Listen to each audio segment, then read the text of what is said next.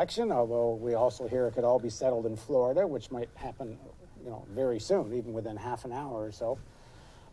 At any rate, there's a lot of other issues. There's ballot initiatives, there's down-ticket races that matter, and we're going to talk about what comes next as it starts to become clear who's going to win. I think certainly all the polling is saying it's likely to be Hillary Clinton. So we will, as things go, start talking about what a Clinton presidency looks like. But first of all, I'm going to introduce our panel. So can we see a wide shot here of our panel? Okay, here we go. I'm seeing the TV screen, but I guess... Okay, all right. So on my left is Darna Noor. Darna is a producer with the Real News Network, and she's on our editorial team and our Baltimore bureau. Over here on my right is Sergio Spana. Sergio... Oh, bro, see, this is live television, and my microphone just fell off, so... See, if everyone donated more, I would have 2 microphones the way they do on corporate. Somebody should jump in here. Oh, no, I got it. Okay, here we go. Yes, we are starting a special little fund, which is to get Paul 2 microphones so that if one falls off, there's a backup.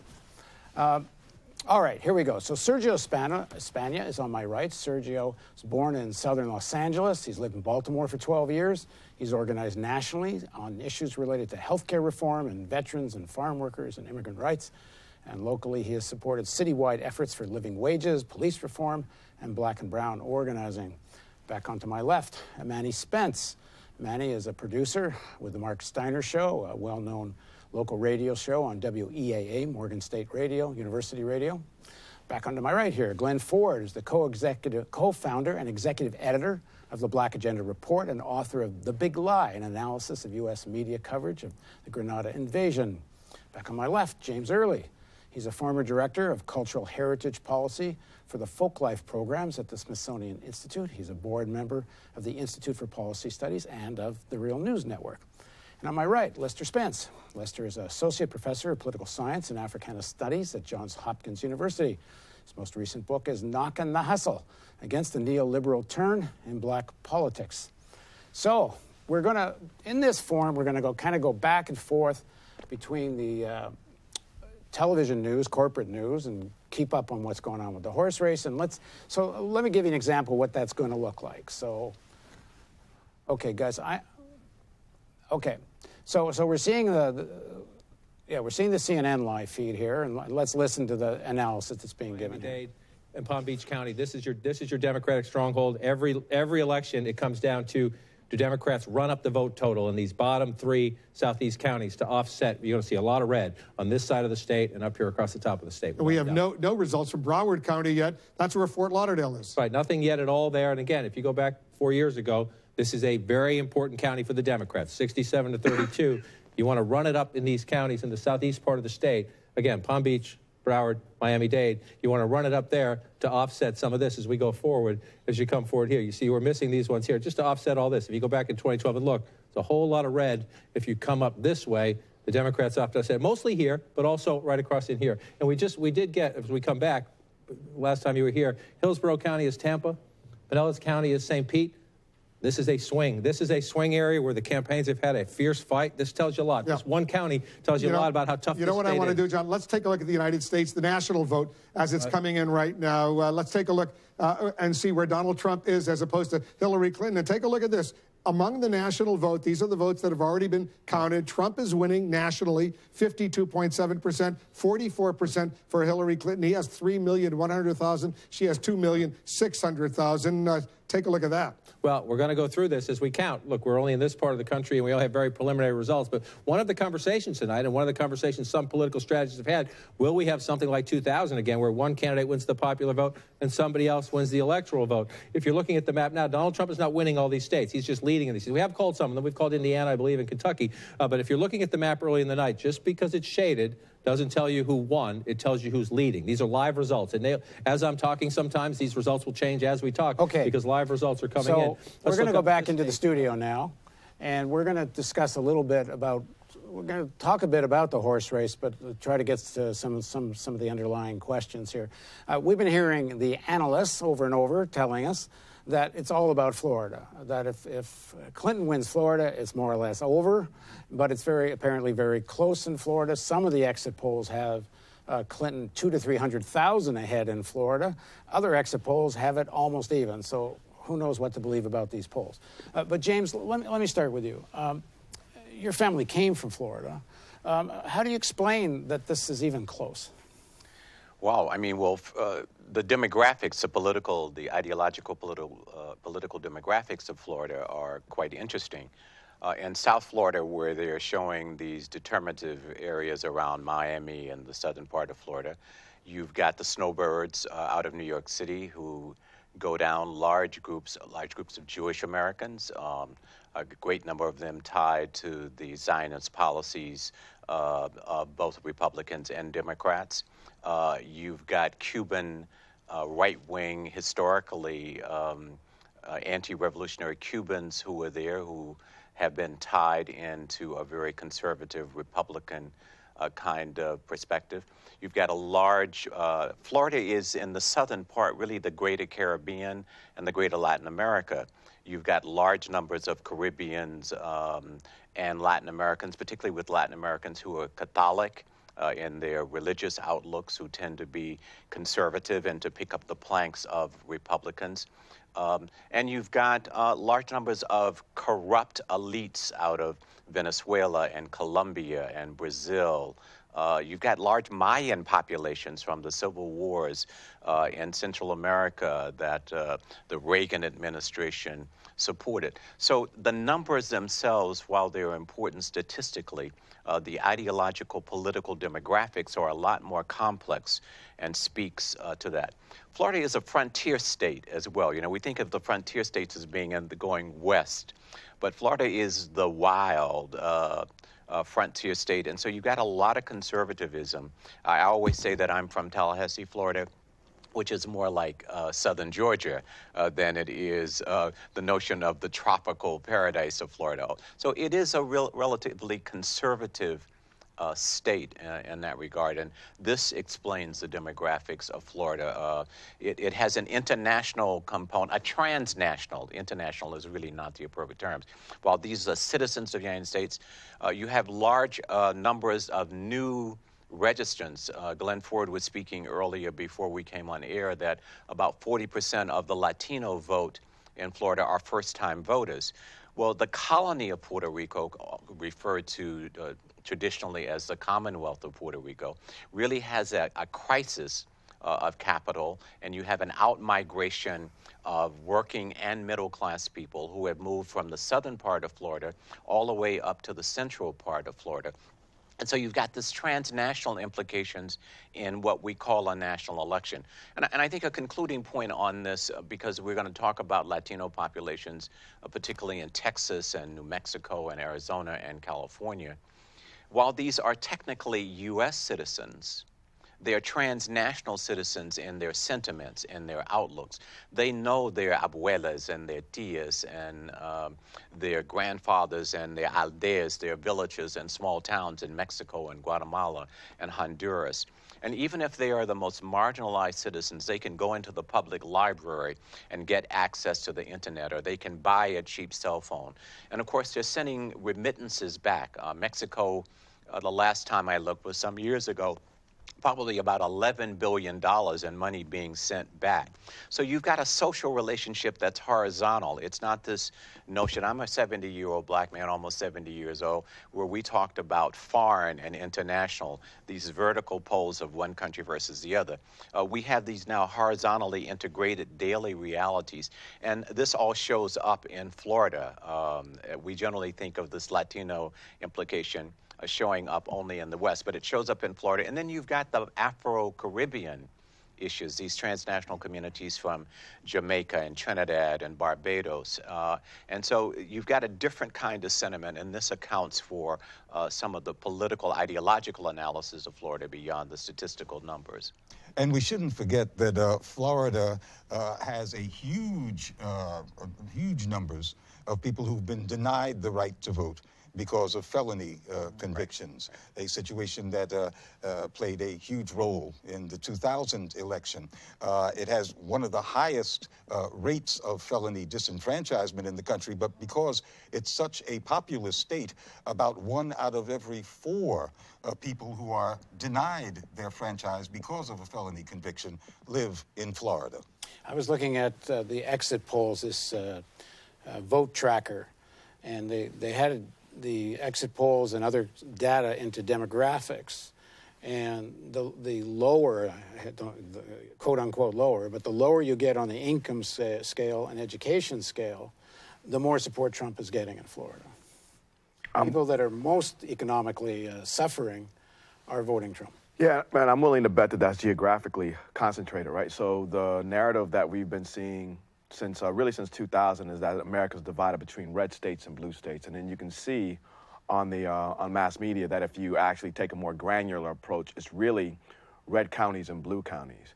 And if you look at it more specifically, in every state, the metropolitan area is going to be blue, and then the rural areas are going to be red. And then whether the state goes blue or red depends on the weight of that metropolitan area versus the outlying areas. Those poor, those low-income, poorly educated folk who are turning for Trump live mostly in those rural areas. And to the extent that those of us on the left are thinking about problem solving, about what we do going forward, the real question is like, okay, what do we do about that population that at least on the surface should benefit more materially by either centrist approaches or liberal, but definitely left approaches, but they're turning towards Trump in large numbers. Yeah, I was actually talking to someone off camera just before we came here. We're being told that after whoever is the president afterwards, their first task is going to be, quote unquote, to unify the country, as if the real split in the country is between people that vote Trump and people that vote Clinton, or it's racial, or it's urban-rural, or it's gender. The fundamental split is between people that own stuff and people that don't, but they don't want that talked about. Yeah. Well, certainly that unification theme is Hillary Clinton's theme, because she's the one who's building this huge, big tent, which is now stuffed with used to be Republicans, and just about every element of what we would call the ruling class, all in this one big tent with the black folks in it, too, somewhere near the latrine, I like to say. All right, we'll go back and just see what they're saying here on, I don't know, what are we on here, MSNBC? It is kind of the fulcrum of so many different issues, whether it's kind of the culture wars.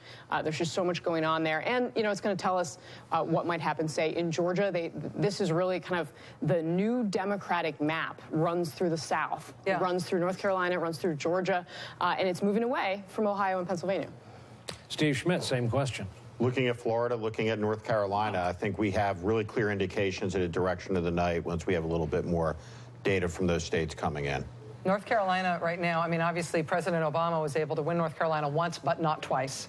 I'm not sure that the Republican Party effort this year took the lessons of Romney's success there to heart. It seems like Trump has tried to win North Carolina, and not the same way that Romney did, and not necessarily even appealing to the same parts of the state with a different kind of message. Is that fair to say, do you think, Steve? I think it's fair to say. And look, the electorate as a whole is going to be less white than it was 4 years ago, just demographically in the country. And I think also as the race starts to move west, we look at Florida, these returns come in, the size of the Hispanic vote share in this election, I think is going to be something to behold. Yeah. Last time Republicans won the popular vote in a presidential election, George W. Bush, 2004, 43% of the Hispanic vote. I'm not going to have that number tonight. That's really smart, Rachel, because Rachel said something. Okay, let's talk a little bit about that. Sergio, there's been a lot of talk about surging of the Latino vote just recently. On the other hand, President Obama was known as by many as the deporter-in-chief.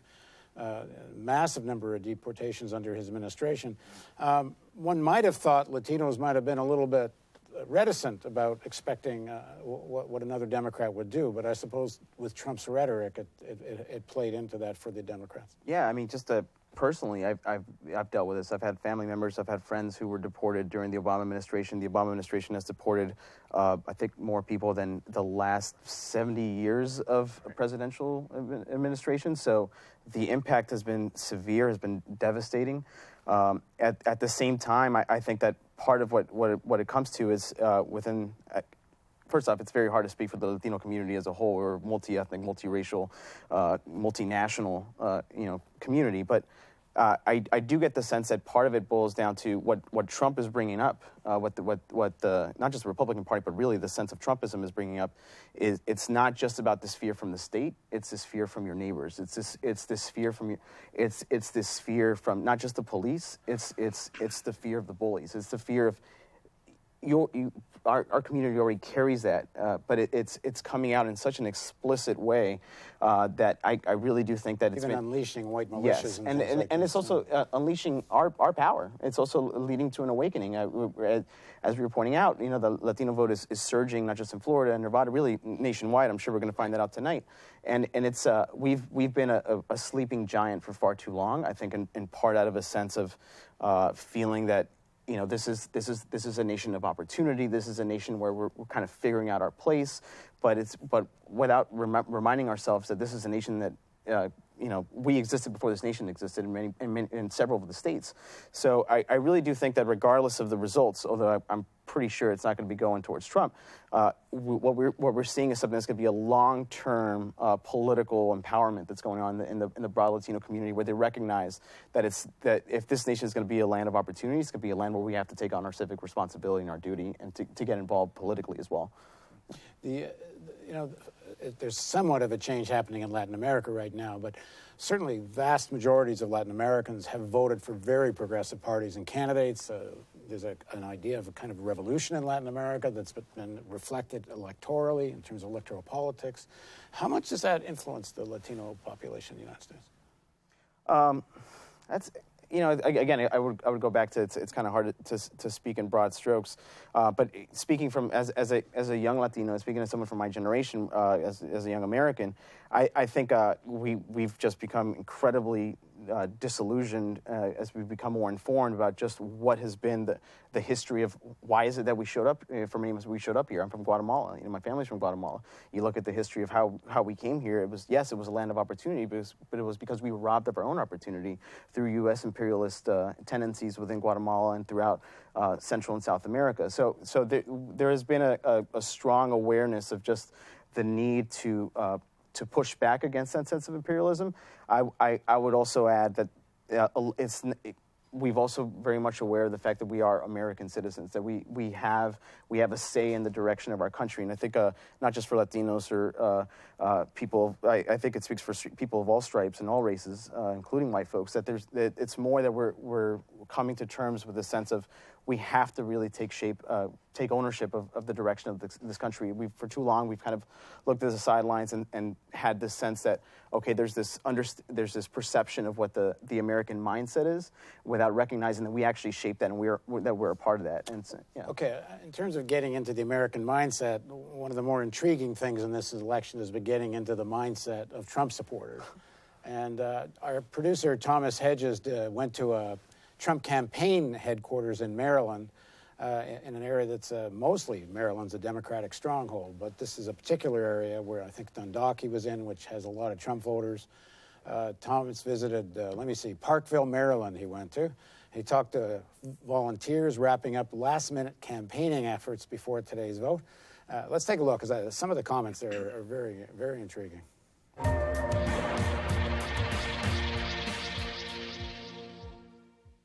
Hi, welcome to the Real News Network. We're here at a Republican campaign office on the outskirts of Baltimore, Maryland. One day before the general elections, people are campaigning and coordinating vigorously with less than about 24 hours to go until polls close. We're going to be talking to Trump supporters and Republican voters about some of the issues and apprehensions that they have going into the election. You see the names here. Hi, good afternoon. My name is Rachel, and I'm a volunteer with Kathy Shalega for U.S. Senate. How are you today, ma'am? She didn't want to talk. Okay. Any comments or questions? Yeah. Yep, just give me the ring. He's a Republican dog. There are some adorable Republicans. Status quo isn't good enough anymore. I mean, coming out of school with debt, not being able to find jobs, And it's not getting better, it's only getting worse. I think a lot of people really don't think he's going to fulfill his promises, but they rather have that hope than to not have that hope, that Hillary's just going to literally do the same things. No, Gingrich is my maiden name, but Newt's adopted, so he wasn't born a Gingrich. It's middle-class suburbia in Perry Hall and Parkville. Middle-class families just struggling to have a little extra in their paychecks at the end of the week. It's not that Republicans and middle-class people don't want immigrants. We're a nation of immigrants.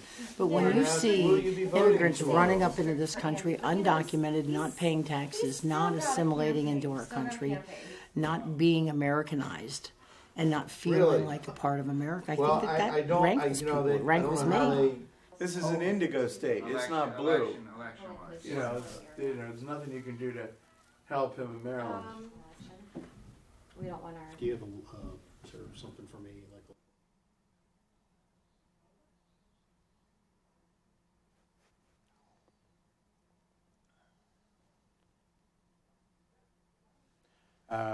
We're having... Yeah, no, can we see the rest of that piece, please? I'm sorry, there's a mix-up here.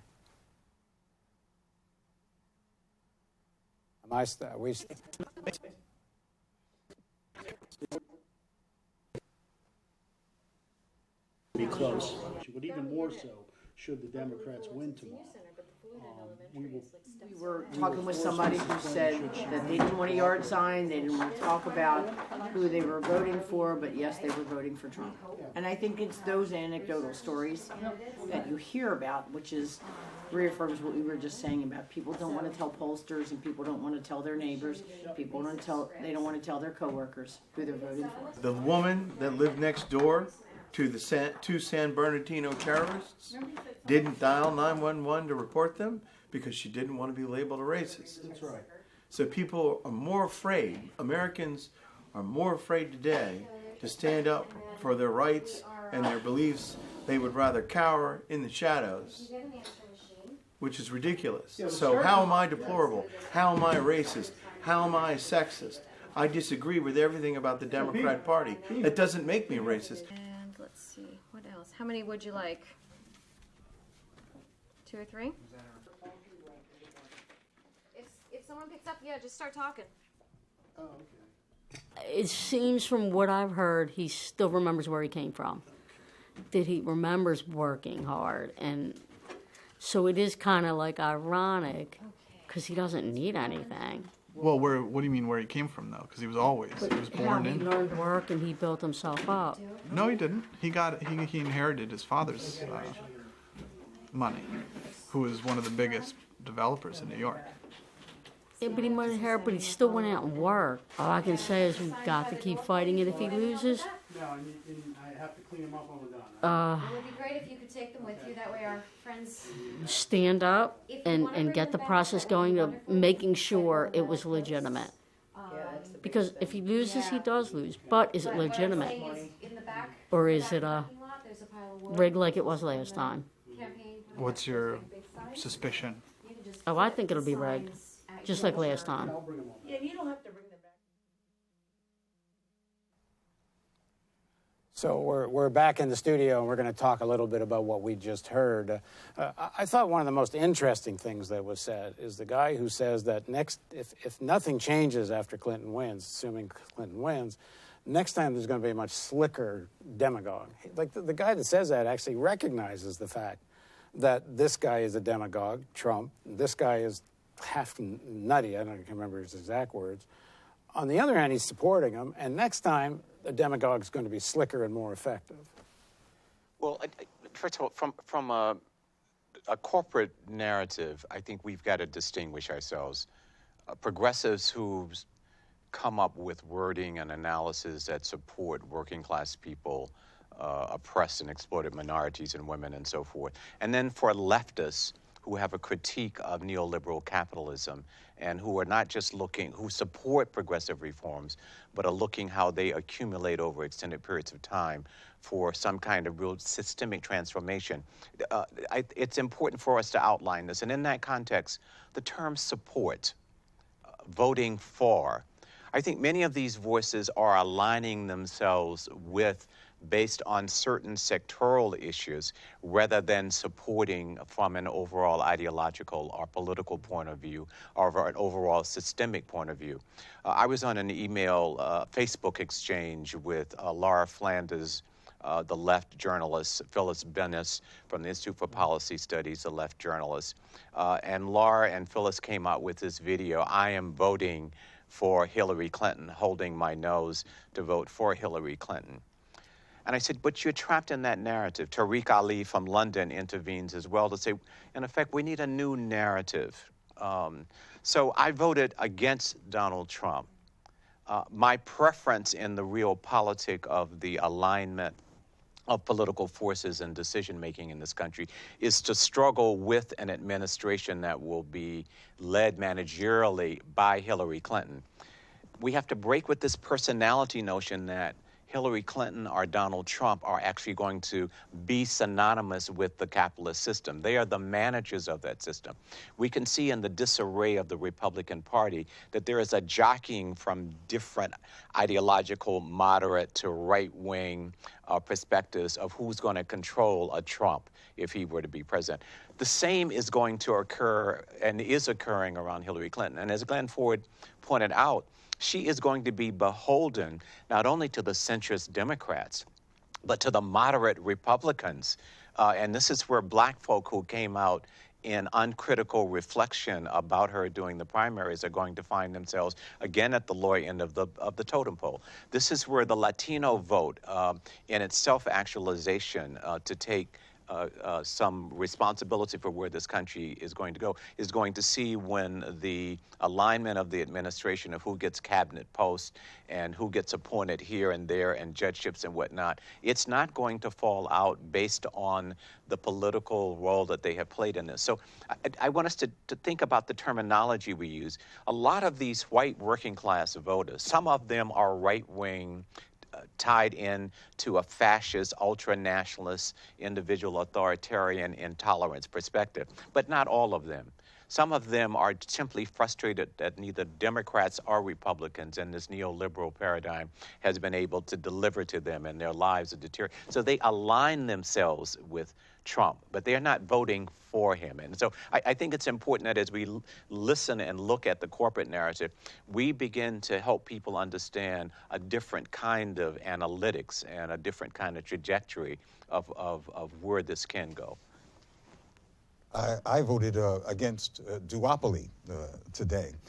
And I think, referring to the clips, you know, we can't describe these Trump supporters as just being deplorables and racists, and we can't describe them as just being folks who have also been harmed by neoliberal policies. They are both. The difference, I believe, for most of them is that they do want an America where there are good jobs for themselves. They are not necessarily, in fact, most often not at all, feeling solidarity with other folks who don't have good jobs or any jobs at all. And this becomes the great dividing line, the chasm that splits the working class and those who want to work.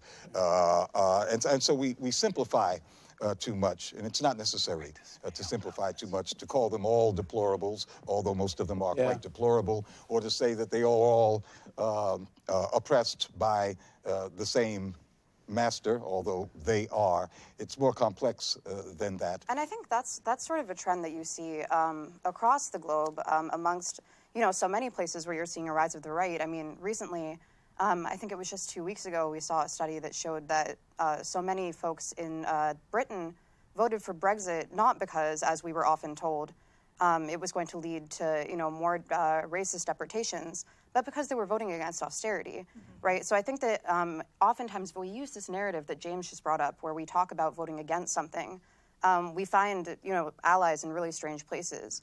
And this is something that I'm really looking forward to about this election cycle being over. I'm very interested in hearing everyone's tactical decisions. I'm really interested to hear how everybody is moving forward to empower poor people, working people, people of color, women, LGBT folks. And I think that there's a number of different ways that are valid to do that. I think that I've heard people talk about supporting Hillary Clinton and, thought that they had reasonable reasons to do so in swing states, for instance. But, I mean, something that Paul and I talk about a lot here at the Real News Network is if you're going to vote for the lesser of two evils, you can call the other evil an evil. It's not my responsibility to say, oh, this is something that's going to be so empowering for women when really, under Hillary Clinton as Secretary of State, both femicide and rape rates went up in Honduras and in Libya and in Iraq, right? Places where she's supported these interventionist policies that I think we here would all agree are not something that would be good for women, people of color, any disempowered people. So I think I'm excited for, once this election to be over, for everyone to be able to take an honest look at the way that this election is being presented and look at what they've been supporting and what they've been running against or organizing against. Monty, but that's optimistic. I think that's definitely important. But I think I've seen so many people who are speaking about upholding a two-party system because it's all that we've known, right? And that's fair and that's valid. But it's also about what do we really want to be known for, right? So for me, this is my first presidential election voting in, and that was cool and it's fun, but if I'm voting against something, am I really voting? Is democracy really powerful when you just are dealing with so much compromise? So it's almost like we want to see that. We want to see people taking a step back and saying, okay, I voted for the lesser of two evils at this point, but now I'm going to think critically about what I'm really going to be known for as a generation. But I don't think that's really going to happen. I think a lot of people I know are just fine with it. The two-party system, it's worked for so long, but has it really worked? Where are the people who are up in arms saying, this has been failing us forever? Now it's time to really work hard and change that. Okay, we're going to continue this discussion. Let's just get, first, I know there's some breaking news we're going to talk about, but before we do, let's just get back to some mainstream coverage here so people get caught up on the horse race here. In state after state where we're getting exit polls, we see this almost uniform percentage of women versus men. It's about 53, 54% women, 46, 47% men in state after state after state. And we see Hillary Clinton rolling up big margins with women and Donald Trump rolling up big but smaller margins among men, which kind of tells you where we may be headed. How about it? What do you make of the fact that New Hampshire's too close to call tonight, Chris? I mean, a state that I don't know that they were seriously considering it in play prior to the Comey announcement, but it certainly came back into play, and Donald Trump made a hard push there the last 2 weeks. Absolutely, and he did campaign there hard, and he seemed to think, and it's a funny thing that we talk about New Hampshire as a Democratic state because it has been a rock-rib Republican state so long. I'm told there's some breaking news. What is it we're looking at here? Okay, we're going to go to Kim. Kim Brown is standing by in another studio, and she's got some breaking news, and let's go to Kim and find out what it is. Thanks a lot, Paul. Yeah, we do have some breaking news coming into the Real News Network newsroom. Just a quick update on what the electoral race is looking like. So far, Hillary Clinton, the Democrat nominee, has been able to pick up Vermont with 3 electoral votes. However, the Republican Donald Trump has already claimed Kentucky, Indiana, West Virginia, and South Carolina for a preliminary electoral college total of 33 electoral college votes compared to Hillary Clinton's 3. So that's early on. We're still getting in some more information about polls closing up and down the East Coast. Also wanted to give an update on what's happening in North Carolina. They have been experiencing some technical glitches with some of their polling machinery, and to the point where the North Carolina Board of Elections was able to approve for the polls to remain open at least about 60 minutes in about 8 different precincts. So actually those totals actually range. So there was 8 precincts total that will remain open past the close of the polls. However, only 2 of those precincts will stay open for an extra hour. The other precinct times vary from an extra 20 minutes to an extra 45 minutes. So it just kind of depends there. To give you an update on some of the Senate races, we can confirm that Republicans Tim Scott, Rand Paul, and Rob Portman have all been able to retain their Senate seats. They represent South Carolina, Kentucky, and Ohio, respectively. Democrat Patrick Leahy in Vermont also was able to retain his Senate seat in Vermont. So that's what we have so far here, Paul. We are keeping an eye on the polls as they close. Just a heads up as well, polls just closed in Pennsylvania at 8 o'clock. The polls are still closing at the moment in Florida. Florida so far is too close to call. Virginia so far too close to call, and we are keeping an eye on what's happening in North Carolina. So we'll be standing by with those updates ready to go. All right, we're going to go back to mainstream news here, MSNBC, because they're doing an analysis of the vote. Let's see what they're saying. White suburbanites turning on Donald Trump. You could see it, I'm sure, in those Philadelphia suburbs. Romney won by double digits. White college graduates 4 years ago. Donald Trump now losing that group to Hillary Clinton by 4 points. The flip side, though, look at this. Non-college whites in Pennsylvania, a 25-point lead for Donald Trump. He's basically doubled the 13-point advantage that Mitt Romney had 4 years ago. So those two groups of white voters moving apart in Pennsylvania. And again, you still see Hillary Clinton cleaning up with black voters in Pennsylvania, getting very close there to what Barack Obama got. Remember that rally in Philadelphia last night? Quickly, we'll take you through New Hampshire. Hillary Clinton with a 20-point advantage among white college graduates in New Hampshire. 4 years ago, this was 10 for Obama. So this was already a group Democrats had won over, but more. Now doubling it, the Democratic advantage among non-college whites in New Hampshire, 15-point advantage there for Trump.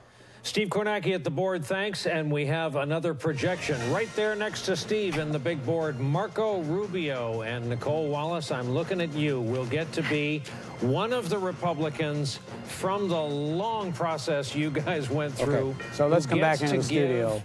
An acceptance speech tonight. Okay, so we're back in the studio.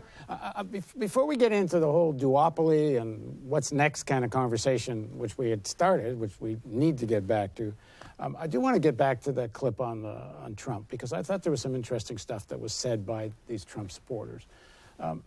This idea that it's rigged, that the system is rigged. It seems to me that if you looked at both the people that supported Sanders, a lot of people who didn't vote at all, people who are voting third party, a lot of these Trump voters, there is a fundamental kind of unveiling of the system. You've got two candidates that are, I guess, the two most despised candidates ever to run for president. You have the kind of facade of the theater is collapsing. You know, I use this analogy sometimes on the Real News because I made this film about professional wrestling and how in the ring, the theater you get a certain kind of press that covers what happens in the ring as if it's real. And to a large extent, that's the way the news media covers national elections, as if all the posturing and all the rhetoric is real.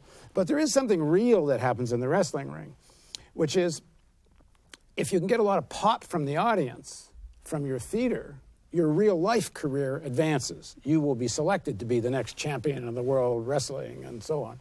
And there's real stuff at stake in this theater, because if you win, real power changes hands and real wealth changes hands, and your set of alliances and lobbyists get picked up, their phone calls get picked up faster than the set of billionaires that may have supported your opponent. But the theater of it, to a large extent, is collapsing here. And that's a very important moment in American politics, and how everyone that wants progress, real progressive change, is going to respond to that. Well, I think it's more than the theater of it. First of all, the status quo narrative is that change happens in 2, 4, and 8-year swings. That's a total fiction. A second part of that is the personality that is managing the system in a state 2 level or 4-year presidential or 8-year presidential is the really determinative force. That is another fiction. And so that personality politics in the theater has obscured what the real fundamentals of the system are. I think what we're witnessing now is the result of 2008, the crisis of capitalism, the ethical crisis of capitalism, and the financial crisis of capitalism. It was so raw and vulgarly exploitive that even the mainstream press, the Washington Post, the New York Times, the Wall Street Journal, had to come out and say that first, this is an ethical crisis, which means that there's a real sociology here. There's a real system of people in play who are greedy, vulgarly greedy, who intentionally gamble on the financial side, and the white working class, which should be aligned against them, is now being aligned against the system because it devastated their lives.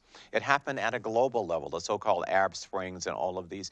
This is a reverberation of the crisis of both ethical and economic of capitalism around the world. Now it's coming home to roost in the United States. So while some people will articulate this as one personality versus another, or a specific sectoral policy versus another sectoral policies, what they're feeling is their pocketbooks. What they're feeling is the killing of their souls, the opioid addiction, which has hit white middle America, not just, and rural America. So there is a theatrical dimension, but I think we have to bring the narrative from a progressive and left point of view back to what is the economic system on which this theater, this architectural theater is built. Otherwise, people will be looking for another personality beyond the disfavorable Hillary Clinton and the disfavorable. And this is an opportunity for us to really educate of the systemic crisis of capital and then its architectural theatrical crisis that is also going on. Black people bought pride over policy in Barack Obama. But we're seeing young black millennials, the Black Lives Matter and Black Lives Matter movement and Latino and Asian and Asian components of that, who are saying we are against police violence and racism, but we understand that as being components of a system of problems, rather than just going to the sector of problems. And that's the narrative that I think we have got to bring these other sectors, particularly the working class, white working class people.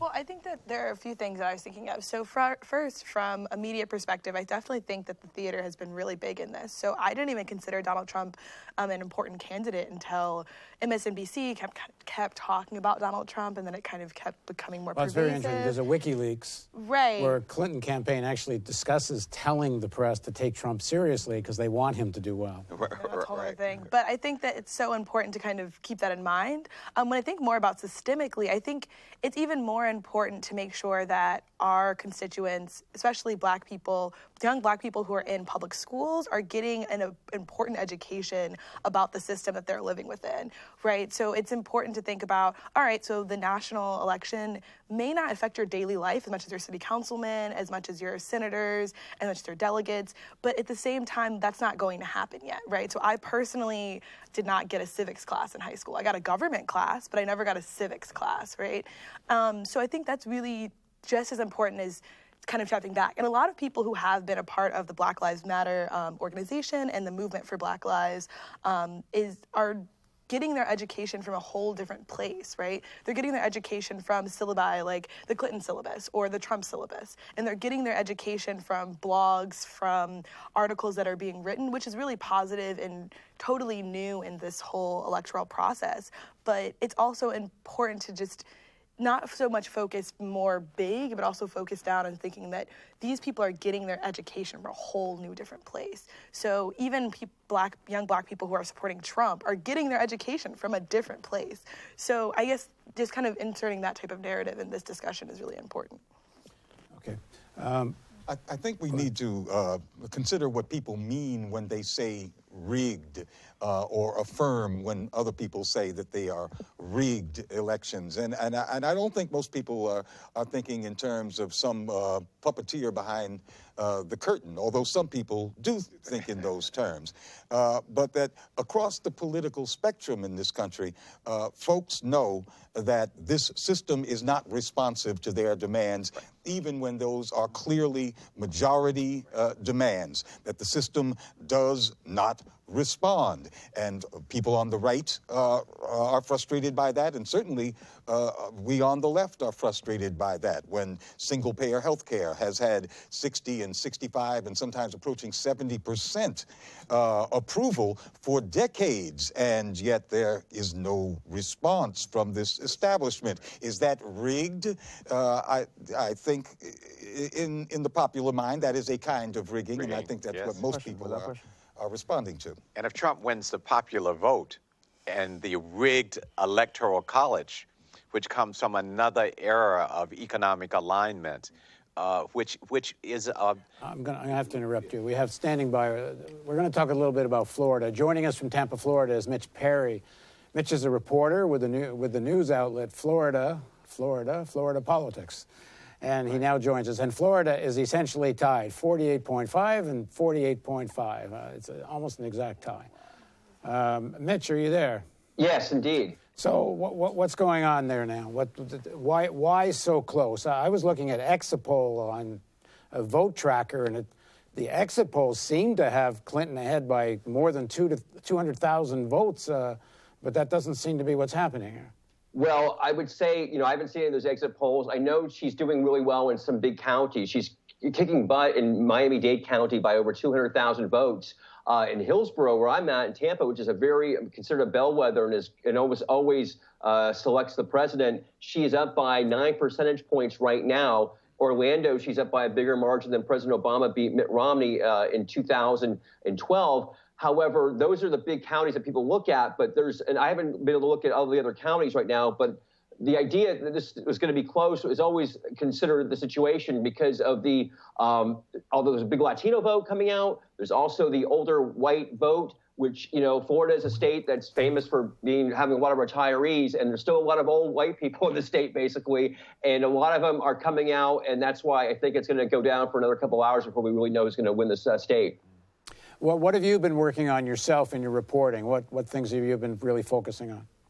Well, in terms of the presidential race, it has been the Latino vote. We cover here in Tampa and Hillsborough the early vote. What's interesting is that the Democrats have really done a tremendous job of really getting their vote out, not just by early vote, but by absentee vote. I mean, as you probably have heard, more than, I think, almost 6 million people have already voted before today even started in terms of the early vote, which is unprecedented. There's also another factor that shouldn't be diminished. After back in 2010, the Florida Republicans, Tea Party, kind of really controlled the legislature here. They did they reversed some of the voting rights here. They took away a lot of the early voting days. Then after the 2012 election, which was kind of considered a debacle, it took 4 full days before Florida came in with their final result, which is Obama beating Mitt Romney by less than 1%. They went back and expanded early voting to 14 days from 8 days. So, this big story has just been simply the turnout for the first 2 weeks here. Some people have said that the black turnout's been lower. Yeah, it has been somewhat. I mean, but look, Barack Obama got historic numbers in the black community, but that's kind of come back up in the last few days. The Latino vote has been talked about a lot here. You've got an expansion of Puerto Ricans, specifically in the Orlando area, in the last few years that has really changed the dynamic there and is making that area much more progressive. A lot of the Latino vote has come out and is non-NPA, non-party affiliated or independent, which is like the #1 new, leading group here, but people want to sign up for in Florida. So the question was where those NPAs were going to vote tonight. And I think in terms of the Latino vote, they're definitely coming up for Hillary Clinton. But again, I told somebody earlier this morning in an interview, the Latino vote was maybe not going to be the deciding factor here because you've got a lot of people who are coming out who maybe haven't voted in recent elections. I'm talking about white males or voted in the past for Democrats that have switched over to be a Republican, actually, for Donald Trump. And so, there's a poll that came out yesterday. Quinnipiac had a 1-point difference for Clinton. I think that's what's going to happen tonight. It's going to be super close. I would be surprised, if Trump won, but not totally surprised. North Carolina has been the focus of stories on voter repression, but certainly historically, Florida has not been that far behind in voter suppression. Are you seeing any stories of that today? There's been a few, but it's nothing like we had, like, say, in 2000. There's nothing like that I've seen. There's just some sporadic reports, not too much here in Tampa and Miami-Dade. There was a problem with a couple of poll workers, I understand, some other situations, but nothing like I've heard in North Carolina as well. The big factor, of course, here that happens every election is the fact that Florida is one of just a couple of states that does not give any automatic voting rights to ex-felons here, right? And that they say disenfranchises close to a quarter of the black population, black male population voting here in Florida. It's nearly 1 million people. And that's something that people talk about changing. They talk about having a constitutional amendment to change that. Hasn't happened yet. That's really a problem that continues to persist when we have these big elections. Okay, thanks very much for joining us, Mitch. Thank you. And we have a few breaking news updates. Earlier today at around 5 p.m. Eastern Time, a Latino student's dorm was vandalized with pro-Trump messages at University of Iowa, according to Univision. About an hour ago, there was a shooting outside a polling station in Azusa, California, leaving one person dead and 3 injured, according to CNN reporter Jim Sciattu. There's also news out of North California, where the Board of Elections extended voting in 8 precincts North Carolina, by a variety of times due to technical issues. North Carolina is a very important state to watch right now due to voter suppression efforts in the state that we've covered often on the Real News Network. To switch gears to Senate races, there's 4 winners so far. Rand Paul in Kentucky, Patrick Leahy in Vermont, Tim Scott in South Carolina, Rob Portman in Ohio. So now we're back. Let me see what we have on corporate news. Well, let's see what here's Krauthammer on Fox. He's always in Florida or elsewhere to turn a big advantage into a sweep of the state. We always knew it was going to be close, and right now it's hard to say how it'll end up, but she's slightly ahead. And for her, yeah, but I don't think for her this is not a I don't think Trump is underperforming. Right. See, I don't think Trump is underperforming. I don't think he's overperforming. And as Britt Hume pointed out, if he doesn't overperform in some place like Michigan or Pennsylvania, she'll win. He's got to overperform in one of those key states. But he's not underperforming, even though some of the exit polling is dubious on his behalf. Would you cede me that? Look, Bill, underperforming in this election is not reaching 270. So that's the only underperformance that matters. When it compared to the latest exit polls or the latest polling that was done on the eve of the election, that's fine. But the fact is that he has to carry the big 3 swing states, Florida, North Carolina, and Ohio, and to penetrate the blue wall. Right now, that looks like a distant prospect. Okay, well, let's go back into the studio here. Anybody got a take on Charles Krauthammer, who's certainly one of the leading spokespeople for the far political elite right in the United States? Who gets featured in the so-called liberal Washington Post, which moves further and further right every day. Besides the fact that I think that I've always thought that Krauthammer looked like an alien from Babylon 5. I don't really. Not a Bernstein bear, but. Krauthammer. But I want to get back to this concept of rigging, because the question before you asked was about Clinton's role to unify. Clinton's not going to. The challenge that Clinton's going to face isn't unification. The challenge is legitimacy, because if you take there are 2 segments that are there are segments on the right and on the left that believe the system is rigged, and there are a lot of people in between those 2 poles. But as far as gumming up the works of government, it's people on the right. That idea that the system is rigged actually translates into any vote that they don't win is illegitimate. Right.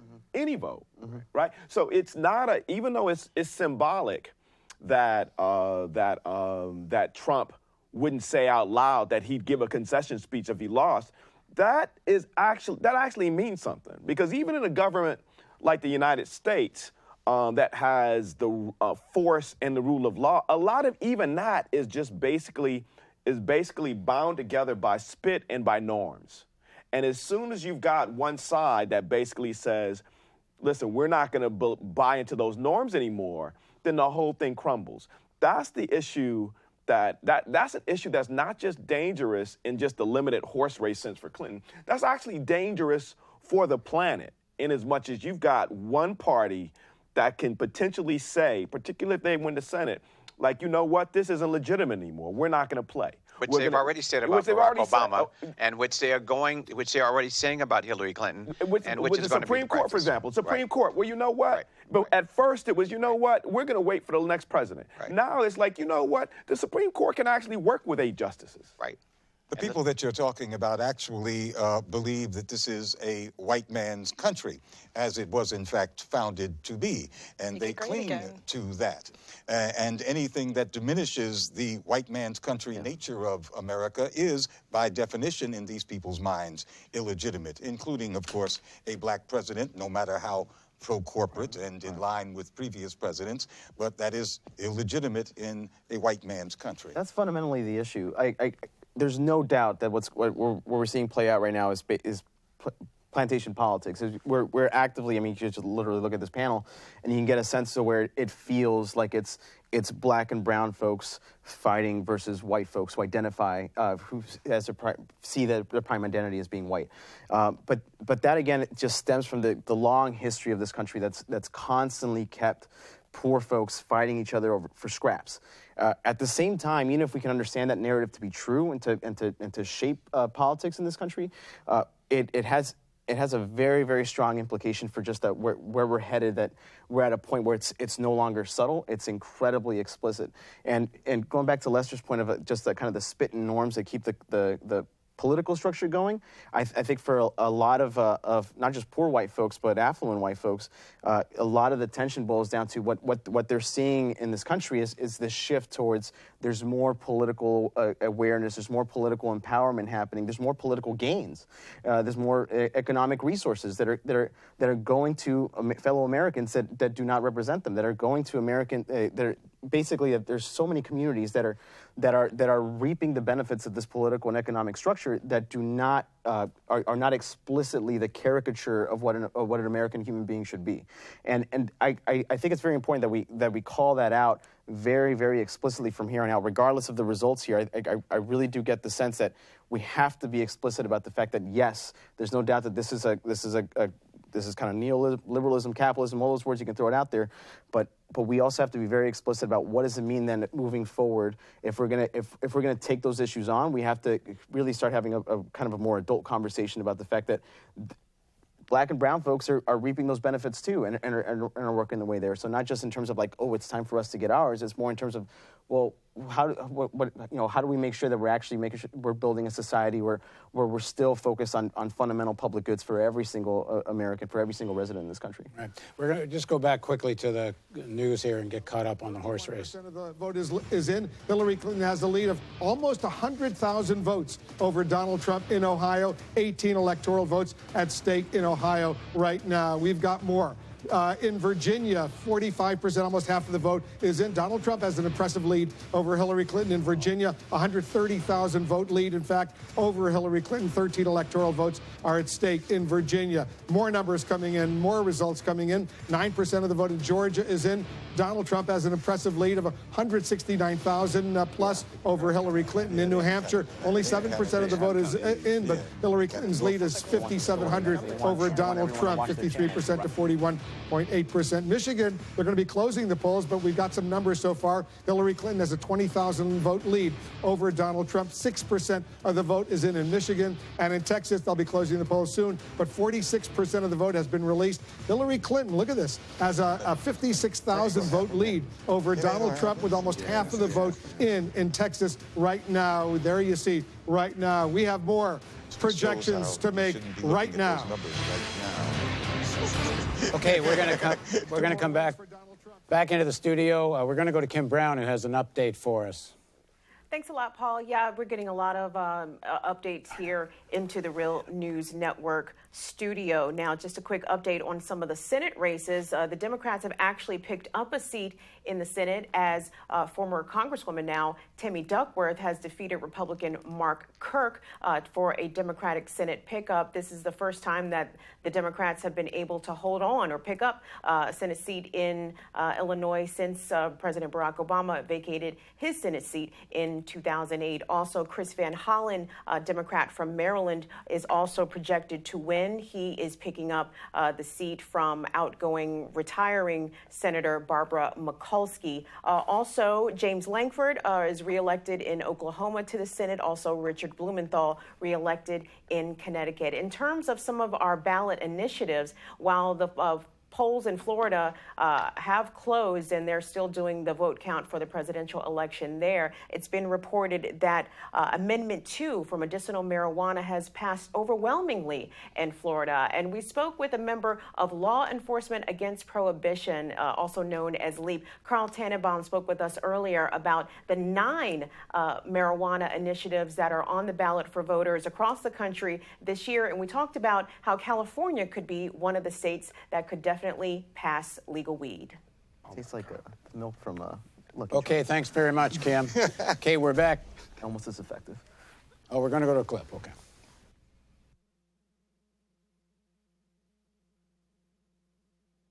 It's important because it will be the first state on the East Coast to hopefully break the cycle of drug criminalization. And we're talking about question 4 in Massachusetts. What are the amounts of marijuana that would be legalized, and how would that work? How was the state proposing that question 4 be enacted should it pass? My understanding with question 4, it's like most of the other marijuana initiatives. It's 1 ounce possession and 6 plants of cultivation. And it's adults 21 and over, I believe. Yeah, that's what my understanding is of the question 4.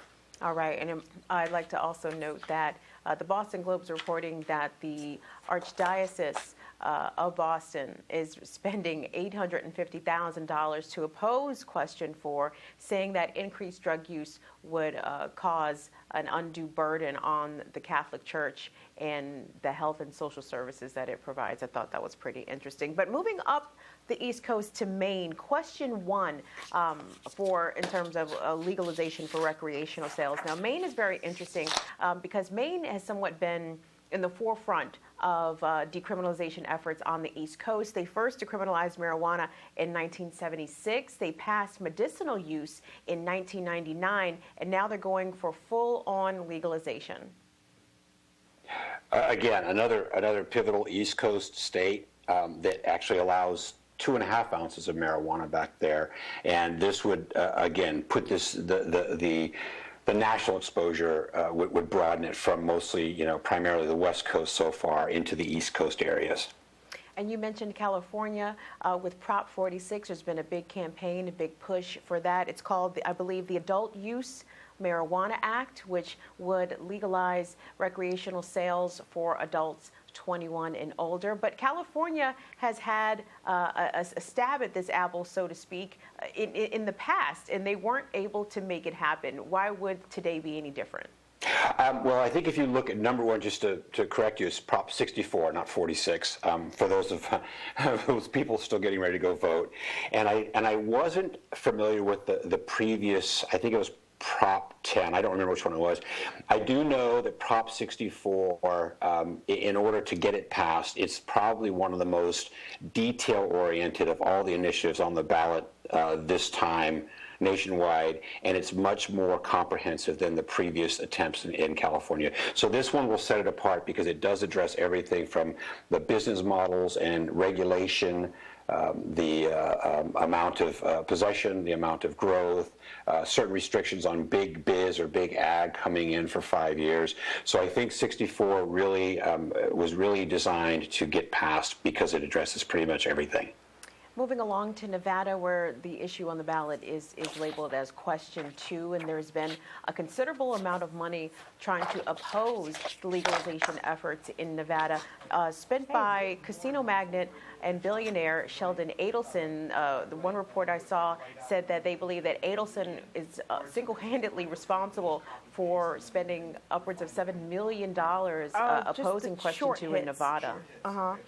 Yeah, Sheldon Adelson and also MGM Resorts and International and Boyd Gaming Corporation. A lot of the big gambling corporations in Nevada are strongly opposed to this initiative. And as we head down to yet another red state, this one is in Arizona, where voters will be asked there to allow Proposition 205 to move forward to allow marijuana to be sold recreationally. Now, Arizona has been a medicinal marijuana state since 2010. Is this likely to pass there? I'm going to put my hopes on it passing with the kind of changing tide. First of all, what we're seeing so far in this election cycle is a huge Hispanic population turnout. And I think the thing about Arizona's ballot initiative that is interesting is that they're addressing the cartels and sort of the underground control of it. And their argument is that by legalizing it there, it'll take away a lot of the cartel control, which will take away a lot of the violence. My guess is that it will pass, but you never know. I mean, anything can happen, but I'm kind of thinking that it will. And let me just also note that a lot of the polling for some of these states, including Arizona and Nevada, it's been a little close. It's looking pretty favorable in terms of the polls in Massachusetts, also in Maine. But those are the legalization states. Now, we have some medicinal states that have some measures on the ballot. Let's start with Arkansas. It's called Issue 6, but it was a little bit of complications with getting this medicinal marijuana initiative on the Arkansas ballot. Right, and I'm not, I didn't really study the Arkansas one completely, so I don't know what the exact language of that one is. Okay, well, we can move along to Florida, where voters will be asked to vote on Amendment 2 for medicinal use. Right, and again, it's these medicinal ones are contested by who is able to write the prescriptions, how people are able to access the medicinal marijuana. I think that Florida has been getting kind of favorable. I don't know how the polling is, but I know it's been received rather favorably, as most of the other medicinal ones are. And lastly, Montana and North Dakota are also considering medicinal measures. What do you think it says that a lot of these red states, very, very red states, Arkansas, Montana, North Dakota, even Arizona to another extent, what does it say that all of these states are considering some form of marijuana passage, all on the same day, no less? I think that a lot can be inferred by that. I know that Montana actually had a previous medicinal marijuana statute, but it was so restrictive that it wasn't a practical one at all. So they're trying to address that again.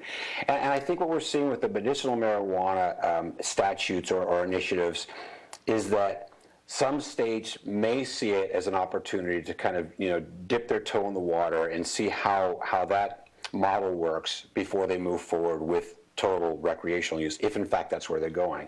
I also think that a lot of these red states are recognizing that there are people that have medical conditions that can't be addressed with, whether they're opioids or some other form of treatment, and they're looking at it rather compassionately. And I think that that's something that can cross all political lines, whether you're left, right, or center.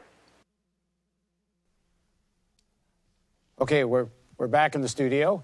Glenn, you wanted to talk about some other questions in Massachusetts. Yeah, we saw some comment on different marijuana issues in different states. In Massachusetts, it was question number 4. But also in Massachusetts, there is question number 2 that was voted on by the people today, and that involves charter schools. Millions of dollars have been pouring into Massachusetts, pro and con question number 2, which would raise the cap on charter schools in that state. There are about 72 charter schools in Massachusetts. Raising the cap would immediately allow 12 more and 12 additional charters per year. The lineup here in terms of money is the teachers' unions, of course, from all around the country, and big capital, hedge funders and Walmart and the whole capital gang that supports privatization of education through charters. In terms of the black community, we see that this is being treated as a referendum actually on Obama policy, because Obama has been the king of charterization of the public schools in this country. And so we have the NAACP coming out for a national moratorium on charter schools, joined by Black Lives Matter. On the other side of the spectrum, the black spectrum, is the Urban League and basically the rest of the organized black establishment, which acts as annexes of the Democratic Party. So we see that on the other side, there. you're meaning supporting the charter resolution. That's right. Although I'm being told Elizabeth Warren opposed it. Well, she's not black, so we were talking about the black spectrum. Yes, true. that is true. So now, what's the Growth motive, with the Democratic though? regime is my point. I'm a little unclear here. So, is this the black establishment supporting charter schools in Massachusetts? Am I misunderstanding? Yes, in terms of the Urban League and just about every other of the major civic organizations except the NAACP, and that basically reflects the black ranks of the Democratic Party as well. Which would end up with a class split of the majority of the black community being in these depressed public educational systems. And although it would draw from marginalized and working class black communities to go into these charter schools, it's a very small percentage which will have little social impact for the community at large. Would not that be the sort of narrative? Well, it's a small percentage right now in Boston, but we've seen across the country that this can explode in no time. Detroit now is second only to New Orleans, which has an entirely charter school system with more than half of its students in Detroit going to charter schools. And this happened in the last 3 or 4 years that they approached and now reached a majority. So these things happen quickly. Yeah. Well, it's important to note, and it's important to note for the viewers that, and we were talking about this off camera, like what's happening in Detroit is a function of the state legislature basically ramrodding for emergency financial management for the city of Detroit, emergency financial management for the Detroit public school system, right? And that's a function of local elections. So that's what's going on in Detroit. You've also got support amongst some segments of the black community or of Detroit's black community. But it's also, you have to understand that legislative context is no joke. But the big connector here is President Obama's Race to the Top program, which gave billions of dollars in incentives to states to raise the caps on charter schools. So this is an abandonment of the public educational system. The longer trajectory of this would be an abandonment, and an abandonment of the majority of black and brown youth in a declining public school system. Okay, I'm going to interrupt just for a second. Can we go to the corporate news just for a minute on North Carolina? Of 68 and change, just north of 68,000 votes. It's that time of the evening where these states can become calls. We're watching them. Okay, back into the studio. We're going to leave you, though not that fast. All right, we're back here. And now joining us on the panel is Annabelle Park. She's a documentary filmmaker and the founder of We Want Bernie Sanders, a popular Facebook page. She contributes to ACT.TV as a video producer and wrapping up a feature-length documentary called Story of America. Thanks for joining us, Annabelle. Thanks for having me. Now, you just got back from North Carolina. Yes, about an hour ago. So too close to call. What were you doing? What did you find there? I was doing a combination of volunteering for the Clinton campaign. So I did some canvassing and I did some documentation.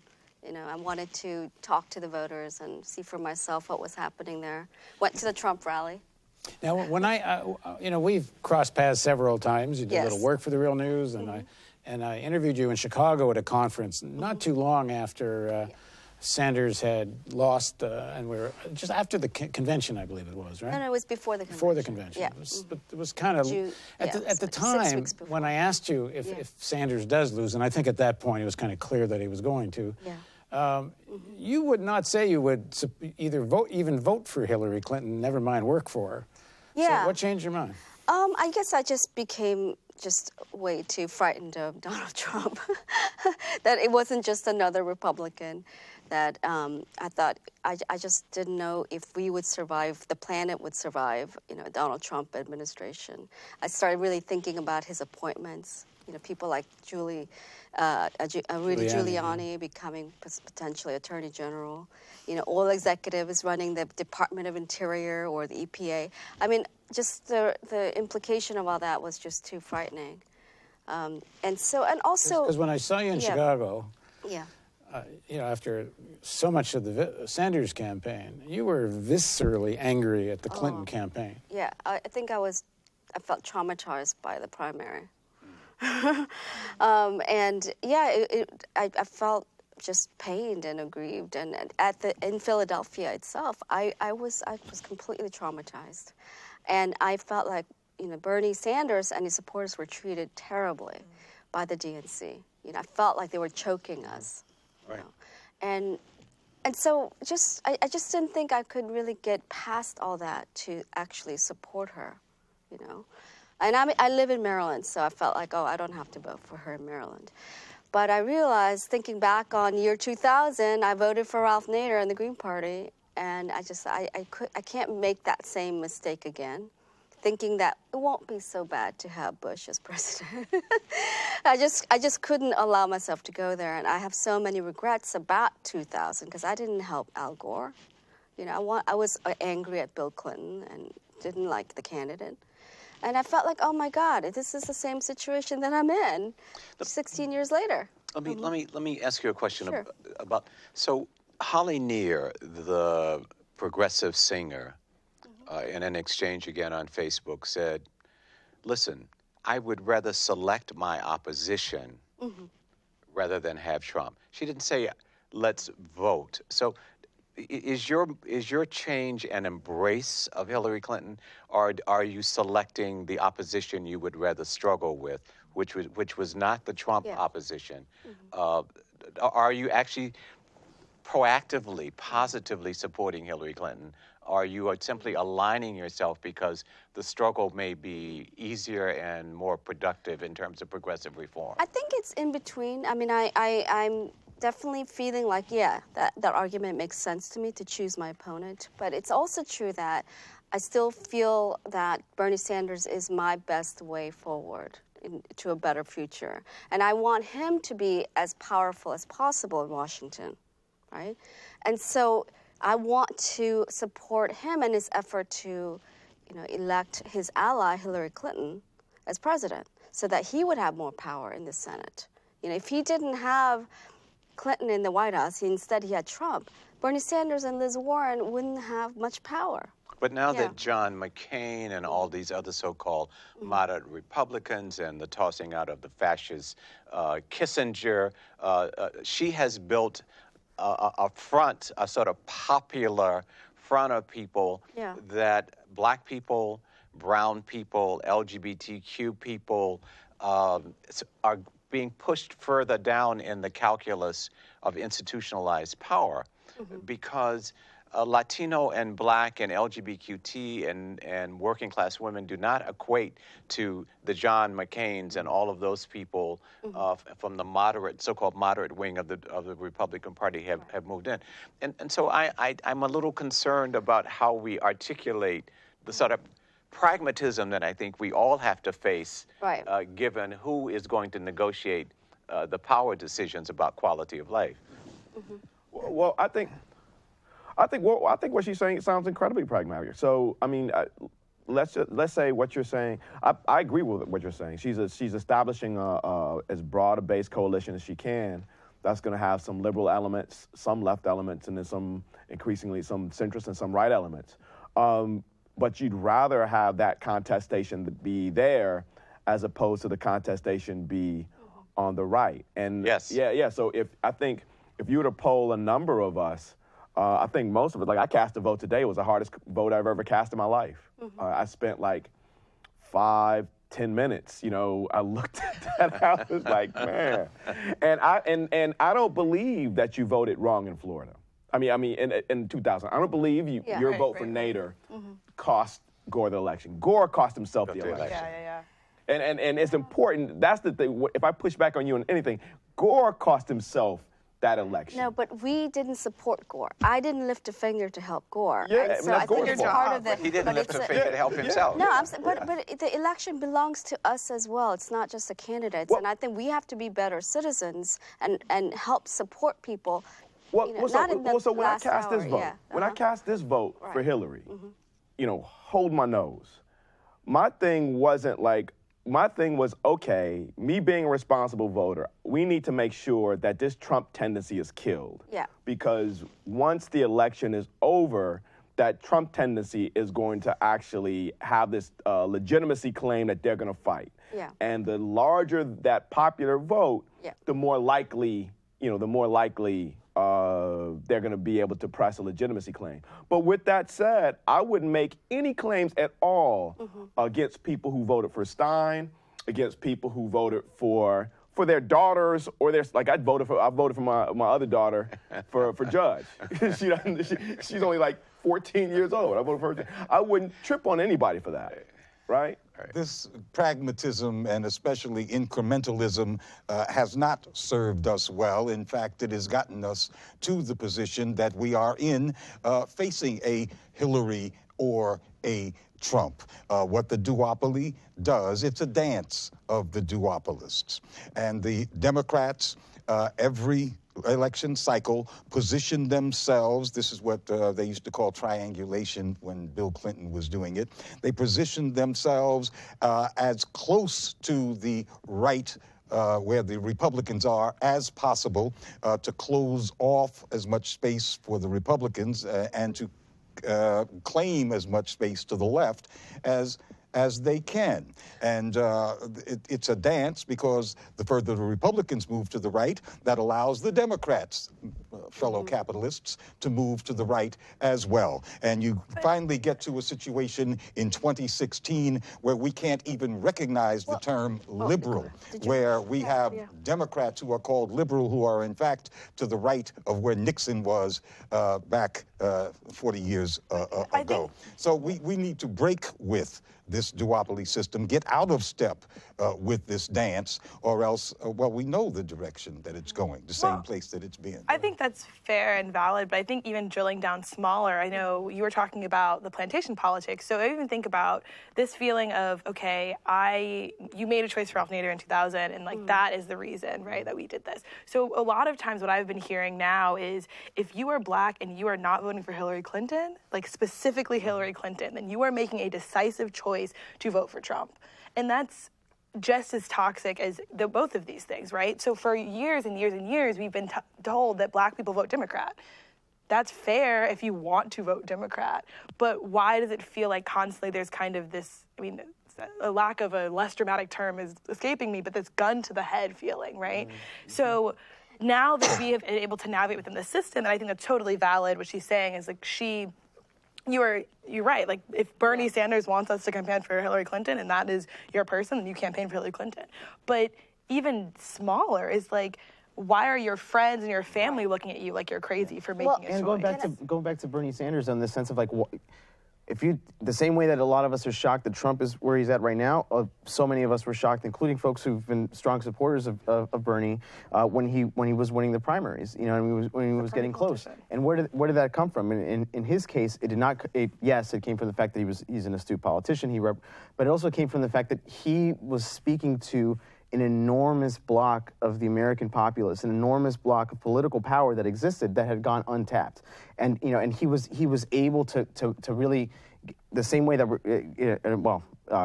philosophically and morally very differently, but in a similar way to what's going on with Trump, speaking to the fact that here are all these folks that have not been taken seriously for so long, despite the fact that they represent just the very basics of a functioning democracy. You know, and he gave them a space to really claim themselves on a national stage. And I do worry about the sense of we can't lose sight of the fact that this election has been one that's made it abundantly clear just how much power we actually have. You know, whether it's on the one terrifying extreme or whether it's on the more broadly shared one. Right. And it's not even an extreme. Yeah. So I want to distinguish the movement, the progressive movement, from the election itself. Yeah. Because the reason why I never supported the Green Party at all in this election is that by the time you get to this point of electing the President of the United States in the context, it is a football game. You know, it is basically about the two parties facing off. It's a Super Bowl. You know, it's the end. You know, if we really want to change the power alliance in this country, we can't do it in the last hour of the election. We got to do it like all the time, dedicating ourselves and building new alliances and organizing. And the Green Party, to me, shows up when there's a presidential election and they throw somebody in without government experience. They don't know how to talk beyond the echo chamber. You know, and they don't do the hard work or building the infrastructure. And you have to start, to me, with municipal government positions. Yeah, definitely. You got to build up, and it drives me crazy. They show up and demand our loyalty. What's making you so excited to live in Baltimore, though? I think we've even got to go deeper because this narrative, I think, really misreads the correlation of forces that manifest in the primaries and in this particular election. So I went down to South Carolina with Bernie Sanders, Danny Glover, who's a board member of the Real News Network, and I went down. And when Danny came out, I said, Danny, you know, I think the articulation is not that I support Sanders. Let's listen I think the articulation is of the contending narratives about how power is organized. I select the narrative that is being put forward by Bernie Sanders. First of all, not to personify this in the individual of Bernie Sanders. And then I think we miss the most important thing that the narrative of Bernie Sanders said. He said, this is not about the figure who will end up in the White House.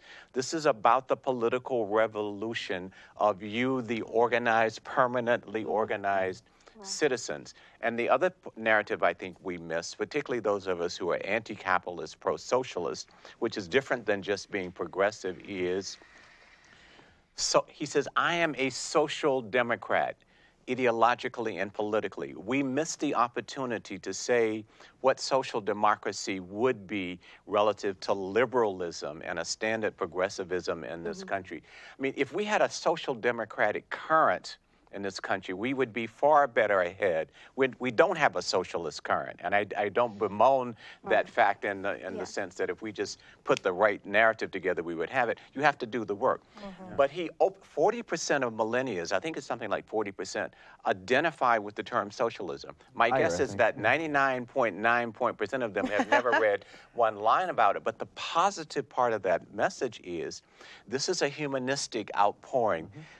The system is broken. It does not function at the economic level. It is unfair. It is unjust. It is vulgar. It is brutal. Those are things that we could work with. Now, Bernie Sanders' challenge is not for us to wait for him. We have to put positive pressure on Bernie Sanders. Is you need to go back and build try to build a social democratic current in the U.S. Congress with Barbara Lee and our sister from California and Warren and these people. Even if rather than go back as individuals, right now they're there as individuals. There is no real horizontal integration among any of those people that I mentioned, and they are the best in the context of this neoliberal capitalist electoral democratic system. I think it's very hard to make economic progress towards, democratic socialism until we deal with, honestly, with racism, because I think racism really stands in the way of working class white people, really being part of the coalition. And liberals. Staying in the coalition. And leftists. Yeah, and we got to learn to have honest conversation about racism that doesn't feel so elitist and exclusionary towards white people. We got to figure out how to talk to them. And this is the thing that I really learned being in North Carolina and Ohio recently, talking to Trump voters is, the racial coding is in how we talk about economics, but it just has a lot to do with racial identity. And I think we gotta like really talk openly about that. So be more concrete. What do you heard in North Carolina? Just this idea that people are looking for handouts. There's an assumption that people are lazy. They're basically sick of people looking for handouts.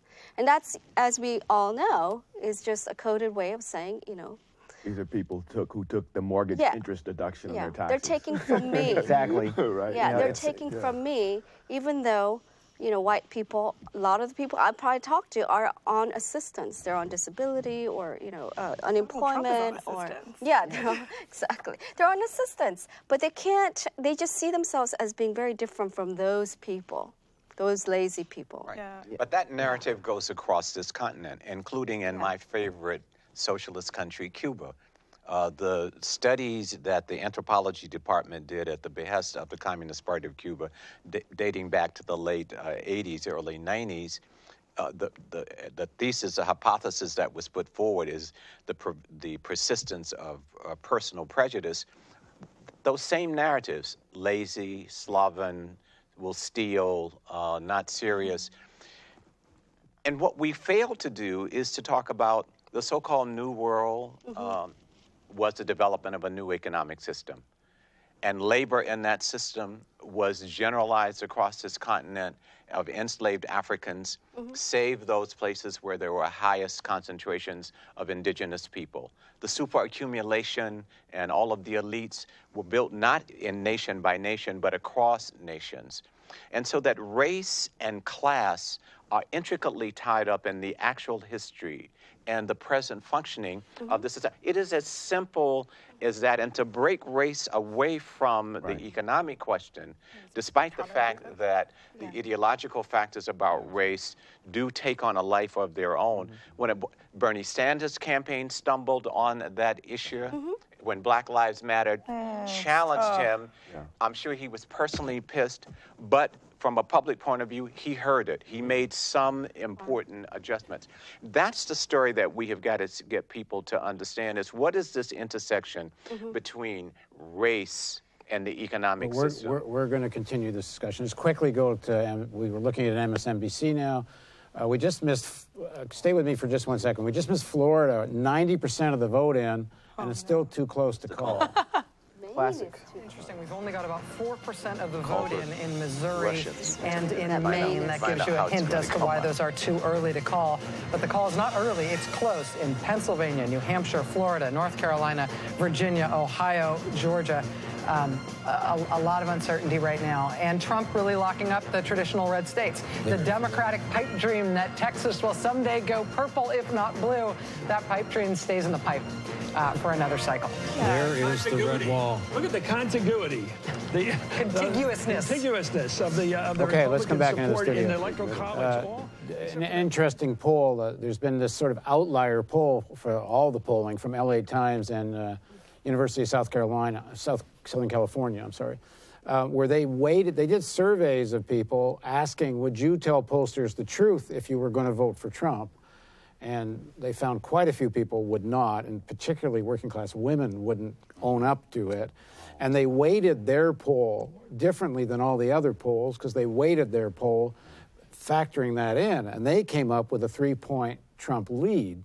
And there's been an outlier, especially the last few days, that was showing Clinton anywhere from 2 to 3 points to even 6 points ahead. I mean, who knows, all these algorithms and models are a little suspicious, but at any rate, we are seeing, it seems, a much stronger Trump result here tonight so far than perhaps most recent polling was suggesting. By the way, that's what happened with the Brexit vote.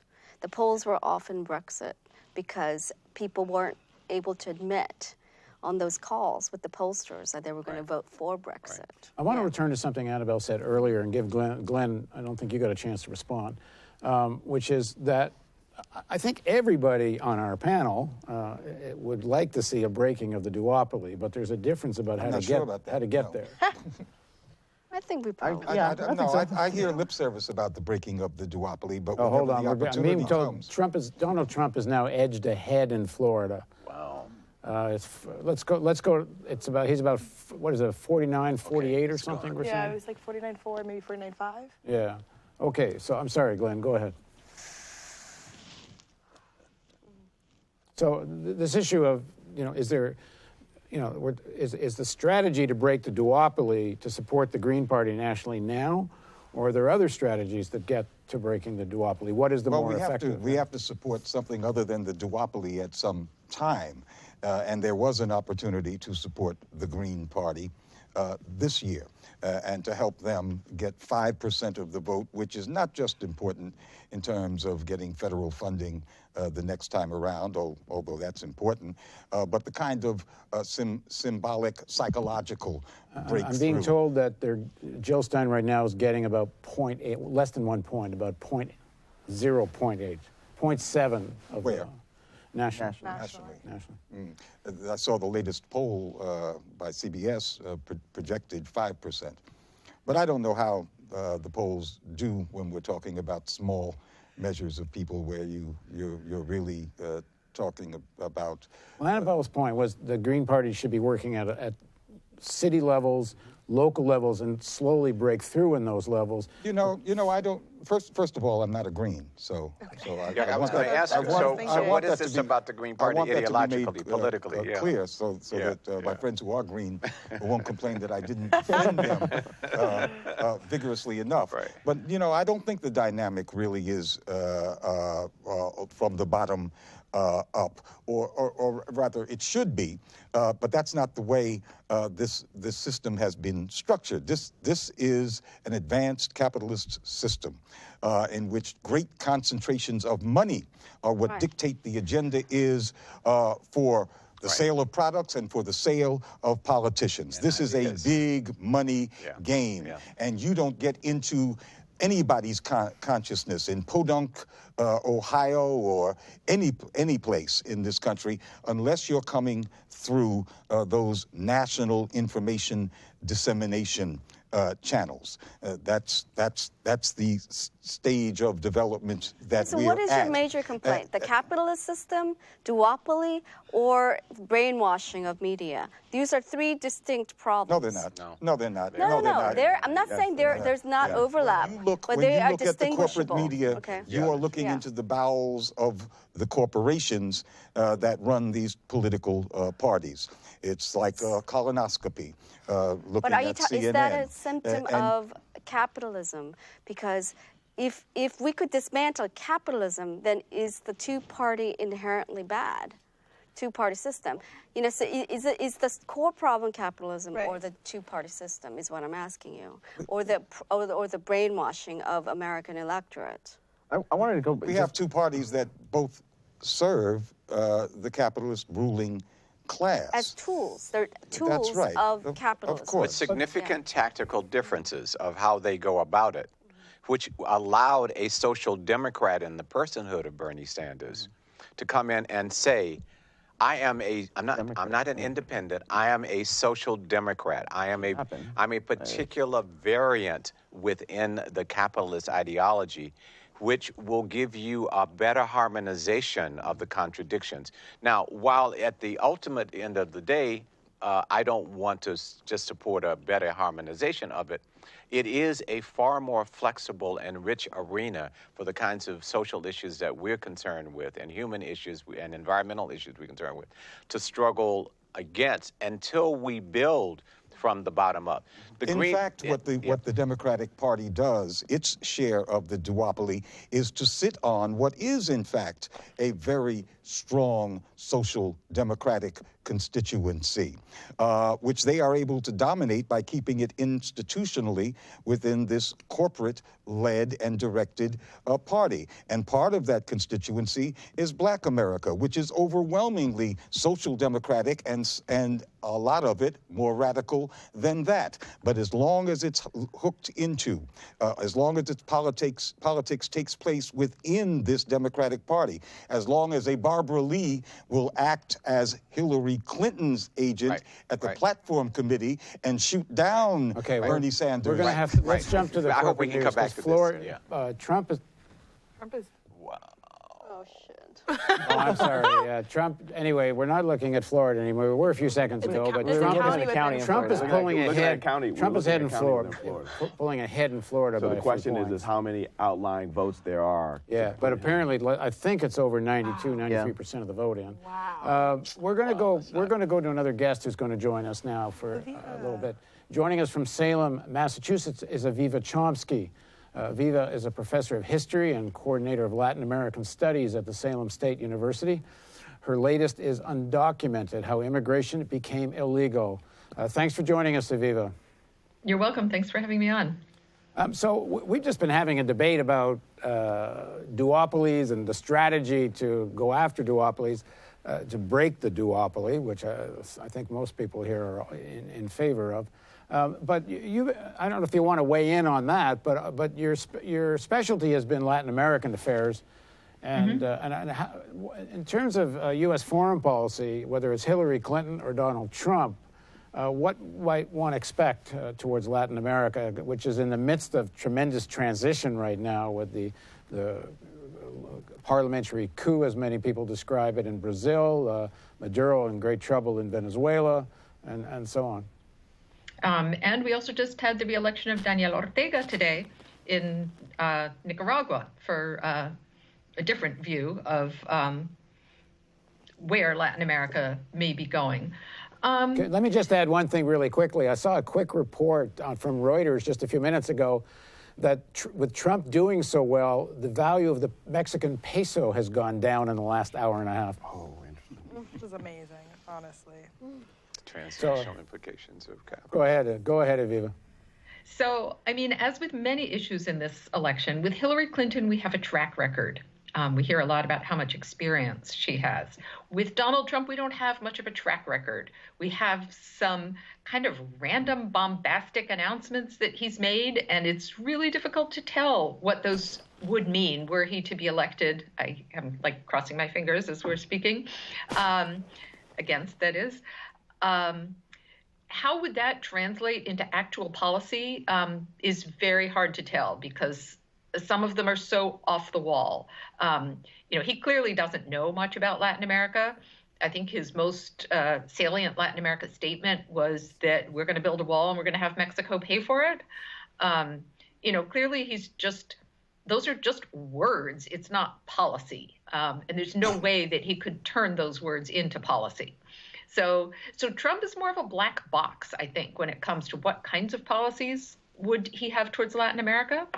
Now, Clinton has experience, but experience isn't necessarily a good thing. That is, we know she has a track record, and it's a terrible track record in terms of her policies towards Latin America. And I would point specifically to her participation in and support of the right-wing coup that overthrew the democratically elected president of Honduras in 2009.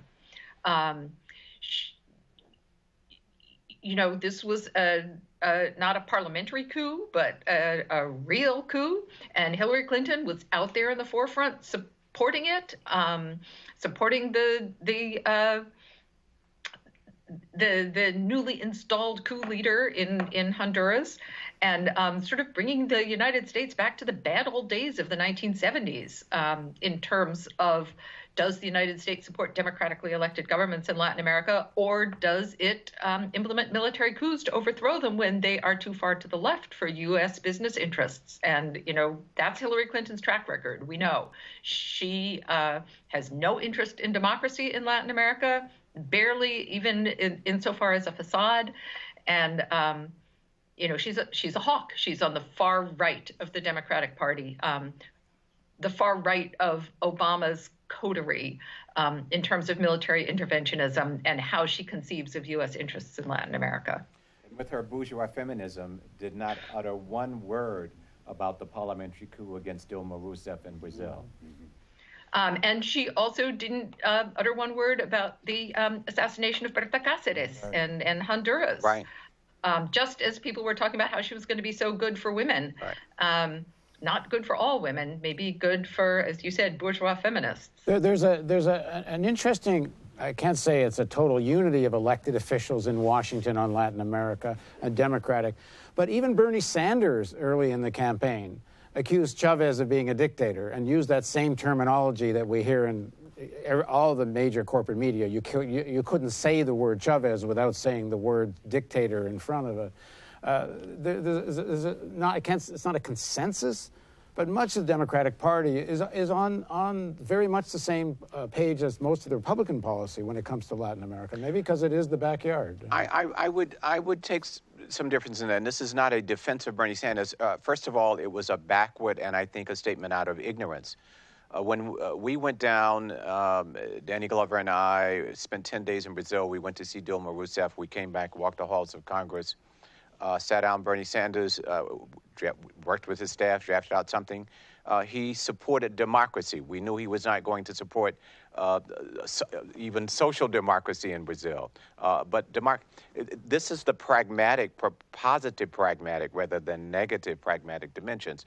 So I think and this is not about Bernie Sanders, it's about a different kind of narrative that goes more back to a traditional liberalism of the 60s when labor was very strong, white liberals and the black community. But now we've got the Latino community, we've got LGBT communities, we've got the new stage of the women's movement. We've got the new millennials as a part of an alignment that pushes a progressivism within and outside the duopoly. Let me get back.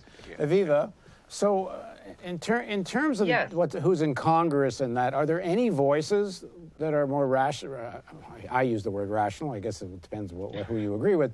But are there any voices in Congress towards Latin America that might be elected or are elected that have a more positive view towards progressive politics in Latin America? Well, I would just go back to Bernie Sanders for a minute because, I was saying a few moments earlier that Hillary Clinton has a track record in Latin America. Bernie Sanders also has a track record in Latin America, and it's a very, very different one from that of Hillary Clinton. That is, Bernie Sanders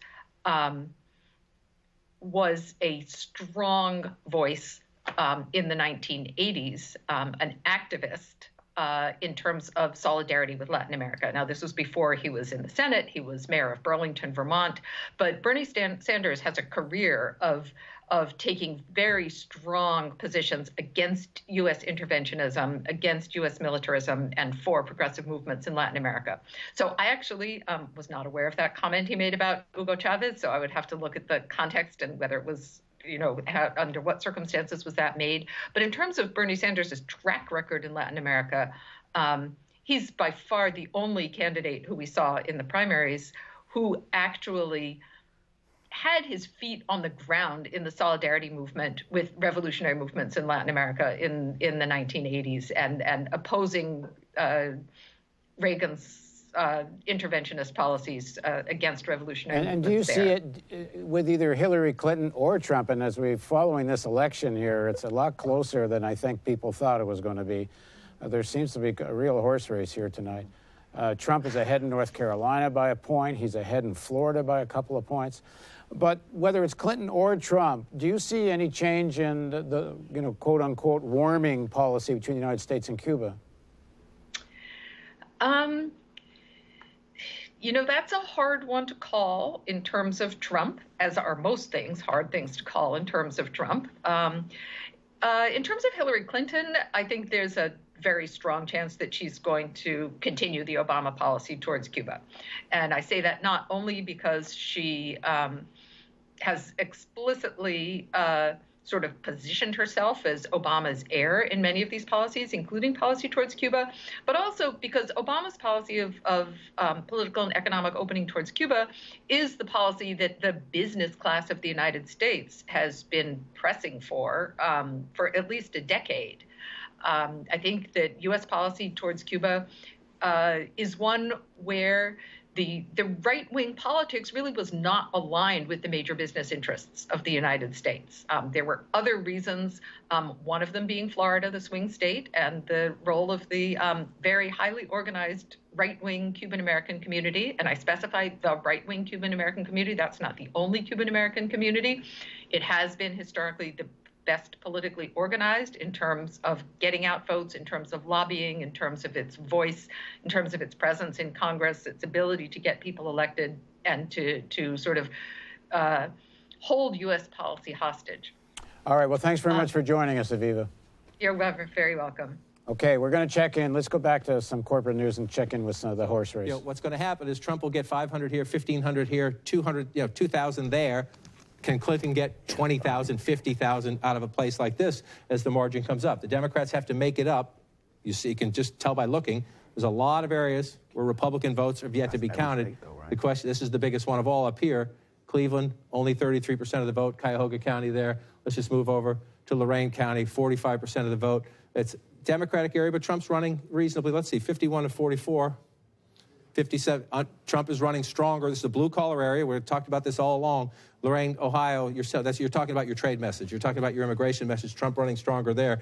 So as you pull it back out, let's come back to 2016 so make sure we stay there. This is fun. I mean, this is, but it's starting to inch out a little bit. I want to just pull this over so we make sure we have the full count of the vote. And you look at it through. He's starting to pull away. I mean, in Ohio, pulling away. Almost 200,000 vote lead right now. Yeah, 200,000 vote lead. And that's significant. You get in the 300,000 vote lead, and then you're coming to here and you say, okay, what have I got left? She might have 100,000 there, maybe a little bit more, but you have 200,000. That's the math you're doing now in these war rooms when you're going to call all your people and say, in this Democratic area, what's still missing? How much am I going to get? Athens is relatively small, so there's some there for Clinton. Clearly, Trump is looking good in Ohio. I want to go to New Hampshire right now because look at how close it is in New Hampshire. It's only Hillary Clinton is only 72 votes ahead of Donald Trump in the state of New Hampshire. Look at this, 47.5%, 47.4%, 19% of the vote is in. You noticing a trend? Yes. Florida, North Carolina, Ohio, now New Hampshire, and these are the states that are going to decide who the next president of the United States is. Ohio. These are the states. You go Florida, Virginia, North Carolina, Ohio. Now New Hampshire, it's only 4. It's the smallest. We just went through, only 4 electoral. We haven't gotten to Pennsylvania yet, which is 20. It's only 4, but it's key. It's key to the Trump math, and it's a place Hillary Clinton very much wants to win. We don't know much about New Hampshire yet, to be perfectly honest, because if you look, it's 19% of the vote. It's come down to Concord. This is a liberal area. That's 100% reporting already. So in a sense, I say we know nothing. In a sense, that is something. If that's 100%, there's not more votes to be gained for Hillary Clinton in one place where she would get them. It's not a giant population center. New Hampshire's many small towns than it is any one big population center. But you come down to Nashua, this is a place Secretary Clinton's going to have to run it up. You come over here to the seacoast, Portsmouth. We have no votes from Portsmouth yet. This is where she's going to have to run it up. As you look at this, but you've got a whole lot of business still to be done. I just want to show you go back in history. It sprinkles back and forth. There's a Democratic area up here. This is where it's key for the Republicans to run it up. Manchester City, if you come down in here, just come down and come around.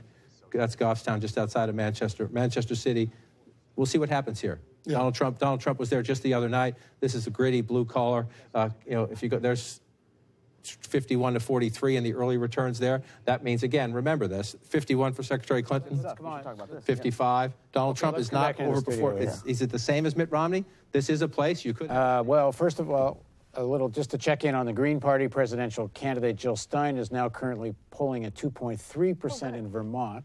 It's her highest polling performance in the state so far, according to CNN. The Green Party is now apparently receiving 5% of the national vote. Wow. If they receive 5%, thank you, they will get federal funds in the next cycle. But last time I was told that nationally they're getting less than 1%.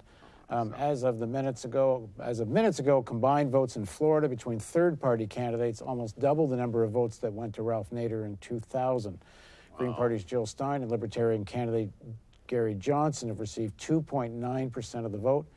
Nader received 1.6% 16 years ago. Nader was, of course, ultimately blamed by many liberals for costing Gore the elections because of Florida, although you can stop the teleprompter here because one should add that exit polls of those people mostly said they wouldn't have voted for Gore anyway, so I think it's a somewhat dubious proposition. But anyway, okay, now we can keep what I'm reading here. You can go back to the ending here. Okay, never mind what I'm reading. The big news here is this election seems to be a hell of a lot closer than all the polling was showing, except for that L.A. University of Southern California USC poll. I would stress that it seems to be. There's no question that it is. Quite frankly, the fact that I don't want to speak for y'all, but I know right now my stomach's churning. But part of because there is a truth to it. But I remember the last 2 presidential elections. I remember around this time where it felt like, oh, okay, it actually might not go blue as a nation, and watching this and the way in which how the reporting is coming in, we have to also keep in mind that so much of this is driven to make sure that we're on the edge of our seats watching these channels, so that we don't switch to anywhere else. I mean, again, going back to your point about just what the point of these channels are, it's to, in many ways, terrify us, and most importantly, make sure they're making money. Yeah. So we're still a ways to go. So many of the states that are being counted right now, that are on the fence right now, you're just taking in rural areas. You're not taking in urban centers. But going back to also, I have to admit, I do feel I feel fairly guilty about the fact that what I'm feeling right now, because I do feel that we were just hearing about what the difference is between Trump and Clinton in terms of actual experience, in terms of what's actually, what their track record is, the impact that's happened for millions of people nationwide and globally. I do think that to some extent, for me at least, when I think about oh God, Trump winning, there is a sense of it where it's if that were to be the predominant narrative, then we're going to switch from the sense of what is my responsibility towards my peers and to make sure that I'm helping out in the community, as opposed to no, that gun is actually pointed at me. You know, it's a difference in terms of how we're thinking about organizing, from one that says, how are we supporting folks in East and West Baltimore, towards how are we supporting the well-being of our families. And that's I think a point that we got here because of how much we subscribe to to that mindset, as opposed to recognizing that we are all in this together. And quite frankly, if it comes to it, then by all means we're going to be all in this together. But I do think that incrementalism, that detached way in which we engage in society, is a major fault that I think we carry within the left. There has to be there was a tendency every 4 years. It's funny, every 4 years, particularly with Obama, oddly enough, there's this vote shaming thing, right, where folks are vote shamed, particularly black folk are vote shamed to vote. And the reason it's funny is because blacks out-participated their white counterparts absolutely in the last 2 elections. And then once you control for all other stuff, they generally out-participate their white counterparts. But then there's also been this tendency, not with everybody on the left, but in the black left, there's been this tendency to say, wow, well, I'm going to vote for my principles, and I'm prepared for a Trump. Mm-hmm. And the thing is these are folk who are my friends who are making 6 figures. Right. Right? And I'm like, well, wait a second. You should be able to make an argument for the left while at the same time saying, no, there are real substantive differences between Trump and Clinton. Because we've seen it. We saw it with Reagan.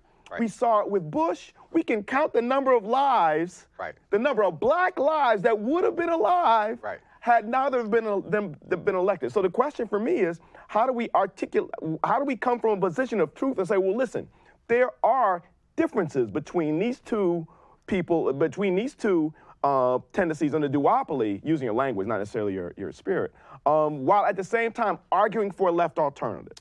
Right? The vote shaming is going to happen. Right. But what I found myself being more angry with is the black left. Again, not all of them, but some of my friends who are making bank saying, well, we're going to be okay. It's like, no, we ain't going to be okay. Who substitute ideology for politics. Yes. Ideology is the analysis of principle and vision.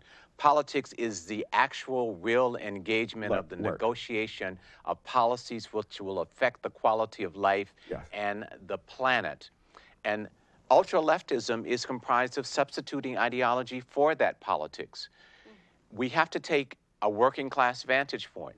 In this actualization of what Hillary Clinton represents and the management of neoliberal capitalism, and what Donald Trump and a fractionalized Republican Party and a civil war in that party represents, and what independents like ourselves, or leftists, or however we describe ourselves, what is in the day-to-day interest of working, poor, black, millennial people? That's the framework.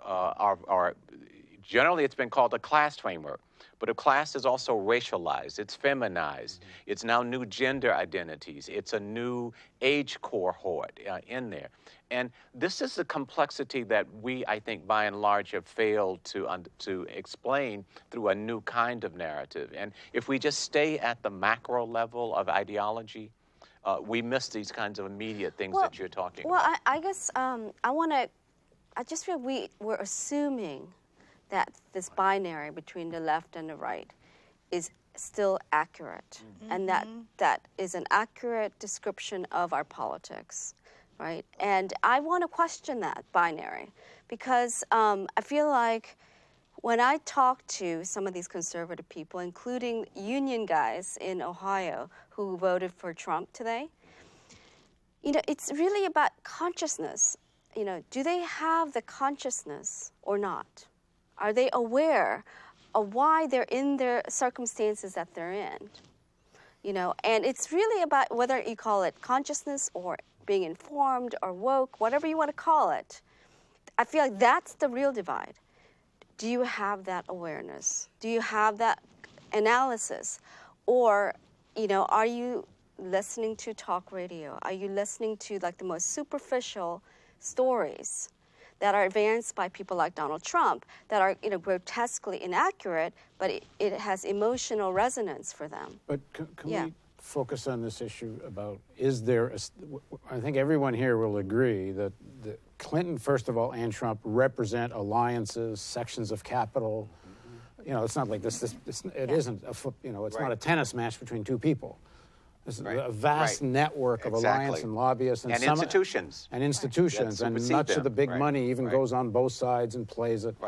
That being said, Lester raises the issue that there are differences, and those differences matter. You talk about Black lives. Well, I think, to me, there was a major difference between Obama and bomb Iran McCain. I don't know that we ever would have signed an Iran deal. There's debate about whether there would have been an Iraq war with Gore or not. To my mind, Gore is a war hawk without any doubt, but I don't see the evidence that he would have done what Bush did. Like Obama was never against the Iraq war because he was against war. He made it very clear he was not a pacifist. He has no problem killing people. He has no problem drones or ordering troops in. He just thought the Iraq war was stupid and would weaken the empire. On the other hand, that's a hell of a lot better for Iraqis if that's the American strategy, not to invade Iraq. So, or a no-fly zone in Syria, which he was against. Even between Obama and Clinton. Well, actually, what Obama's strategy was, and we know it's true because it happened, was to mobilize U.S. And Saudi jihadist assets to do the beheading en masse job for them. And that has destroyed Libya as a coherent society for the time being, and is utterly devastated Syria, and is still ravaging Iraq. And there is no indication that the United States has given up on that jihadist strategy, which Americans should be outraged at and at the door of their Bastille if they really understood what this alliance with al-Qaeda actually means. The alliance with Saudi Arabia. So it's much more sinister than just he went drone instead of 200,000 boots on the ground. They went jihadist. Was your question talking more about us focusing in on the difference between Hillary Clinton and Donald Trump? Because you kind of went on a little bit. I meant it in terms of that, and that is Hillary Clinton's policy. Right, I saw what you were meaning it as. In addition to the no-fly zone, people focus on the no-fly zone because that means direct confrontation with Russia, which could mean death of us all real soon. Right. But the crime that is ongoing is the one that involves the U.S. And the Europeans and the Saudis' deployment of these jihadists who are mercenaries for empire. Let me just add that is the current crime. Let me add one thing. That is Hillary's mark all over it. New York Times is now giving Donald Trump a 53% chance of winning the presidency. Oh my God. That's more than he's part of their live result forecast. Wow. Okay. No, if you were asking it's me not over what till I it's meant, over. Yeah, I was asking because you started what I'm saying is, whether it's the Democratic Party foreign policy establishment or the Republican Party foreign policy establishment, whether it's this section of aggressive capital or that, they all have blood dripping from their hands. They're all without question, if international law was followed, they are all war criminals and could be charged, and that includes President Obama. Definitely. That being said, there is different strategies on how to strengthen the empire, and some of them are more aggressive and more reckless than others. For example, even on Libya, Hillary Clinton is a war criminal. So was President Obama. The UN resolution called for the defense of Benghazi. They all claimed they weren't going to overthrow Gaddafi, and they did. Let me finish. Libya, Trump called for troops coming into Libya. He said every American soldier in the Middle East should march into Libya right away and overthrow this guy. There's significant, there are differences on how reckless and how aggressive they'll be. That's what I'm saying. Okay, the differences matter. I guess the issue now then in this, because even when you were talking about this, you're talking about Hillary Clinton compared to President Obama. President Obama's not running anymore, which is fair, but it's also because Donald Trump has no history at this, right? We have no track record. We have his words. We have the way he's invested in his own money. But it's weird to think that we can have these conversations about a candidate who has literally done no politicking in that way, foreignly at least, and then a candidate who has, right? She has blood in her hands, she's working, et cetera, et cetera. I do want to like say the that id versus the superego of this country. Yeah. But one of the reasons that Hillary is building a big tent with all kinds of Republicans and virtually the entire ruling class in the tent is because of Donald Trump's words.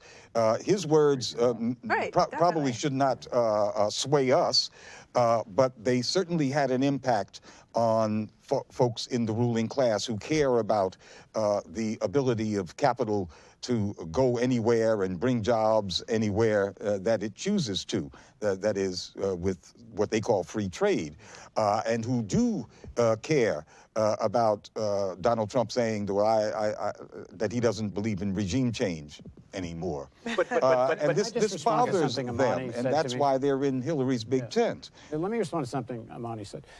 But there is someone who does have a track record, and that man's name is Mike Pence.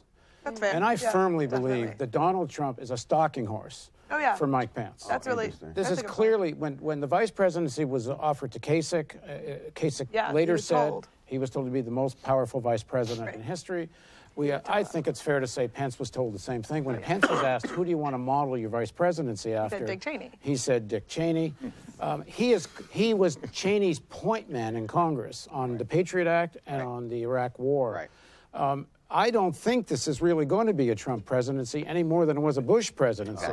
We're looking at a Pence presidency. Any more than it was an Obama presidency. And this is where our narrative has to change of over-endowing the figure called the President of the United States.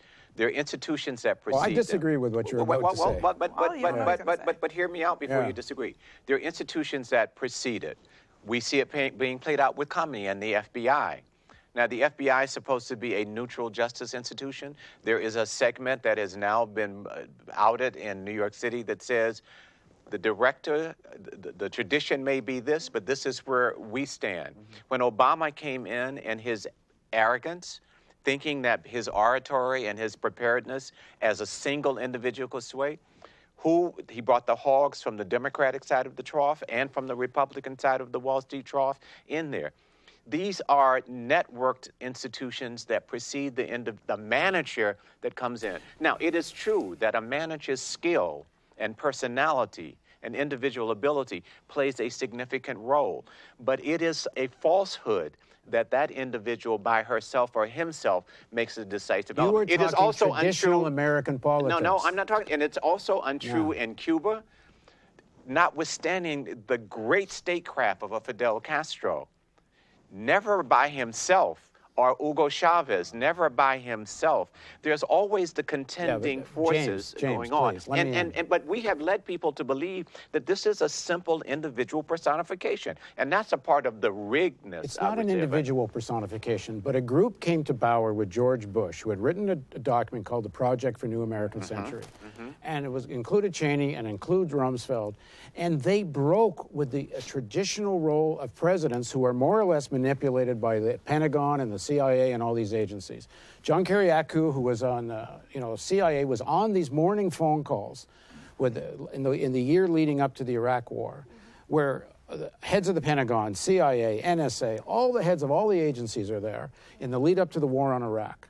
And Cheney, who had no place being there, is the person chairing the morning phone call. The head of all the agencies, according to Kiriakou, were against the invasion of Iraq because it would create a mess that nobody can control and would actually weaken Iran and weaken the empire. I'm not using those language, perhaps they did. In this particular case, Cheney and his gang, they broke with this institutional power. They threatened everyone on this phone call with being fired, being asked for their resignations. And they ran a foreign policy that was contrary to institutional elite thinking. And they invaded Iraq. The group that's why I say Trump's a stalking horse for Pence. Pence is connected to Cheney. That gang is the gang around Trump. And if the Bush administration is a model for it, then we are looking at people who don't go along with traditional empire thinking and are willing to get far more aggressive. Yeah, I don't disagree with anything that you said. But we have to get the American public to still understand that there is going to be interplay within this cabal. There are going to be there are frictions. there is a quote-unquote civil war going on within the Republican Party. Well, that might be over, because the New York Times is now saying 55% chance Trump is winning this election. Wow. That civil war is maybe taking a whole different shape. Let's go look at the corporate news for a minute and watch them freak out. For president, he jumped on this horse when it didn't look too good. And this is going to be a competitive race for president. He's going to look like a smart Paul. Let's go to Chris Hayes right now, who's at our breaking news desk, keeping an eye basically on the globe tonight in terms of what else is going on. Chris? Rachel, we've seen throughout the campaign when Trump's chances have increased, they've tended to send some panic through markets. And right now, as this night has developed in a highly uncertain fashion, global markets are roiling quite a bit. We have Ron and Sana, I believe, on the line from CNBC, with Dow futures trading down about 500 points. Ron, can you give me the roundup of how global markets are moving as the entire world watches these returns come in? Well, Chris, this is going to be the fear of Brexit Part 2, as was discussed earlier in the program. A surprising result from tonight's vote would unwind the gains that we saw on Wall Street. In just the last 2 days, the Dow gained almost 400 points, rebounding after a 9-day loss, which was the longest loss the market had suffered since 1980. And this rebound on Monday and Tuesday came after Jim Comey had backed away from the email investigation. The market effectively today and yesterday pricing in a Hillary Clinton victory. A big donor that I talked to that works with Hillary Clinton thought this morning that she was going to win in a landslide. There's some confusion now, obviously, as to whether or not those internal polls that the Clinton organization had were even remotely accurate, or any polls for that matter. So you get this rebound effect. World markets will sell off. The post-Brexit sell-off in London, for instance, was about a 5 to 7% 2-day affair. We could expect the dollar to go down. The Mexican peso will fall in value. The Mexican stock market will fall in value, since Donald Trump has targeted that country with respect to both building a wall and altering trade treaties between the two countries. We have to watch China, since he's spoken negatively about our relations with them. So there will be worldwide repercussions in financial markets, and expect, I would imagine, if Mr. Trump were declared the winner tonight, that you could see about a 3 to 5% pullback in the next day or two. All right, Ron and Sana from CNBC. We should note the Mexican peso, which has been kind of a key indicator of some of the volatility. It's where money has flowed in and out of as global financial markets try to assess the future. That is down around 8.5% right now. So there is a lot of hot and panicky money in global markets slashing around, watching this with bated breath. Rachel, back to you. Chris Hayes, thank you. Wow, Dow futures down 500 points. That has been an unusual marker for the volatility sense and the sense of Donald Trump's prospects in this race. That's an exclamation point on it tonight. Another break for us. We're back with our live coverage right after this. So, we're back in the studio here. I thought we were going to spend the night deconstructing the coming Clinton presidency. We might be spending more of the night just deconstructing the coming Trump presidency. That's what you want to call it. What's that? If you want to call it a presidency, we have yet to see if he sticks to it. Well, as I said, I think it's going to be more the Pence presidency, and I think if Trump doesn't play along with Pence and his group, his health might not be good for very long if he actually does any of the more maverick foreign policy things he was talking about. At any rate, so we're looking at potentially a Trump presidency. Annabelle, yeah, you were just out trying to stop this from happening, and you were in North Carolina. Yeah. Mm-hmm. You've had a rather up and down emotional life the last year and change. Mm-hmm. Well, I think I always felt like it was dangerous to underestimate Trump and his the attractiveness to a lot of working people. And when I was at the rally yesterday in Raleigh, I got scared to death. You know, it was packed, and there was so much enthusiasm. People were hanging on every word he said, right? And I did see diversity. I saw people of color there. Right. It wasn't just all white. You know, I saw Asians and blacks and Latinos and Muslims. It was crazy. And when I talked to them, you know, the response was, we don't like the immigration policy. We're scared of people from the Middle East, you know. And we have our economy, our lives haven't improved. Obama keeps saying that the economy is good.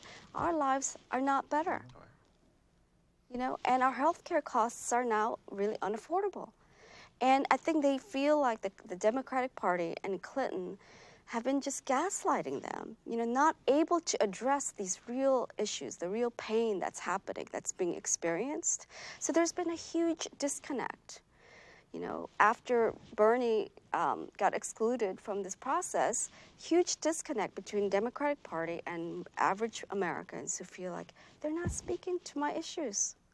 They're on their own planet.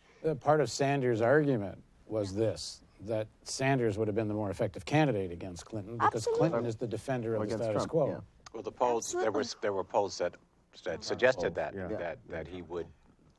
Yes, if this does happen, well, you won't be able to blame it on the Green Party if what not for less than 1% of the vote has been saying is true, but it would show the bankruptcy of the status quo, as represented by Clinton and Obama, and it would also show, I believe, that Obama's popularity, specifically in Black America, was not sufficiently transferable. Okay, just going to quickly go back to CNN here. Get the latest races. Electoral votes at stake in North Carolina. In Michigan, 20% of the vote is in. Trump is ahead there as well by more than 41,000 votes. Trump is ahead over Hillary Clinton, 16 electoral votes in Michigan. In New Hampshire, very close there, almost a third of the vote is in. Donald Trump maintains a lead of more than 1,800 votes over Hillary Clinton. It's very close, 47.8% to 47%. Almost a third of the vote is in. 4 electoral votes in New Hampshire and Wisconsin. 21% of the vote is in. And there in Wisconsin, Trump is leading there as well.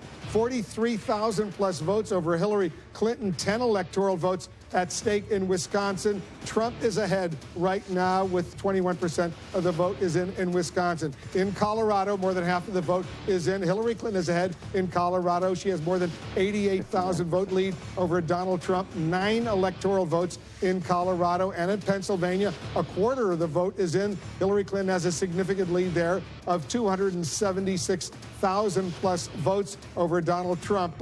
It's 269,000 right now. 20 electoral votes in Pennsylvania. Let's take a look at the Electoral College map to see the all-important Electoral College map. Trump is ahead. He has 136 electoral votes compared to Hillary Clinton's 104. 270 are needed to win the White House. Let's go over to John King over at the Magic Wall. He's taking a look. Donald Trump is doing remarkably well, John, in so many of these states that President Obama carried twice. And so we'll get to the results in a minute, but first the question people are asking at home, does he have a path now? With what we are seeing, does he have a path? And remember, this is where we started the night. We had Secretary Clinton at 268 to start the night. All she needed to do was win one more state if, and it's a big if at this hour, she held all the blues. So let's just go through this where we are right now.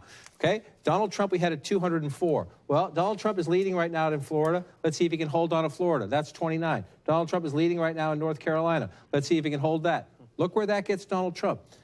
Let's assume we're not out west yet. This may come down. We could come down to Arizona and Nevada in this race, but let's just say Donald Trump wins Arizona, where he was leading in the late polls. That gets him to 259, Wolf. He's leading in Virginia right now. That would do it. Let's assume Clinton comes back in Virginia and holds that, just for the sake of argument. Michigan would do it. Or if somehow Michigan stayed blue, Wisconsin would get him to 269. New Hampshire could do it under that scenario. So there are now several different paths as we watch this play out. What does it come down to? It comes down to counting to the final vote there.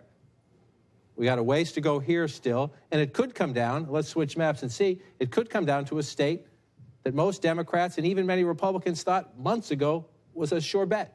And if you look at this right now, we're up to 80% of the vote. She has closed the gap. In just the last few minutes, she has closed the gap to about 10,000 votes, if you see it right there. So you're looking, number one, if you think about it, what did I say?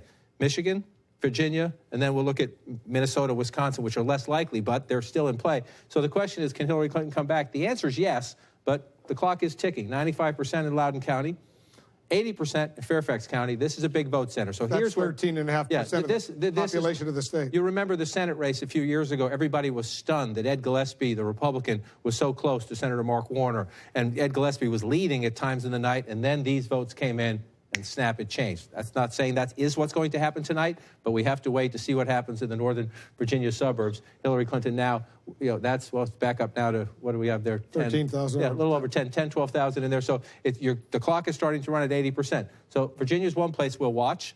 Trump wins that. Again, he's got to hold these ones, and let's just check on these as we go. Up to 79%. He's got a 100,000 vote lead. You're up to 80% now. You're talking about a pretty good lead, but what's out? So let's look, 94% there. We're still waiting for a decent amount of votes here, but it's only 3% of the state population. I want to go over to Charlotte. This could come down to how many votes are still left out here. Only at 43% here, so North Carolina's not over. But if you're Donald Trump and you're now at just shy of 80%, and you're looking at a 2.5, 3-point lead there, you're getting increasingly confident about that. And as I said, when you check in with people down here, increasingly, even Democrats believe, because of his strength in these rural areas up in the Panhandle and elsewhere, and because of his running very competitive in areas like this, and especially here, Barack Obama won, President Obama, Senator and President Obama won this when he was running in his election campaigns, that is there enough down here? 95% now in Palm Beach County, so there's more votes to be gained for Secretary Clinton. Is the math enough? Let's move down here to Broward County, 75%. Again, she's likely to pick up some votes, but is it enough? Miami-Dade is almost done at 94%. So there are still some votes in these southeastern counties. Hate to say this, to say the words Florida and lawyers in the same sentence, but we're going to wait for these votes to come in, and we're going to see. There's a chance that some of these states are going to carry over into the morning. If you get into, are there still other absentee ballot issues out there? But Florida, if you're Trump and you're looking at this one is key right now. Can you hold this lead? We're going to watch that to see as we get up there, and then we'll move out here. The count's a little slower as you move toward the west. We're only up to 21% in Michigan, but again, you're starting to build a healthy lead. Some people look at that and say, wow, the other way to look at it is that what we have so far. What about the Democratic areas like Detroit? Right. Most of what we have so far is from the rural areas. So it's not surprising in the sense that once you look at where the votes are from, that doesn't surprise you. The question is what's happening in places like this. And again, this is going to come down to margins. If Donald Trump is running more competitive in these areas, so 51 to 44, 54 to 46. So you have a Donald Trump running closer in these essentially the counties just outside of Detroit.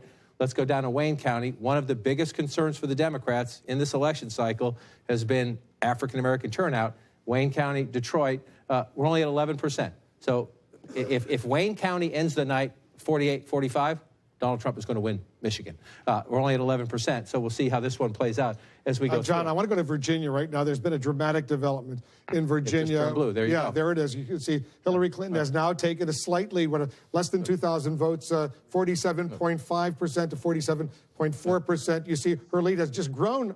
This is Prince William County. It's grown because the vote count, we've gone from 16 to 26% here, and we've gone up to 89% when we were just talking moments ago in Fairfax County. We said we were waiting for a lot of votes. That's why it happened. These votes have come in Northern Virginia. And again, that's why this state has done this to us in the last couple of cycles. You see the Republican build an early lead, and then you see the Democrat bounce back when these votes come in. Doesn't mean we're done.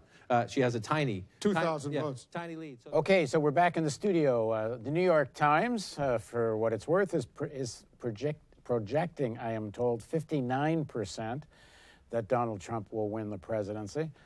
But it's not over, and it looks like we're going to have a late night tonight before this thing is over with.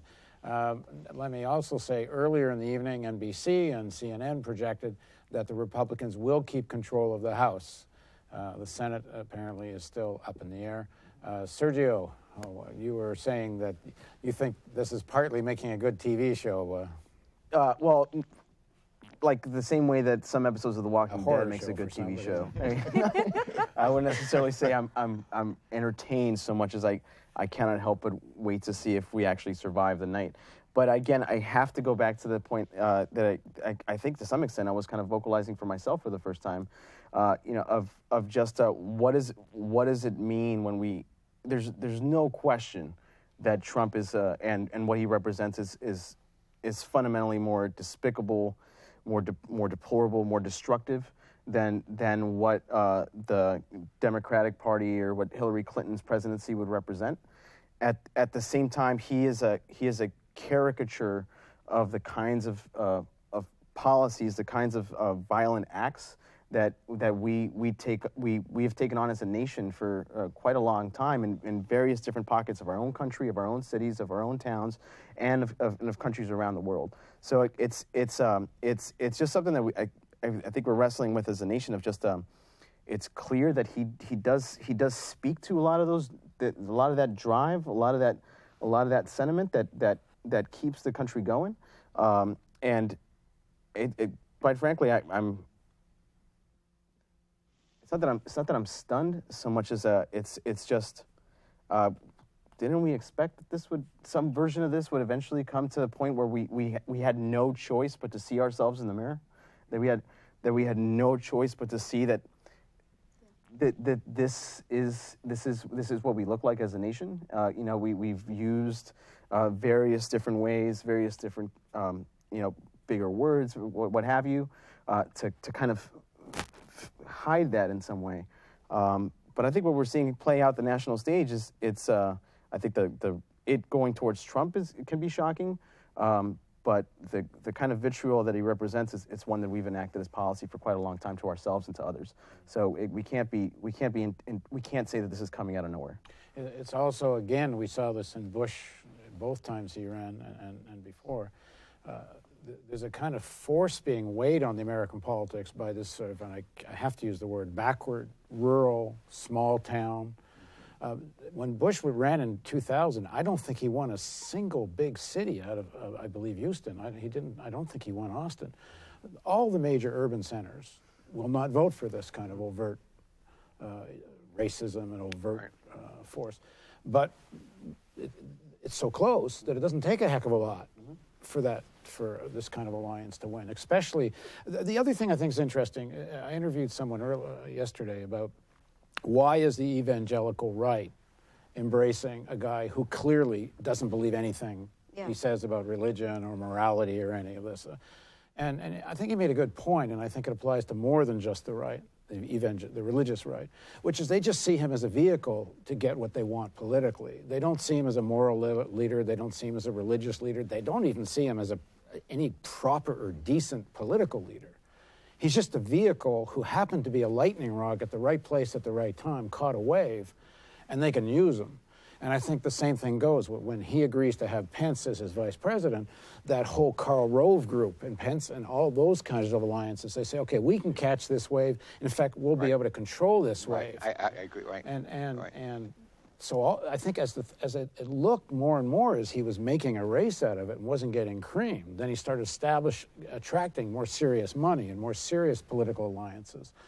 And yes, and now what it will turn out to be is, just as I said before, I don't think it's going to be Trump dictating what goes on here. Otherwise, he won't last very long. Right. Well, now it's said that Trump is planning, if he wins, to appoint someone from Goldman Sachs to be his Treasury Secretary, which is what the Democrats do, which goes to what Brother Early was saying about, in some respects, the continuity of.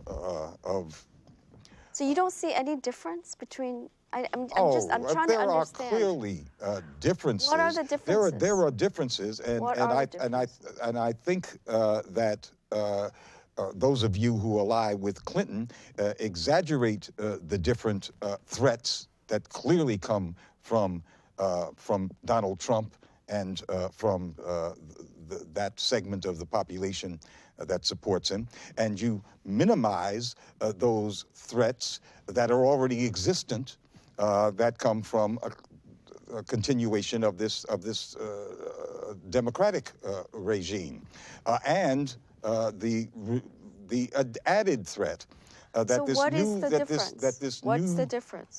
this new big tent that includes virtually all of the ruling class under this one party banner, what that might in fact have in store for the country. There are lots of threats, and so if we're going to have an honest conversation, we can talk about the different kinds of threats that come from these different quarters. Actually, that's worth talking about. What are the differences between the two major candidates we have now? And the first threat in terms of Trump, and I think this is what people react to, certainly, is that he encourages those kinds of very volatile, racist elements of the white public who believe that that they can do social policy with guns. Or through some kind of mob-like action in the good old American tradition. You know, we used to have, in fact, in the South for more than 50 years, for about 60 years, a regime that was fascist by all of the criteria that people describe classical fascism, by which they mean Italian and German fascism. It was a one-party state in places like Georgia. It was mob rule was a part of how the order was kept. It was a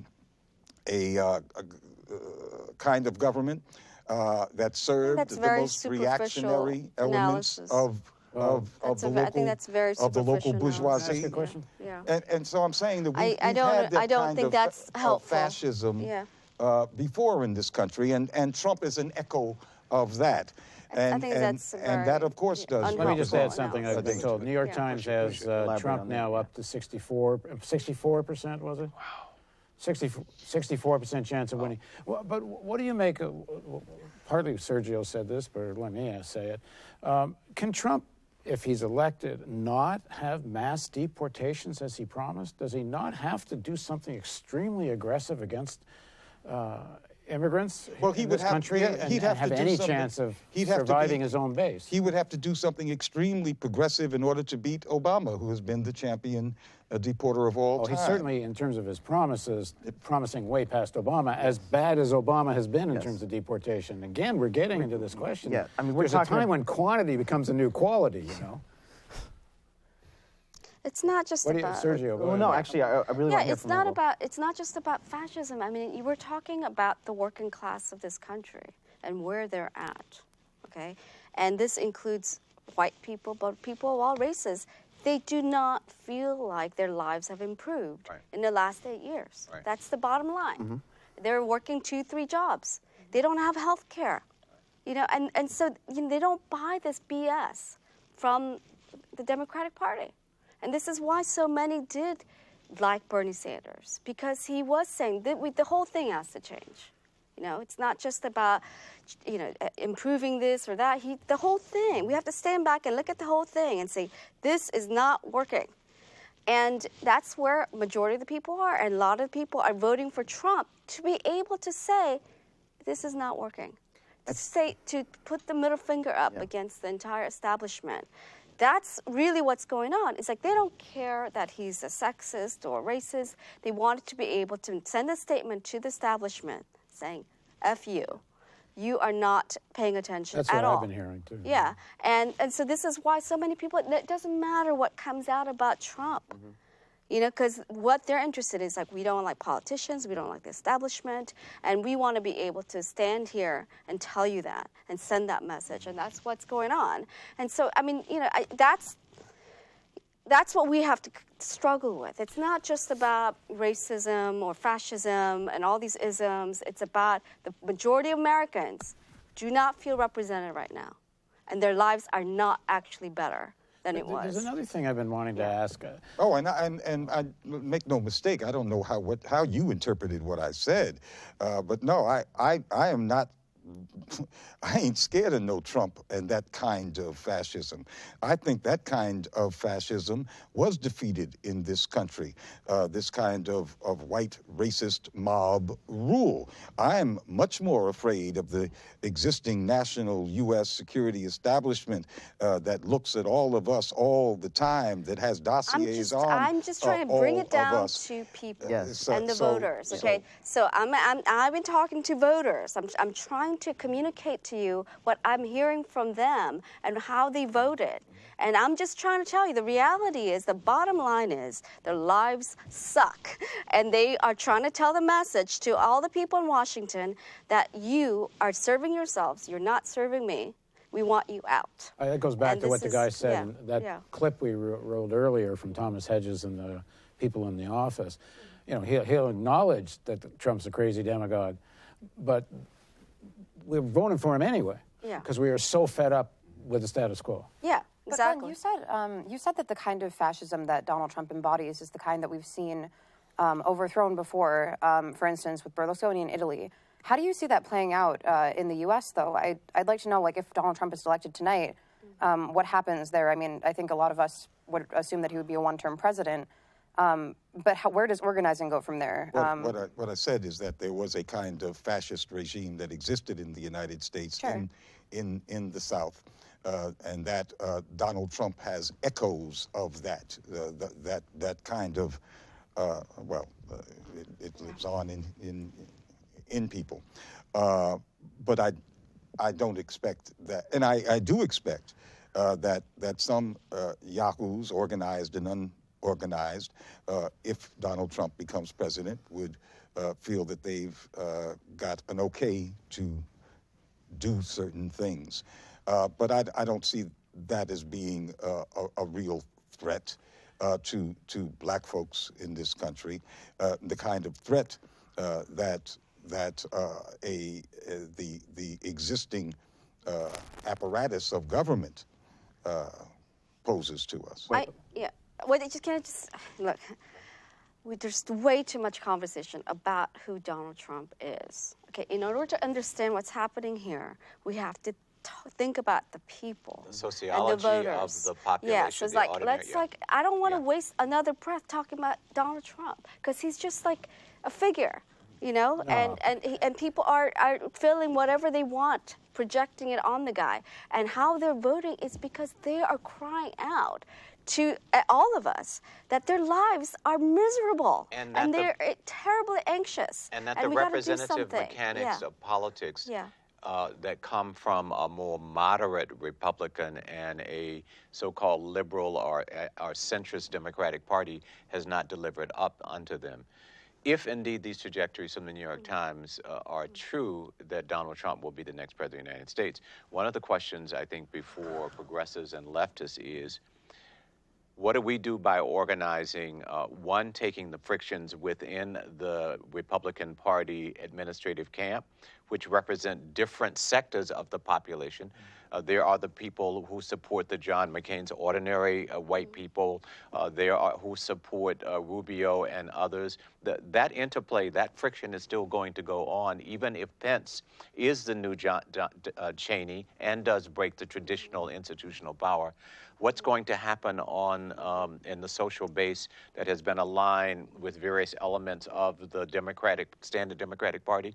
What's going to happen with those people who left the traditional Democratic Party format and were attracted to the analysis of Bernie Sanders? These are questions. I'll be honest. I'm more and more as I think through what it would play out if Trump were to win. I'm actually energized and I'm very excited because I think what's we've talked. I'm sure we've had many talks about it here on the Real News and several other media networks around the nonprofit industrial complex and how folks are making careers, or poverty pimping or this or that. Right. And like I'm excited at the thought that we have. I still think very clearly the majority of the country that stands for the kinds of reforms that so many folks on whether it's in nonprofits or in grassroots movements speak for that align with what Bernie's saying, that really align once again back with us as the American people, along with a clear sense that it's actually life or death. A clear sense that, the direction not just of our country, but of our planet is going to be one that's not going to depend on whether or not we can churn that out between 9 to 5, but about whether or not we're very much committed towards these values for our families, for the folks that we serve. And I think there's plenty of folks with very solid organizing skills throughout the country that are up to the challenge, that are going to be stepping up. But the challenge is at least in black communities, and I imagine with Latino communities is a bit different, is those folks are concentrated in metropolitan areas. Mm-hmm. Right, so to transform a state like Maryland, and granted, Maryland traditionally votes blue democratically, but again, if you look at their patterns, you've got this large rural area in the middle and then these blue areas between. It's like you can take, so here's another way to think about it. So folks in Baltimore in the state in Baltimore have been organizing to change the Maryland Law Enforcement Officers' Bill of Rights since before Freddie Gray was killed. Right? And they've got a little bit of pushback for the first time as a result of activists working in concert with local state legislatures.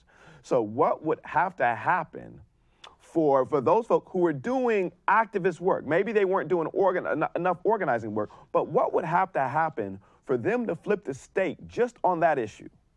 Just on that minor, well, to us it's major, but for the state, kind of a minor issue of law enforcement officers' Bill of Rights, what would it have to take for them to flip that? And then you just take that, multiply that by a number of other issues, and then multiply that by 50 states. And that's kind of what we're looking at. Yeah. Can I just want to interject something? You know, a lot of people that out there feel like no one cares about them. No one's listening to them. No one cares about them. Okay? Politicians don't care. Media people don't care. Academics don't care. They're just on their own, you know, struggling to feed their families, hold on to whatever they have. And, you know, when we talk about organizing, I think, you know, we're so used to thinking about just mobilizing the base, right? And that's not enough. You know, we need to, we have so many people who used to be part of the base who are no longer part of the base, like the union guys. The union bosses are telling them to vote for Clinton, they're voting for Trump, okay? Because they feel like they don't care. The unions don't care either. Because they haven't delivered. I think this is a really major theme, and I think we should talk a little bit about this. I was saying earlier tonight, that if Clinton loses and even Trump comes close, a big burden of responsibility goes on most of the unions.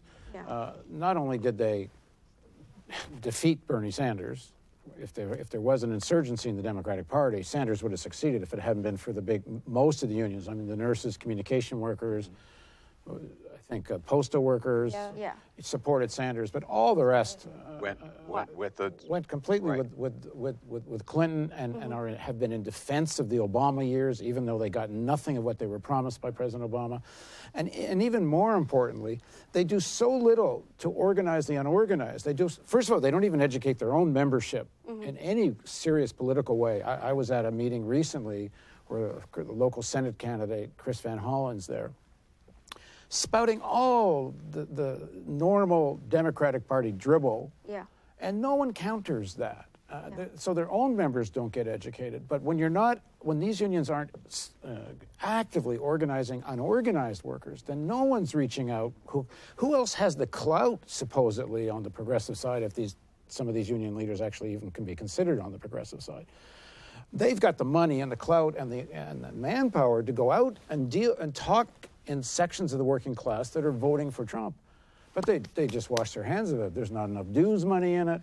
Many of these union bosses have wonderful salaries. You talk to them after they've gone to the White House and had tea at the White House with the chief of staff or somebody, and they have stars in their eyes. And then you ask, well, what exactly did you get out of it, though? Paul, I think there's something there, but it's a bit more complicated than that. So the number of states that have passed right-to-work laws has increased significantly. I mean, my home state of Michigan, which I never would have thought would have passed the right to work law. They passed right to work laws. But how are they able to pass something in a state that shouldn't have never passed? Because UAW was so happy with their own situation for so long. I'm all right, Jack. Yeah, I mean, I'm not saying that's not part of it. That is. But they face significant resource constraints. So you think about, not in the good years they didn't. Yeah, well, I mean, so you go back to Reagan versus Mondale.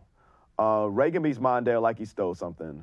Everybody thought Mondale would win. The Democratic Party conducts all these focus groups in Macomb County, right outside of Detroit. All these white working class voters, see what happens.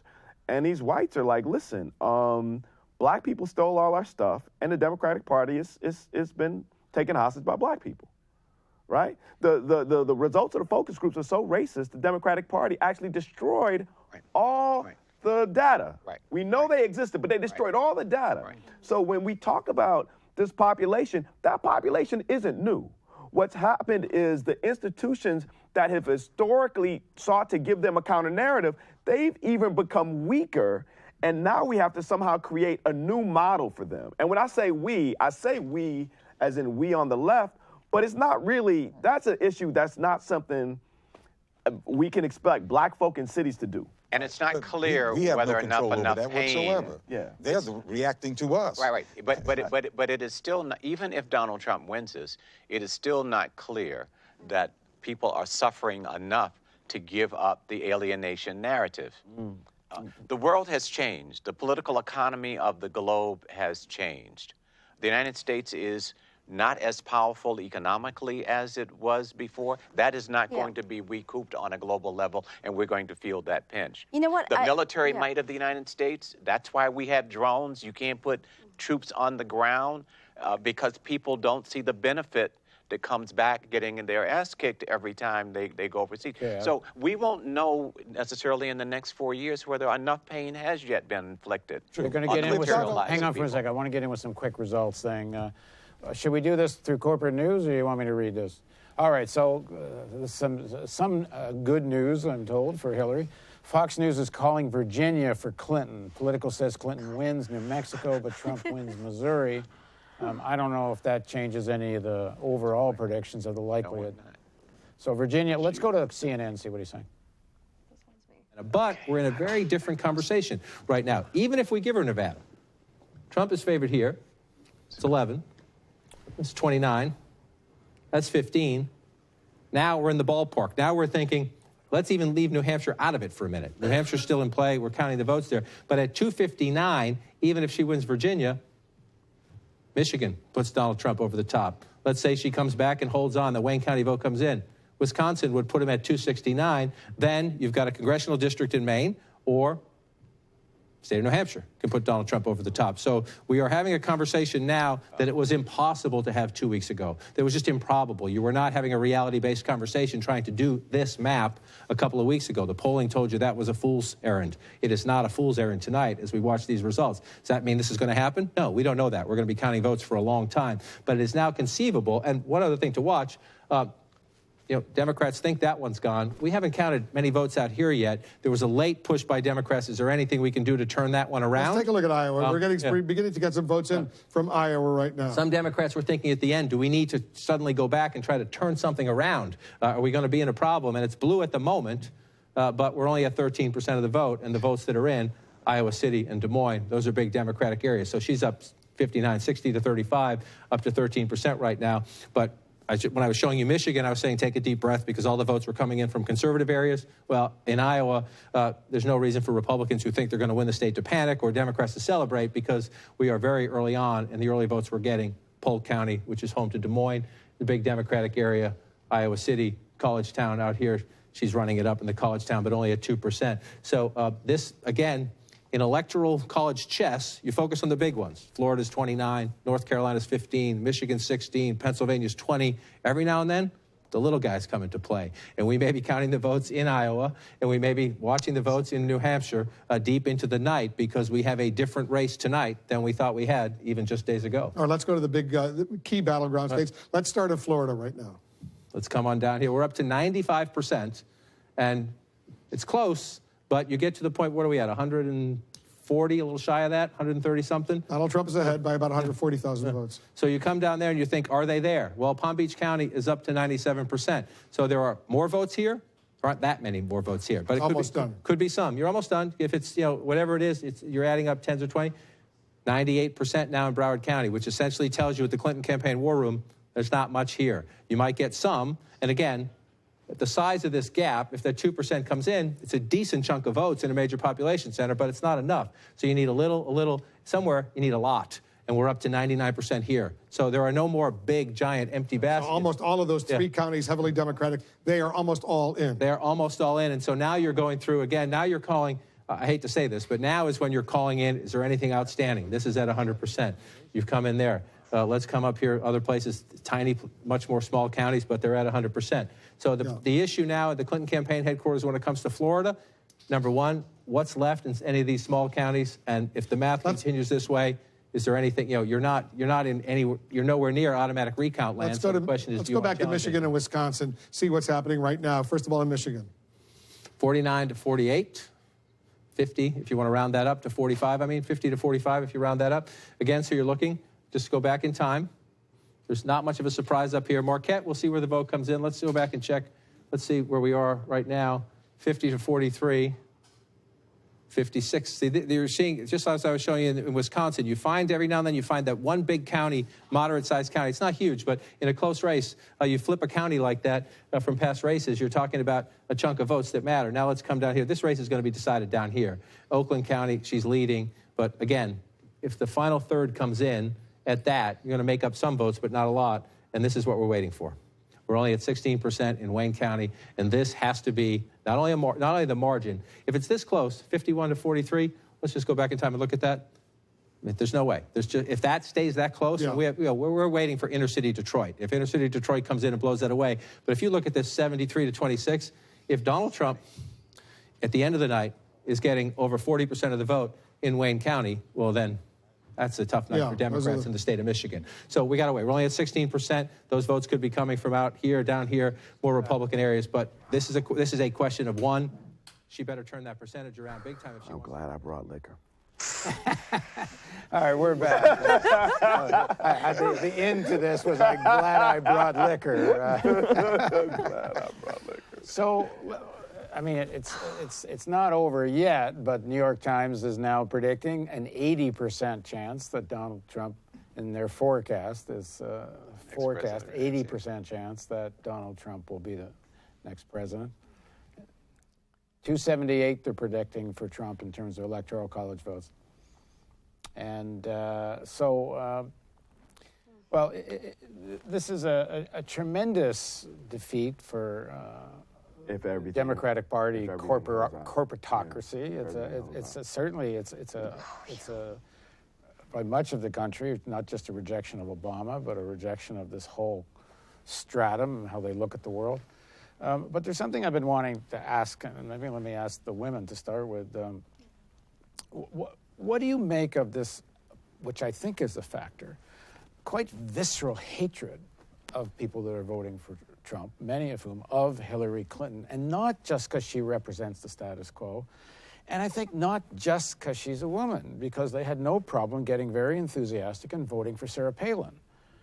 So what is it about her, or is it just that the right-wing propaganda machine for so long has been demonizing her, that it's just so imbued in this culture that hating her is part of feeling oppositional? Yeah, why don't you go first?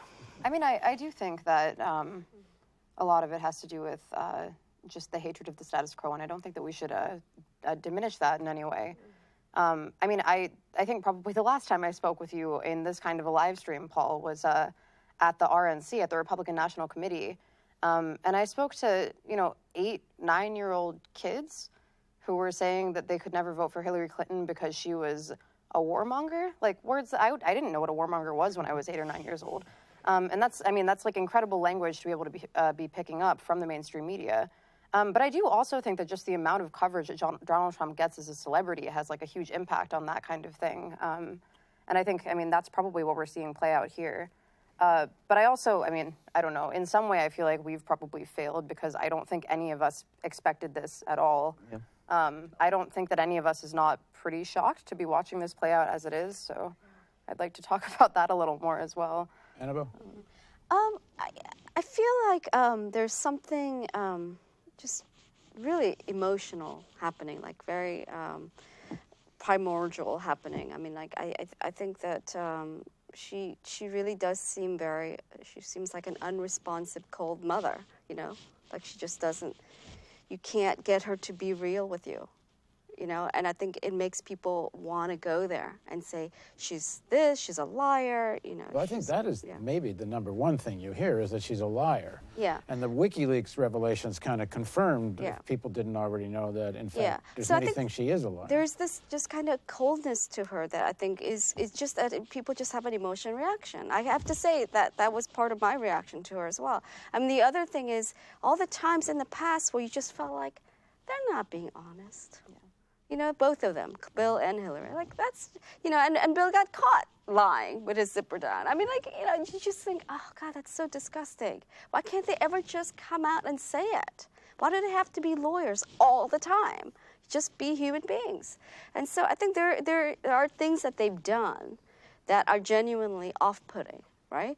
But I think that in the end, to me, it's more to what you're saying about people, just the elitism of the ruling class, the professional class ruling our country right now. You know, they get their degrees. They're not always white, but they get their, Ivy League degrees, and they never really talk to people who are working class, and they think that they're superior. But there is something specific about her, because right now, Obama is doing better in approval rating, far better in approval ratings than she's doing in the votes, for what it's worth.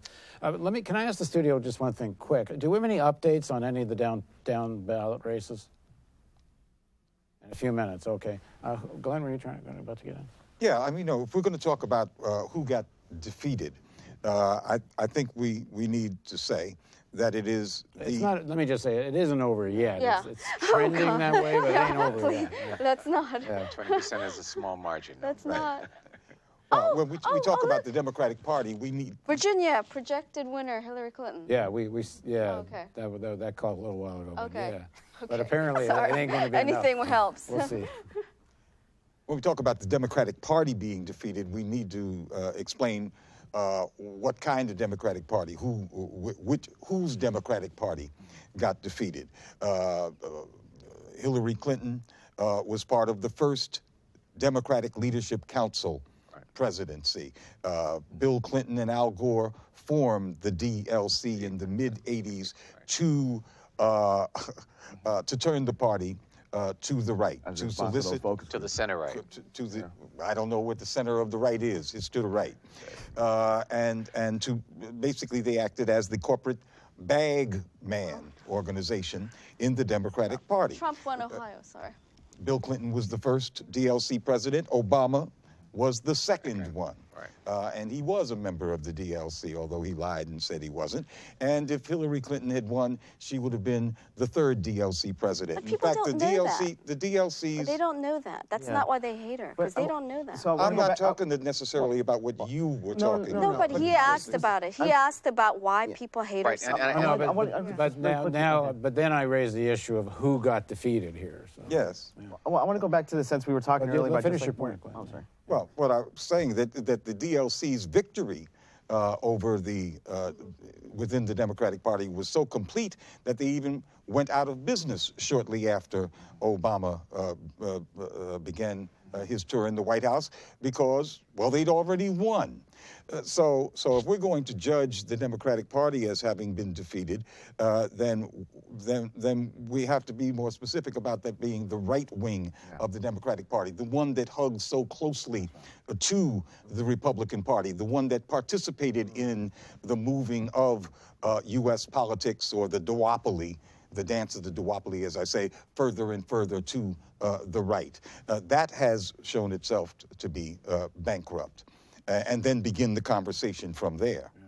I just wanted to go back to what we were talking about, just like what is it actually like for folks who aren't actively thinking that their life should be defined by politics, you know, but are defined by whether or not they're making bills or what's going on, just other stereotypes for our own personal lives that, you know, we say somehow it doesn't apply to us but applies to other folks in this space, although we know that's how we live. Just quickly, just so we stay up on the news. So they're now predicting Trump will win one of the most important swing states, Ohio. So this is part of this trend. It's looking more and more like Trump might actually win this thing. Sorry, Sergio, go ahead. But just, you know, like in my organizing experience here in Maryland, you know, I spent a lot of time organizing around healthcare reform and throughout the state. You know, not just, you know, in Carroll County, Calvert County, you know, going just throughout, not just 95, and building chapters and with a very active focus on recognizing that we needed to unite across color and class lines, and we felt that healthcare was a way in which you can get poor whites, poor blacks, poor Latinos, and affluent whites to acknowledge that there was a shared broken system that everyone participates in. And we spent several times building chapters, and there were plenty of poor white folks who were involved in that stayed involved. But there were so many folks that we kept trying to say, like, if we just really reach them with the right analysis or with the right workshop or with like the, you know, hearing directly from their peer who's a part of this chapter, what their experience is, and it just couldn't. It was so. I honestly, I didn't see it happen. I saw it from folks who were on the fence. But you know, I remember very distinctly, like we talked about, like so much of our campaign is focused on like the importance of putting people first. And so, you know, we shared this example of, you know, imagine that there's a young child, he's an immigrant, and he's walking the street, you know, in Calvert County, and he gets hit, you know, and he goes to the doctors, and then someone, I remember explicitly saying, like, yes, exactly, that's the issue. See, now he's going to get health care when we need to put people first. We need to put our residents are not going to have access to health care. That level of just moral ignorance is one that just cannot be solely applied to the sense of like people are struggling. You know, like it has to. We have to really confront the very spirit of our nation, and we're seeing right here in this election as it plays out that it is manifesting itself. Yes, without question, as a protest vote, but also in the sense of like this is to some extent we do stand for this sense of like white makes right. You know, might makes right. I don't disagree in any way, but I think we should also add to this. We are living in the heart of the empire. Yeah. And they have enormous resources to throw at this. Yes. And the media is, you know, maybe, I mean, the media essentially is an extension of the state, the same way the Democratic and Republican parties are extension of the state. And that the fact we're about to, maybe, I don't even want to say we, because I don't count myself in it. Yeah, don't say we. Well, I didn't vote. Right. So, well, I can assure you, I did not vote for Trump. We Americans are about to elect somebody who doesn't believe there's such a thing as human-caused climate change. The fact that the media allowed this guy to be taken seriously, when they have all these Republican candidates, I guess it was the last election, was it? And they said, who believes in evolution? Like only one hand went up. Who believed in climate change? How can there's no one on this panel who's representing the Republican Party. Why? Because it's not a serious point of view. It's a total propaganda concoction point of view. And the only person, honestly, who's here who supported Clinton, people only did it to stop Trump. You can't find someone here. Who supported Clinton here, besides me? I voted. Voted. To stop Trump. So you two of us are the only ones who. Well, who voted? My point is that when you use the phrase "the spirit of the nation," keep in mind the culture is controlled by these people that have all these resources. Yeah. And people grow up imbued with this because, but it still wasn't always in individual so. agency. I mean, there were breakthroughs in the 1960s. There were breakthroughs in the 1930s, but as capital here gets more and more degenerate and more parasitical. Right. You can see, like, they're destroying school systems all over the country. People can't even find, the capital of the state they live in on a map in some parts of this country. Never mind know where another country is. So there's a certain kind of irrationality that I would put in a classical Marxist framework of alienation of ordinary people who are voting against their interests. They have been sold the narrative. They are drinking the Kool-Aid. They are so frustrated with the dysfunction of the system. It still doesn't explain why they would not go for Hillary Clinton as a leader of another narrative, which would have offered them a more tactical flexibility of pushing forth their issues. The media, on the other hand, Trump is a theatrical commodity, which made, who knows, billions of dollars. But I'm sure many of them are now asking themselves, my goodness, what have we gotten ourselves into? But you know what? They're going to adjust if he is the president. They will adjust, and he will continue to be commodified because they're not going to go against the media system of neoliberal capitalism. Let me just raise one more question for discussion. Yeah. If Trump wins, and let me say again, it ain't over yet, but it's looking, as much as there was a disillusionment with Obama, there's going to be a grand disillusionment by people who supported Trump with Trump, because their lives are not going to change. I mean, it's very clear that all of Trump's policies will strengthen the hand of the rich and not weaken it. I'm not sure there will be a disillusion. Oh, let me finish. I think, I'm just saying what I think. I think there'll be a grand disillusionment, and the question is for people who want progressive change in this country, who's going to take advantage of that disillusionment? Because it can be the next great demagogue, as that guy said, right-wing demagogue, who then denounces Trump as never have been a genuine. He was always a phony demagogue, but now the real one will emerge. And this issue that was raised, I think Annabelle raised, that people have to start talking to sections of the working class that nobody progressive is talking to right now, or almost nobody. But Trump and Trump cohort will also be talking to the working class. And they will move the narrative from see the crooked Hillary to see the international community. We should be careful to think that the quotient of drinking the Kool-Aid has been exhausted. That's the danger. War is the danger. And fascism is not just made up of a small cohort of people who are ultra-nationalists. They have to curate an ultra-nationalist social base. It's not just the authoritarianism of one individual. They have to see that person in a kind of deified way. I mean, Trump is a sexist, rapist, consummate liar, consummate crook. I mean, his attributes, negative attributes compared to the negative attributes of Hillary Clinton, they don't match in any way. So how is it rational that these people, including many educated people in the Republican Party, have gone over to this? So we're going to have another guest join us to get in on this. Joining us from San Francisco, California, is Norman Solomon. Norman is the co-founder of RootsAction.org, the coordinator of the Bernie Delegates Network. Thanks for joining us, Norman. Hello. Can you hear me all right, Norman? I can hear you. Good. So your guy, Bernie Sanders, was warning that Hillary Clinton might well lose to a Donald Trump. His predictions have turned out true. How are you reacting to that? At least at the moment. Well, you know, like I think at this moment, so many people, and your caveat is correct, we don't know the winner of this presidential race yet, but I certainly feel that the situation is very dire.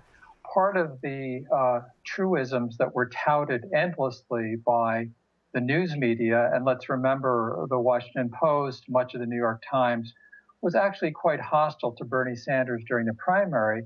A big part of the rationale was that Hillary Clinton could beat Trump and Bernie couldn't. And it's the class lines that clearly are the ones that Trump is riding quite possibly into the White House. You know, cable TV and news media in the last hours have been talking about the upper Midwest, the Rust Belt. These are exactly the areas that, against cliches, against the facile ideological categories, Bernie Sanders resonated with and got huge votes in, including the state of Michigan. And, you know, we have a lot of layers to discuss. One is the ominous prospect of a Trump presidency and how progressive people and others of goodwill are going to cope and respond and move the country in a better direction. There's also, though, the assessment we need to make of the Democratic Party hierarchy and of our society in general, where so many well-to-do people and the intelligentsia and the media elite are very willing to discount the experiences of working people whose standard of living has plummeted gradually but precipitously in the past 3 decades. You waged a big fight in the Democratic Party, supporting Bernie Sanders at the convention itself. You were part of the California delegation. At one point, you were all going to walk out. You've been quite a fight against the DNC. If this plays out the way it seems, again, it ain't over yet, but if it is, what does this do to the hand of the corporatocracy within the Democratic Party versus that Sanders insurgency? Do they now lie discredited, or do they come up with a similar argument that only one of them could ever beat Trump in the next one? No matter what happens, progressives have to organize and mobilize and reach out, as people have been saying on this discussion in the last few minutes, out of our comfort zone as well, to people maybe we're not used to listening to and talking with. I think rhetoric and ideological props and verbiage need to be cast aside. the class solidarity, however you want to call it, needs to be brought to the fore, something that in authentic terms, clearly the Clinton establishment of the Democratic Party was incapable of doing in really very convincing ways. And just to take one little thread here, let's recall or remind people or let people know, if they're not aware, that it came out just days ago through some of the leaked, hacked emails that Donna Brazile, who's now the chair of the Democratic National Committee, while on the payroll of CNN and claiming to be neutral in the primary battle between Sanders and Clinton, was actually supplying advance questions in the Bernie Clinton debate to the Clinton campaign. And she's still now running or the chair of the Democratic National Committee. So to anticipate part of the questions we're going to need to face is the elite, the economic elite that has a stranglehold at the top echelons of the Democratic Party. Of course, they're going to find scapegoats, and they're not going to acknowledge that their elitism and economic power that causes so much distress for so many people in this country were to blame. And so it's going to be a free-for-all in terms of defining the problem and putting forward solutions. Go ahead. Yeah, so this is really important. So before... Just so you know, Norman, we have a panel here, and various people might weigh in here. Go on, Lester. Yeah, so before we actually lived this out, I thought that it would be Clinton beating Trump. And I thought that the problem would be how big the margin was, which is why I actually cast a vote for Clinton. Because what I thought what would happen is you'd have this internecine warfare within the Republican Party, and they wouldn't be able to properly interpret the signals, right? Each side would interpret the signals from their own point of view. Now, what this looks like is, regardless of what happens, the Democratic Party is going to have that same issue. And this is the issue they had going back to the Mondale victory, where the people on the left within the Democratic Party was wow, the reason we lost this race is because we didn't do enough on the left. And then you had this other tendency say, wow, well, the reason we lost this race is because we didn't tack enough to the right. And that right tendency end up winning out. And now we're going to see, the challenge is for people in the Democratic Party on the left end, how do you generate the type of energy where that battle they don't lose again? Because if they lose that battle again, then the Democratic Party, whether Clinton wins or loses, is going to move further to the right, where what they have been doing as a result of Sanders, Black Lives Matter, Occupy Wall Street, is they've been moving leftward. Norman, you want to respond to that? Yeah, that makes sense to me, and in part because Trump, in a very devious, disingenuous, and phony way, has had a kind of ersatz populism, and perhaps more powerful in terms of messaging to the Democratic Party establishment.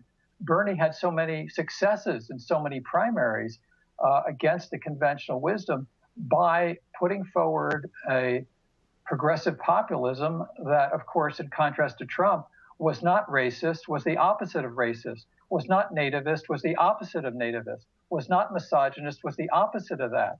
And so we really have, and this is certainly true of Clinton, and you mentioned Mondale before that, there was always this calculus that not only lining up with and being in the pockets of Wall Street, being where they preferred and wanted to be and were, but it was also this concept that by lining up with Wall Street and being business friendly, quote unquote, that's how you win elections. Hey, Norman, can you hold on for just a sec, Norman? Sure. We're going to go to CNN just to get some quick results, and then we'll come back to you. Let's go back to... Democrats are obviously supporting Clinton. Most of the Republicans are backing Trump, although some of them are actually pretty agnostic about Trump when you think about it. So can she come back in Michigan is the question, right? We're at 38%. 49 to 46, you're looking at that 20 plus 40, so about 60,000 votes, just shy of 60,000 votes there. If you're looking, can she come back in Michigan? The answer is yes, she can. Not that she will. The answer is yes, she can. You look at all this red and you think that's nuts. How is that possible?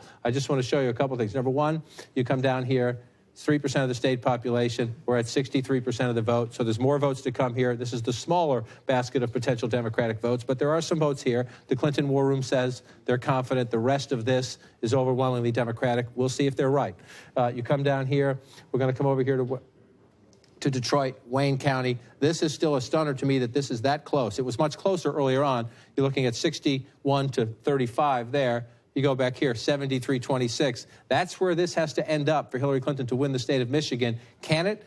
What the Clinton War Room says, and I just checked with a labor activist I know out here just to be sure that we're not getting spun too much, and he said he generally agrees that most of this vote is from the outer parts of Wayne County. You're in the more suburban parts out of way, and that we have not gotten the large pocket of votes that we will get from Detroit. So everyone says that's the case. If that's the case, there's a lot of math to be done when these votes come in, if they turned out. If. It's a big if. So when you start doing the math, is it possible? We're only at 40% of the state vote, 39% statewide. And she is down, she just pulled a little bit closer there. Is that one? About 60,000 votes. 60,000 votes. So are there 60,000 votes in Detroit alone? Are there 60,000 votes in Detroit alone? Of course there are. And so we have a ways to go. It is stunning that we're having this conversation based on how we thought this campaign was going to go. And it could be equally stunning if you're sitting in the Trump campaign or the Clinton campaign headquarters. You're looking at these two long, deep blue states, red right now. It is possible they could both turn as we count the votes. Remember what happened in Virginia. Donald Trump led it all night long. He led, and then the Democratic areas came in and it flipped. Is that possible in these states? Yes, it is. Guess what? That will decide the presidency, whether that happens or not. Because if you look at the way this map is filling in right now, yes, Florida's very close, but Trump's lead is pretty healthy. You go down here and look at it. In Florida, the way 130,000. Right, the way we've gotten used to Florida, the closest state in 2012, 50-49, when you're looking at 2 points, or that's a little less than 2 points, I guess. But that's normal for Florida, and most people on the ground here, they're checking everywhere. Trust me, they're checking everywhere. But even Republicans who don't like Trump in Florida think he's got this one. We'll see how it goes as we go forward. Let's check on North Carolina. That's a 3+ point lead there, 4-point lead. It's 4-point lead. We're at 90%. So you're starting to look, where are these votes? That's not good news for the Clinton campaign. When you look at North Carolina, 100% is in here. 77% here, but it's a much smaller piece of the population. But there are some Democratic votes still out there. Let's come over here. There are Democratic votes out here. If they're in here, the central city part, where you're predominantly, she's winning this by a lopsided margin anyway. There are parts of this county where she's probably winning at 70% plus. If they're out there, is it possible? So that's a lot of math to make up. If you look at the margin so far, at 87%, her margin is 130,000 votes. You're not going to get, you only got 13% to go. So you're not going to get that many there. So you're looking at this and you're thinking, again, we're not ready to call this state by any means. We're going to be counting for a long time. But if you're the Trump campaign headquarters, you're thinking, we think we got Florida. We think we got North Carolina. We know we have Ohio. This is what you're going to look at right here. If Clinton can turn them back, and I'm going to keep checking to see if the vote count goes up to 44% in Michigan, you still see this lead. We're going to wait for this a while. And again, we could be counting votes in California, Wolf, when this comes in. This is how it goes sometimes. We're going to wait on this. We're only at 39%, but 39% is significant. In Wayne County. Yeah, in the sense that, are they here? If they're in here, this is 18% of the state. 18% of the state. That's what I'm saying. So if the votes that we have are from out here, it's less Democratic. I don't want to call it Republican. It's less Democratic. But you see this here. So we're going to wait on this. And again, the Clinton campaign says they're not panicking. Trust me, they're concerned. They say they're not panicking because they're told that's where the votes are. I checked in with a labor activist who says they're generally right, although he's a little skeptical. There are enough of them. We'll see how that plays out. I just want to peek at this, and then I want to go up. Wolf will come back to me in a second. We got to go to you for projection. We have another major projection right now.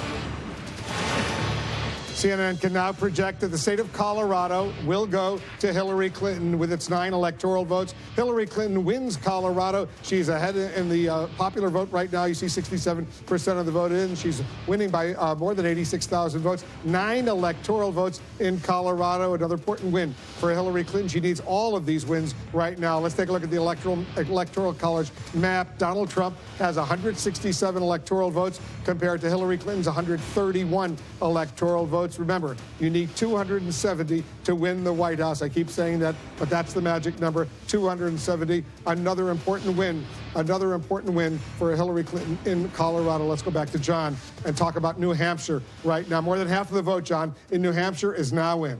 54% of the vote in. You see Donald Trump with this lead, 3-point lead, just switched up 54. We're still at 3, just a little slight change in the math there.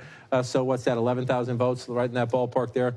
So Trump is in the lead. He's got a lead there. Are there any encouraging signs outstanding for Hillary Clinton in New Hampshire? I wouldn't call anything encouraging for Hillary Clinton at the moment, to be honest with you, my friend. But okay, yeah, now, Norman, you still on the line? Yes, I am. Good. Okay, James Early has a question for you.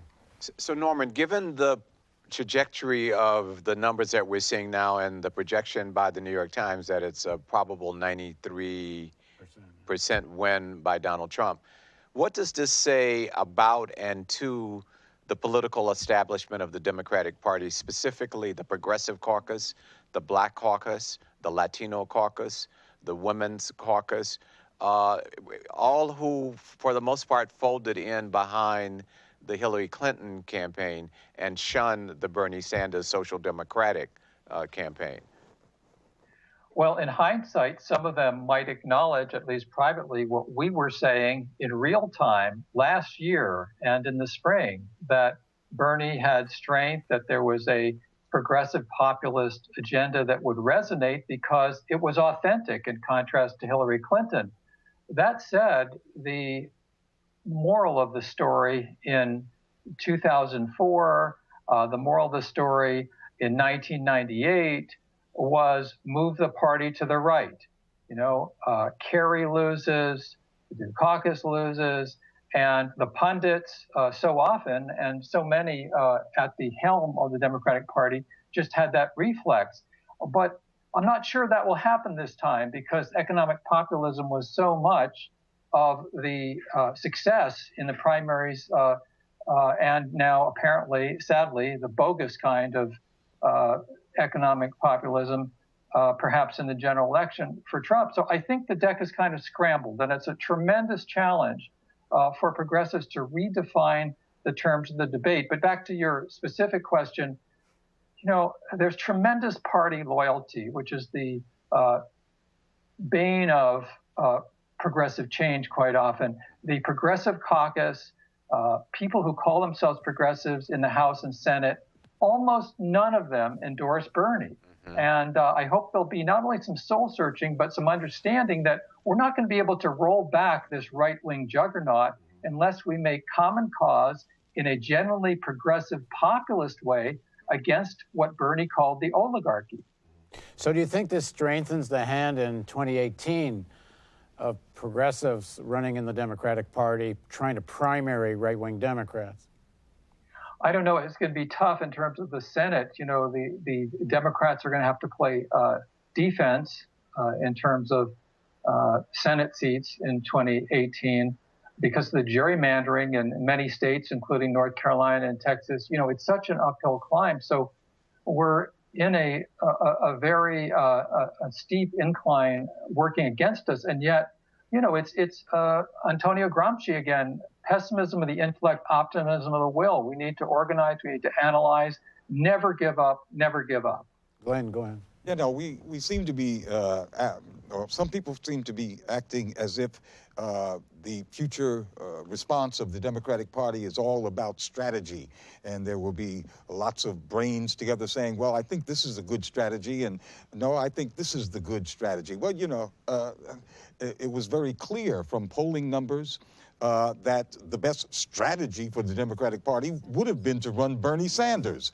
But that didn't happen, and it wasn't about folks missing, getting the strategy wrong. It was that the money was on the side of Hillary Clinton and not on the side of Bernie Sanders, because Sanders was not as firmly on the side of the money. Mm-hmm. Now we have a Democratic Party in which the corporate class is even more concentrated because of their reaction to Trump than usually in the Democratic Party. And the Democrats have, in recent years, actually gotten more Wall Street money than the Republicans have.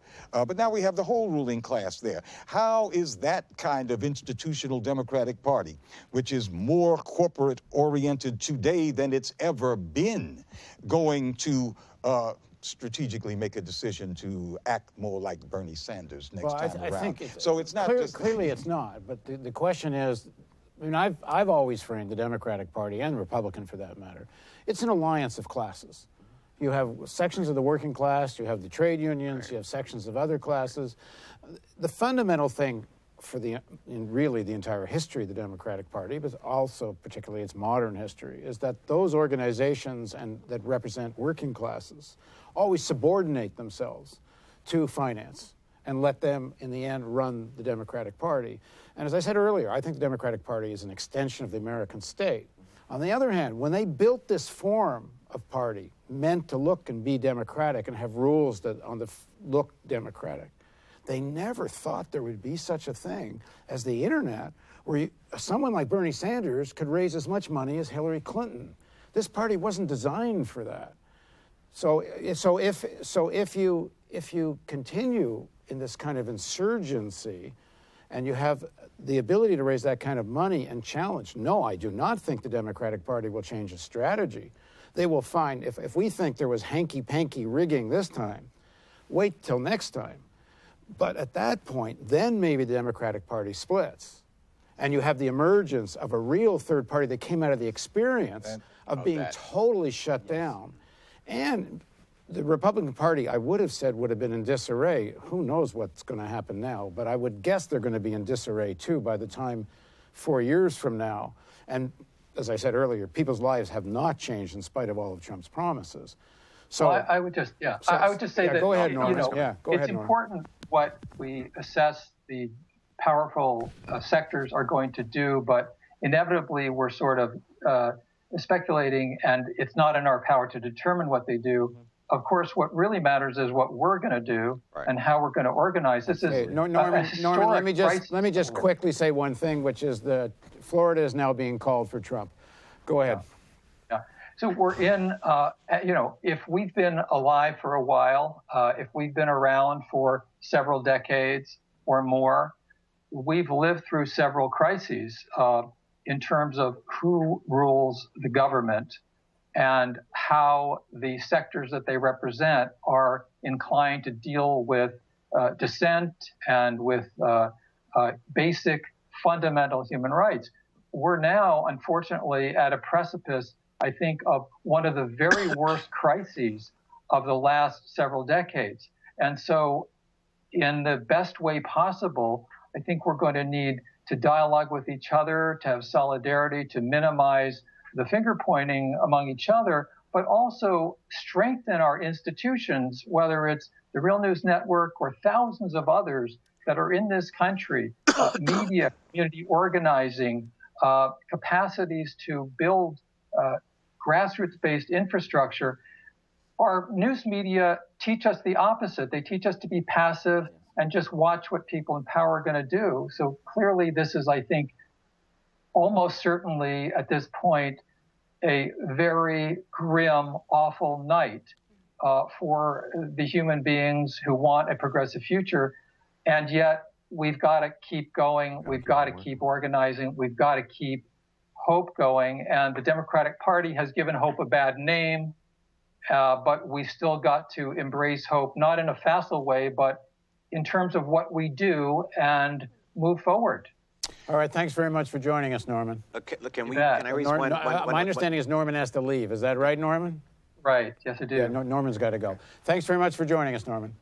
Thank you. Okay, let's go back to CNN for a bit and just get caught up here. Blue wall. If that stays, I want to keep emphasizing if, because if you talk to the Clinton campaign headquarters, they tell you, and let's see, Milwaukee's over 75% now, so I just want to come back to the full count and see, because they have been telling us that they can get votes out of here. It's at 84%. Again, if it's Center City, Milwaukee, it could be overwhelming. Is it enough to make it up? You see what she's doing in Milwaukee County? That is overwhelming. So it's almost so we'll see what happens here. The Clinton campaign says they can make it up here. When you're at 84%, that's when you start to get a little bit skeptical that the math is there. The other place the Clinton campaign tells us they can make this up is the all-important Dane County. 9% of the state population, Madison, University of Wisconsin. This is a liberal Democratic base area of the state. As you can see, she's winning 68,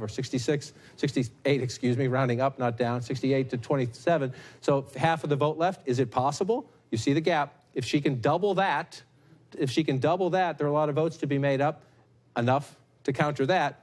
But she's running out of options. It has to come from here, it has to come from there, and then a small smattering, because there are still some votes, Wolf, for Donald Trump to make up in these rural areas.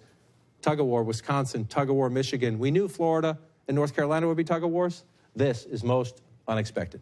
It certainly is a huge, huge surprise to so many people out there. All right, with the next few seconds, polls will close in 5 western states, including California, with this whopping 55 electoral votes in California. We're getting ready to make some major projections. Let's get ready for that right now. And CNN projects Hillary Clinton will carry the state of California with its 55 electoral votes. A huge win in California for Hillary Clinton. She will also carry Hawaii with its 4 electoral votes. Hillary Clinton wins in Hawaii. Donald Trump, he also has a win. Donald Trump will win in Idaho with its 4 electoral votes. Another win for Donald Trump in Idaho. All right, let's take a look at the Electoral College map now. With these, Oregon and Washington State, by the way, too early to call in those states. Oregon and Washington State. You see it right now. Now let's take a look at the Electoral College map. Hillary Clinton has now gone ahead. She has now gone ahead with the huge win in California. She has 190 electoral votes. Donald Trump's 171 electoral votes, 270 needed to win the White House. Hillary Clinton is now ahead in the all-important Electoral College map count. Are they breathing a little bit easier over there at Clinton headquarters? I don't think so, to be completely honest, because at some point, in this night, as we watch the returns come in from states such as Wisconsin and Michigan, the Clinton headquarters was very confident that they had. That was their firewall. Remember, Wisconsin wasn't even part of the conversation. It was Michigan, it was Pennsylvania and Virginia and New Hampshire. When these returns come in, you see, okay, they have Virginia, but Pennsylvania's still up in the air. New Hampshire seems to be leaning towards Trump, and Michigan seems to be leaning towards Trump. No, I don't think so at all. You know, we've been talking now for 6 months about what is Donald Trump's path to the presidency. At some point, we're going to approach the period where it's a question of, does she have a path to the presidency? If she can't win Pennsylvania, New Hampshire, and Michigan, much less Wisconsin, Brooklyn, we have a problem. Yeah, she's got to win those states, Dana. Well, on that note, I'm just looking at a note from a Clinton aide saying that they are breathing a slight sigh of relief because of Colorado and Virginia. They do have to hold the upper Midwest, Wisconsin and Michigan, which, as you said, who knew, particularly Wisconsin, it was going to be this tight. The Republicans didn't even think they were going to win Wisconsin a few days ago. As I said, Donald Trump had been going there, much to the chagrin of others. And one more thing, I just want to say that as far as the Clinton path, win Pennsylvania and either New Hampshire or Nevada. One other thing, look at this picture. This is something that I think is quite poignant at this hour. 2 hours ago at 8:55 p.m. Eastern, the Clinton team tweeted this out. It says, "This team has so much to be proud of. Whatever happens tonight, thank you for everything." And this picture of Hillary Clinton embracing this young girl, you know, if she pulls this out, this is a picture that says, "I did it for you." If she doesn't, it's a picture that says, "I'm so sorry I tried." And it's so poignant that they sent this out 2 hours ago, and it can be read 2 very different ways. One of the things we saw in the exit polls was that women were not voting for Hillary Clinton in the numbers that polls suggested they would. She was not getting the gender gap that so many anticipated. But let's talk about the response of world markets, because those are some other individuals who are having trouble breathing right now. You see the world markets in Tokyo, Shanghai, Hong Kong are down. And the last I saw, it was more than 600 points. The Dow futures were down, again, because of, the instability of the American election. Everyone thought, based on pollsters and prognosticators, that they knew how this was going to end up. and B, because of Donald Trump himself, who is a wild card and has been talking tough on trade.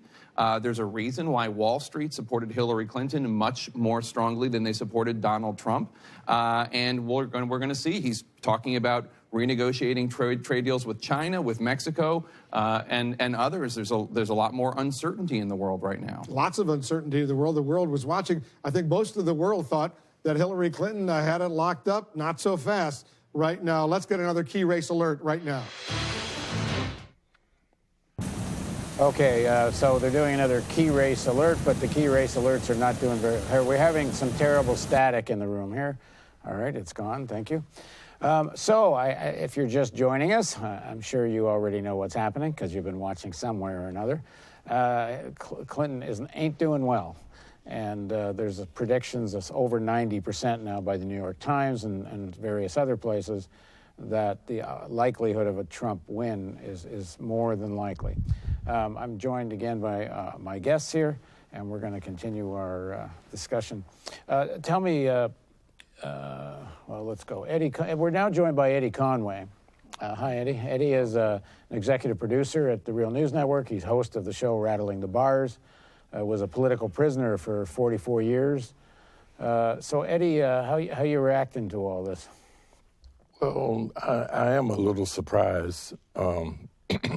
I thought the race would be close, but I didn't think it would be lopsided like it is now in terms of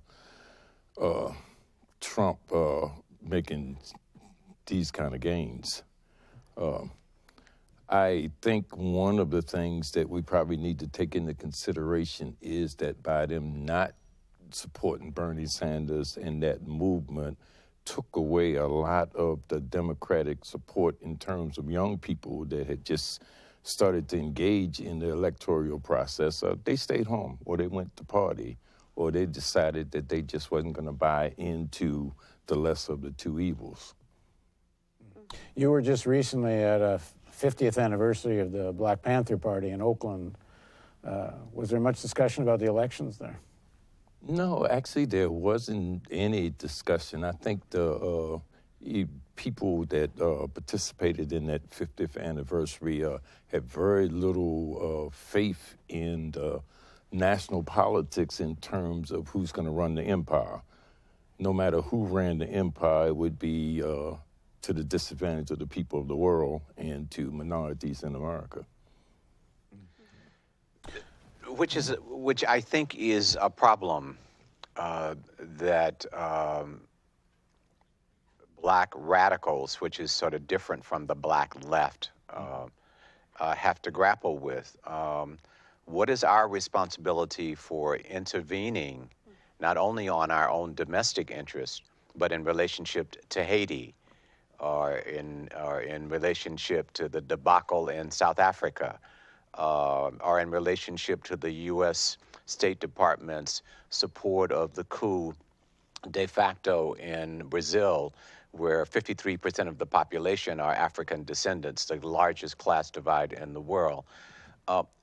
But it's not just young black folk who didn't vote, or even older black folk, according to the North Carolina polls, which is down. But we just heard a report that women did, and this goes back to the question of what is it about Hillary Clinton as the administrative figure for the Democratic Party. There is a particularity there that I think we do have to grapple with, although I've cautioned about over-personifying politics, but there is something there. Yeah, I was just going to push back against that. Yeah.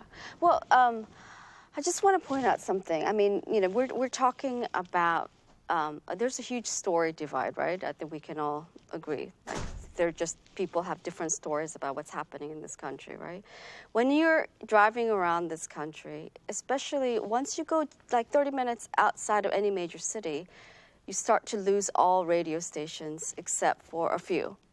And one of them that I can find just about anywhere is called American Family Radio, which is a conservative Christian radio station. That reaches probably more people than just about any media, because they're in rural areas, you know. And that's what people are listening to. I listen to it when I'm driving in those areas, American Family Radio. And so they've been pushing this story very consistently over decades, about who are the villains in that story. Yeah. And it's the liberals, right?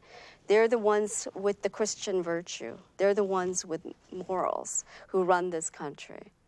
And then, they're the heroes. And part of what their slogan is that they're about muscular Christianity. They actually use this word muscular, seriously. And sometimes they just get so close to kind of militant language because it's also very connected to the gun rights movement, And so I feel like whatever we're doing as so-called progressives, like we're just not reaching enough people who are in these countries, because it's not a blue state or red state. We have blue dots in a sea of red in most places. It's an institutional issue. Yeah, and so, but we're not talking to people in rural areas at all. All they're hearing is this particular story again and again and again, and it's reinforced by things like Fox News and Trump. But just on a day-to-day basis, they're talking to these people, and we're not. And again, so often, with, I think, many of the listeners who probably tune into that radio station all the time, I think pretty frequently, we can agree about what the problems are, right? There is actually a problem with, for instance, law enforcement controlling all guns. I think that many of us here on this panel think that there is a problem with, over-policing and with law enforcement officers having guns. Or they'll say, there's a problem of jobs leaving America. Okay, that's true. But the diagnoses don't really match the solutions that we can have. Right. So I think that that's maybe where our work needs to be, is reaching folks who can diagnose the same problems, but come up with very, very different solutions. This is something that we've seen in Trump's campaign a lot, right? It's really interesting to see so many folks on the left being NAFTA is a terrible, terrible trade agreement. I'm yeah. And then they're and the thing that we need to do instead is, just end all trade, and there need to be trade tariffs, and we need to deport all of the people who have come into this country who have taken the jobs. The problem, I think, is actually pretty well understood, and so many people are so fed up with the status quo that there's actually space to discuss that problem. Maybe that's where we can come in now and talk about what the solutions can actually be. Okay, we're going to do a bit of an update. Hang on. Okay. For our viewers on Facebook Live, for technical reasons, I'm guessing, our stream is going to break at 11:30 p.m., but you can keep watching at therealnews.com. So if you're watching on Facebook Live, switch over to therealnews.com, and we're going to keep going. We're going to go to Kim Brown now for an update. Kim, are you there? I'm here, Paul. Thanks a lot. Well, just wanted to get our viewers updated on some of the races that have happened right here in Maryland. In Baltimore City, it appears as though State Senator Catherine Pugh has handily won the mayor's office. She was able to fend off a write-in challenge from former Mayor Sheila Dixon, also a very spirited challenge from Green Party candidate Joshua Harris. But it does appear that Catherine Pugh will be the 50th mayor of Baltimore, the third female mayor in the city's history. Elsewhere in the state of Maryland, as I mentioned earlier, former Congressman Chris Van Hollen has won the Senate seat that's being vacated from retiring Senator Barbara Mikulski. Now, Chris Van Hollen's congressional seat was up for grabs, the 8th congressional district here in Maryland. That was captured by State Senator Jamie Raskin, a well-known progressive in Annapolis. Jamie Raskin will be headed to Congress along with former Maryland Lieutenant Governor Anthony Brown, who captured Donna Edwards' now vacant congressional seat in Maryland's 4th district representing Prince George's County. So Anthony Brown, as you may remember, was defeated in the governor's race in Maryland back in 2014. He lost to Republican Larry Hogan. He has now had a little bit of political vindication. Anthony Brown will be headed to Congress next year. So that's what's happening right now in Maryland. There are a number of different ballot initiatives across the country. I can get you updated on what's happening in Colorado, as we know that Colorado on the presidential side has been called for Hillary Clinton, but Colorado was dealing with a number of ballot initiatives, including assisted suicide, Prop 106, that has passed in the state of Colorado, along with, it appears as though the Colorado Care Measure, where Colorado was going to adopt a health care system for all type of system, that is losing, although although the results are totally not in for that as of now. The $12 an hour minimum wage also in Colorado appears to be winning, but we're still waiting for the final vote tally there, Paul. Okay, thanks very much, Kim. So let's go back to the corporate news for just a bit and get a little update on what's happening. It's not ideological. It can mean we were too far left. It can mean we're too far right. You have to read it the way you read it. But it's been pretty consistently 2/3 we don't like the direction of this country. And so we tried, as a country, we picked Hope, a big poster. Oh, wait, I was for that all the way. Of course, I'll admit it.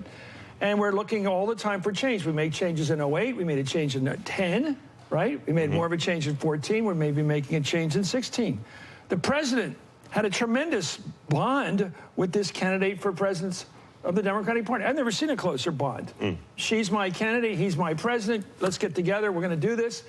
Well, it's not working tonight, so clearly it's certainly not clear yet who's going to win. But I do think there's tremendous response to that wrong direction number, that people keep trying to find the president they want, and they keep hoping. The Bernie crowd, this guy Bernie wasn't going to be president, but it was pushing that button.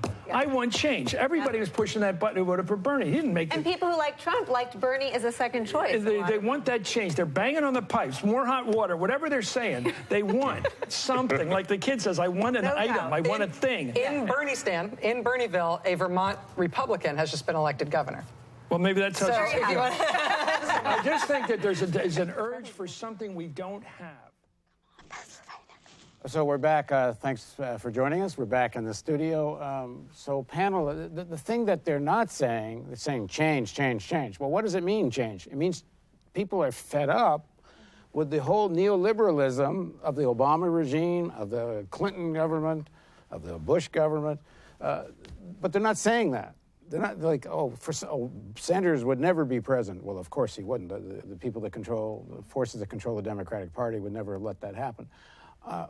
On the other hand, this idea that it's simply for some vague reason people want change, and not because it's very specific economic policies, including, as I guess people on the panel have heard this number over and over again, but 90% of the post-07-08 crash increase in income went to the top 1 percentile, and that was managed by the Obama finance team.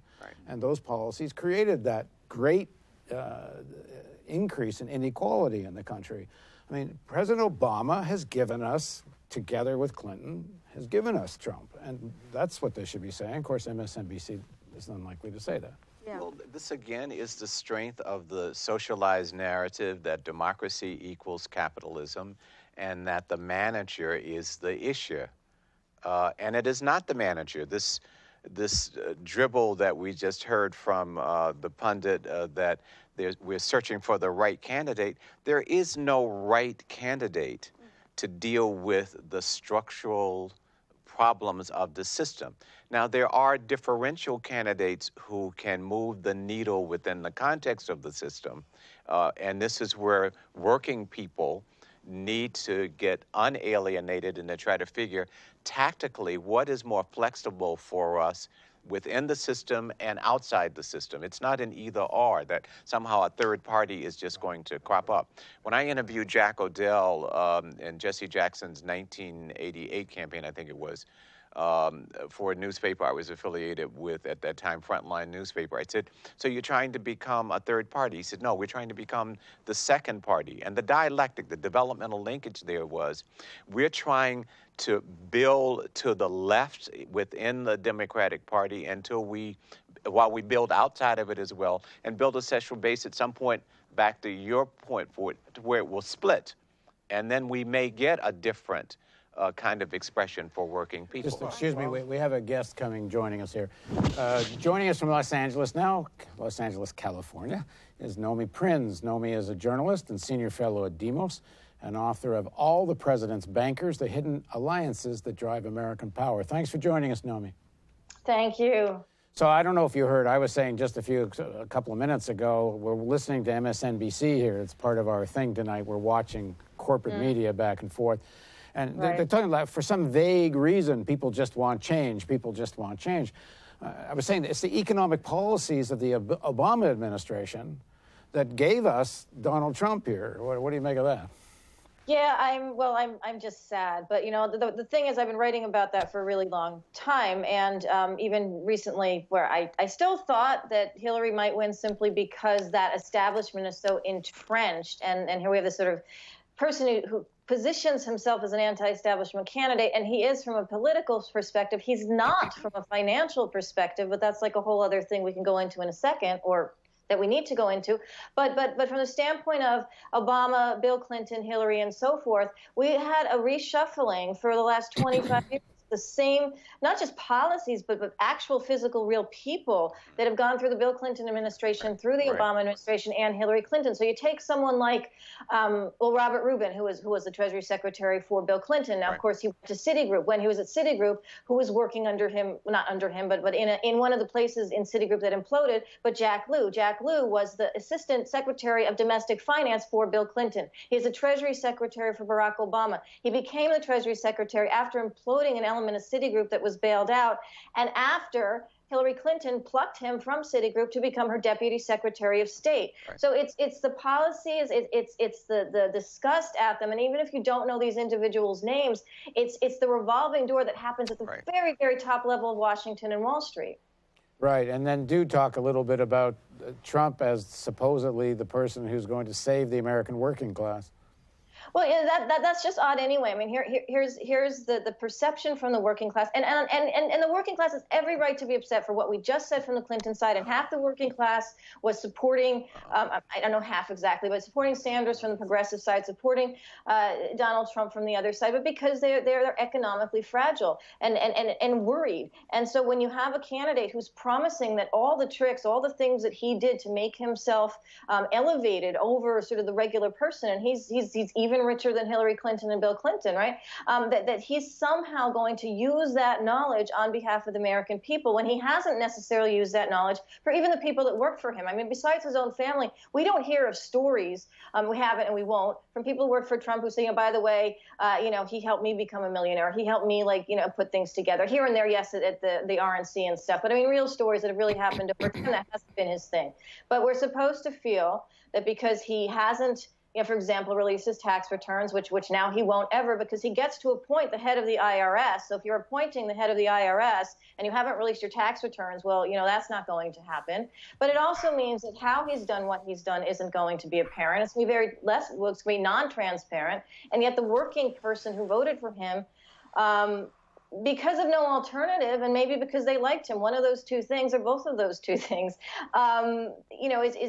is stuck having to believe that somehow he's going to be better for them because he's decreed it, not because he has any necessary policies or a life that has shown that he will do that. What do you, in terms of covering Trump's economic policy and such, not his shenanigans, of which there was some coverage, but what do you make of the media's coverage of what Trump's policy really means? There hasn't been, first of all, there hasn't been a lot of detail on the policy, but what there has been is some of the stuff he says is kind of negate some of the other stuff he says. So he does talk about, having better trade agreements. I mean, that's been very front and center of, let's say, his economic policy. So trying to trade, we're talking about taxes, and we're talking about jobs, right? So in terms of the trade perspective, which he connects to jobs, the idea and what he has said has been that he'll negotiate better trade agreements. That's a kind of unilateral statement that obviously has played well throughout the country, because if you're sitting in the middle of a car town or something, or you're outside Detroit or wherever, and you've lost your job, or you're insecure about what your future is going to be, and you see or feel or think your jobs are going away, and he's preyed upon that, then his policy will do that. But numerically, and this is where the media hasn't really done a good job, and it needs to, obviously, going forward, is when you say you have a policy where you're going to renegotiate trade ideas, which sounds good, we're going to win, we're not going to have other countries taking from us. You have to look at what exactly some of the good parts of those trade ideas are. And I'm not at all an advocate for NAFTA as a whole, but outside of NAFTA and individual trade agreements where there is a sharing of profits, say between auto workers in the United States and auto workers in Mexico, where you can actually design things that benefit both, where if you're not selling cars in one country, then those people in our country don't have the ability to manufacture them either. And so there's a connectivity that goes across some of the nations that he's been talking about as winning over us that he hasn't really really addressed. And if he doesn't address that, then whatever he does to follow those trade policies is going to be negative on our country as well as those countries. So that's the kind of thing that hasn't been dug into. That's not a philosophical thing. That's just a numerical thing. That's like a money in, money out thing. It goes beneath the verbiage of it. In terms of the taxation, he's talking about reducing the taxes for corporations. That sounds good for corporations, and fining them if they don't give jobs in America. Well, that could be good if that actually happens, if he can actually do that. It's not something that you can do from the presidency, but there will be a Republican House. There will likely be a Republican Senate, and there might be things like that happen. But if he reduces the tax burden or tax requirements for corporations that are domiciled here but have all sorts of activities and profits on the outside, less money comes back into our country. If less money is coming back into our country, it has to be made up for in some other way, or our economy becomes more depressed. And so the analysis of his policies has to really look at both sides and not just how good they might sound and have sounded to the people that have voted for them, because it will be everyone, including those people whose economic condition could deteriorate on the back of how they transpire. Right. Anybody here have some questions? Well, I just think we have to go back and question this thesis that Obama delivered as Trump. And then again, this is a personification. The crisis of capital occurred before, and I won't say on George Bush's watch, because it wasn't simply George Bush. It was accumulating over a long period of time. Now, Obama had a particular role, and this is where we have to educate people, is that when he had the majority in the House, he did not even try to build infrastructure. You're right. And look at the finance team. Right. Not only did he bail out U.S. banks, because capital is international, it's transnational. U.S. tax dollars also bailed out banks in Europe.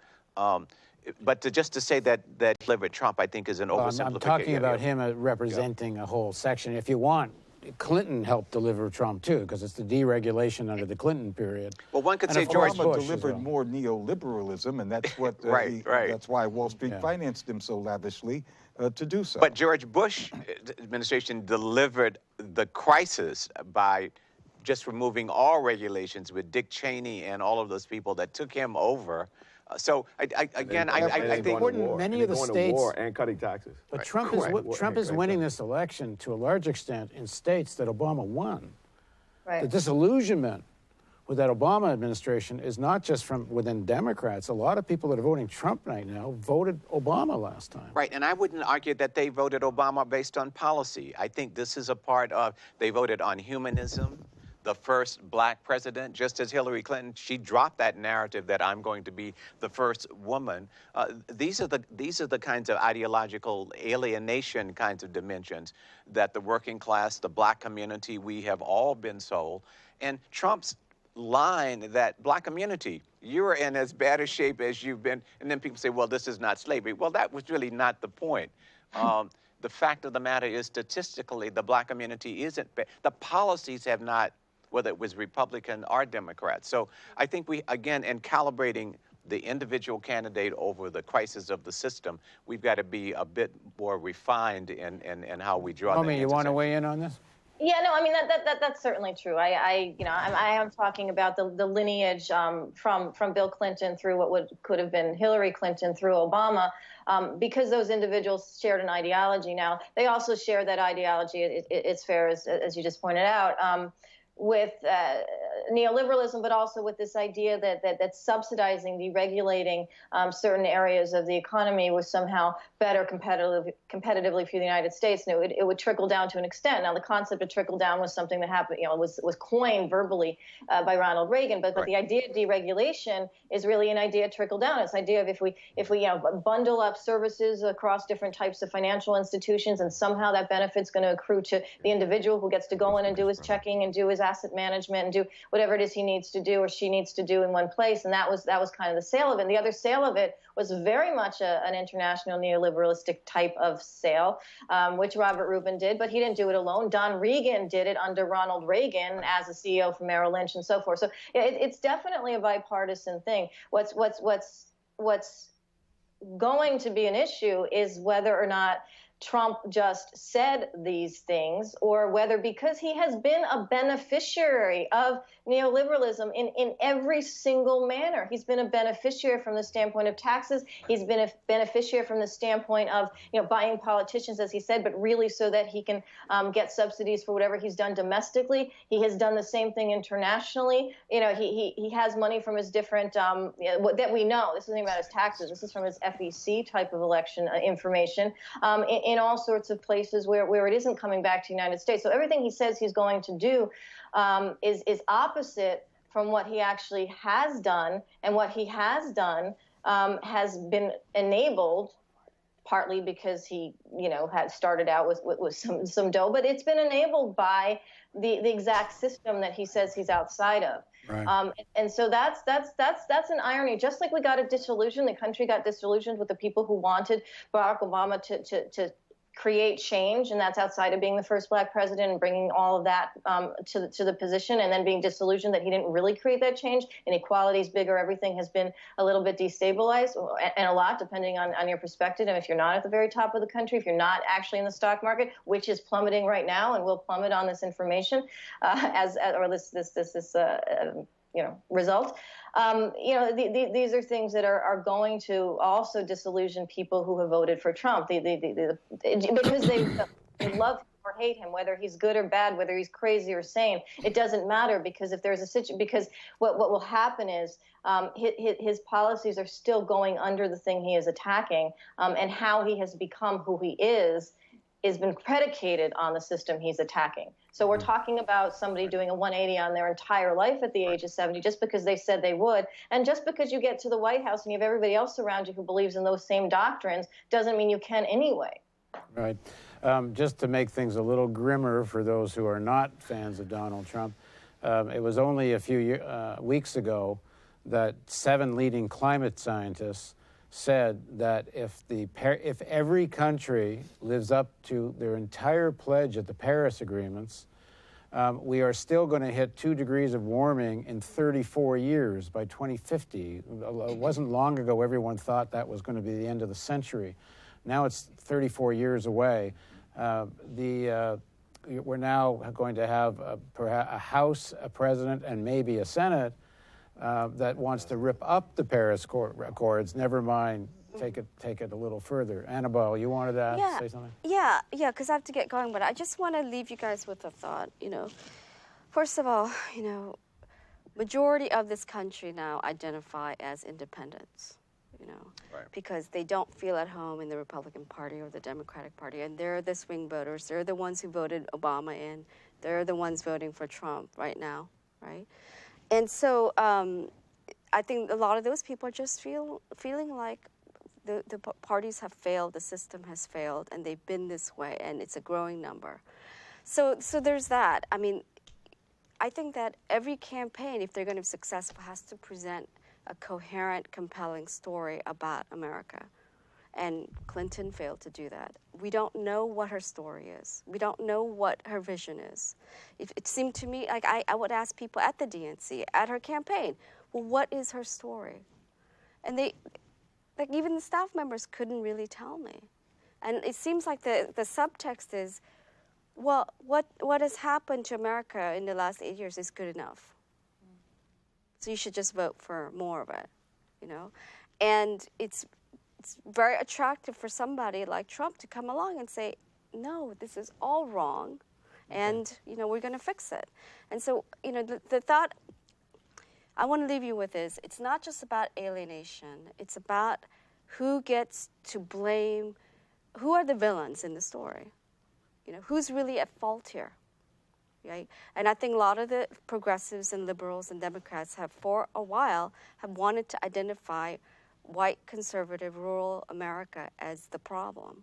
And that's one of the story elements that they want to reject. They don't want to be the villains of the story anymore, And this is why it's so important for us to have a dialogue and discussion that includes the rural America, and not just talk to each other, not just talk to people in blue dots.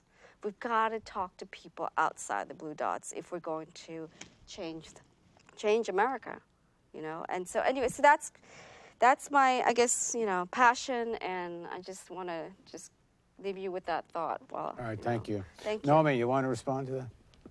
No, it's a beautiful thought. I mean, you know, one thing, and I was saying this before, whether you are someone who voted for Trump or someone who would have voted for Sanders, the idea was to vote for outside of someone who's just saying, you know, I got this because it's been okay, and I'll make it fine. I mean, the inauthenticity of Hillary Clinton simply because of where she was positioned, her ideology, her history, everything she has said and done. And it was interesting what I said about her staff not even knowing where she was on any one matter. I mean, the WikiLeaks Podesta email showed us a lot of those elements where, you know, even something as, you know, that didn't really hit the campaign like drug companies too much and what the price could be and if it could be capped and so forth was an issue that her staffers were like, I think she can go with this, but you know, can she? Like, well, everything was this conversation about what might look good as opposed to an internal conviction, and that's something that voters, you know, obviously reacted to and not being passionate for her. And if you're going to come across lines, though, the passion has to come from actually wanting to work together and see each other's side and also not isolate different groups of people from each other. I mean, that is something that Trump really did talk about a lot during the campaign. And hopefully, as president, he will realize that, you know, you don't want to alienate such large swaths of your country. And maybe it was a strategy to get in and you can go across those lines. I mean, that would be a good result. All right. Well, thanks very much for joining us, Naomi. Thank you. There's apparently a joke going on. Well, it's not a new joke, but I think it's just more pertinent right now. Who's going to build the wall first? Does Trump build his wall with Mexico, or Canada build its wall to keep everybody fleeing to the north? The only thing is, it's still on the planet. Well, yeah, exactly. This is the connection of the U.S. All to right, the rest so of the world. Florida has been. Let's go to Florida's won by Trump. I think we knew that, but let's go to the corporate news here.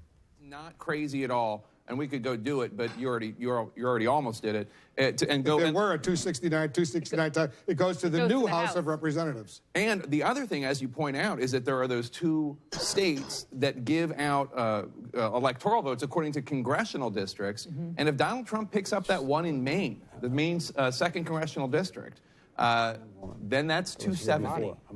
And so all those trips to Maine that he made actually may end up being crucial. And we should point out that this is not over for Hillary Clinton or for Donald Trump. This is, as John said, this is a cliffhanger. We really have no idea what's going to happen here. I haven't seen a race this close since Al Gore and George W. Bush in 2000. It really could theoretically come down to one state or even one congressional district. Speaking of 2000, I think we should take a moment and talk about Florida. Because, as you said, it was something that Donald Trump said he was going to win, said he needed to win. It looks like we projected that he has won it. And it just shows that there are big questions as to who this electorate is. Because looking at the early vote, part of the reason why Democrats were so bullish about Florida and part of the reason why Republicans were so pessimistic was because of what they saw was a big surge in the Latino vote. So at the end of the day, we'll see what that Latino vote was, particularly newly bigger Puerto Rican areas in the I-4 corridor. And if that surge really happened, and if it did, which way did they vote? Yeah. And I mean, I think it's fair to say that all these states are much closer than anybody anticipated. Let's take a look at the vote in Michigan right now, because Michigan and Wisconsin, these two states are shaping up as critical. Right now, 59% of the vote is in Michigan, and Donald Trump still maintains a lead of almost 30,000 votes over Hillary Clinton. He's got 48%. She has 47%. Still, 40% of the vote outstanding, 16 electoral votes at stake in Michigan. And let's take a look at Wisconsin right now. These are the two states that could be decisive. 70% of the vote is in. Trump still maintains a lead of almost 69,000 votes over Hillary Clinton, 49% to 45.8%, another 10 electoral votes in Wisconsin. Let's go over to John King. John, Wisconsin and Michigan, let's talk about the best Hillary Clinton can do right now, because in the Electoral College we're talking about. In the Electoral College, you want to do the best she can do. Let's just check the results real quick. 59%, 1-point race right there. And again, we're waiting this is all going to come down to what's left here in Wayne County. There are some other votes to come in, but this is the biggest outstanding vote total right there. We're going to watch that. Let's just check over here real quick. Up to 70% right now. This is state, you know, the Clinton campaign keeps telling us, and they tell us they're all, most of them, not all of them, they tell us most of them are here. We're up to 87%. They're telling us in essentially the center city, Milwaukee, there are a lot of precincts yet to come. We'll see that math when it comes in, but we're at 87% in the county. So when that math comes in, it has to be overwhelming to make up that. That's a big lead. So you want to do this through from an electoral college perspective. Let's come up here. And again, this is, let me refresh this map just so we get it right. This is where we started the night with projected Hillary Clinton at 268, but Donald Trump has won Florida. Donald Trump has won North Carolina. Donald Trump keeps Ohio.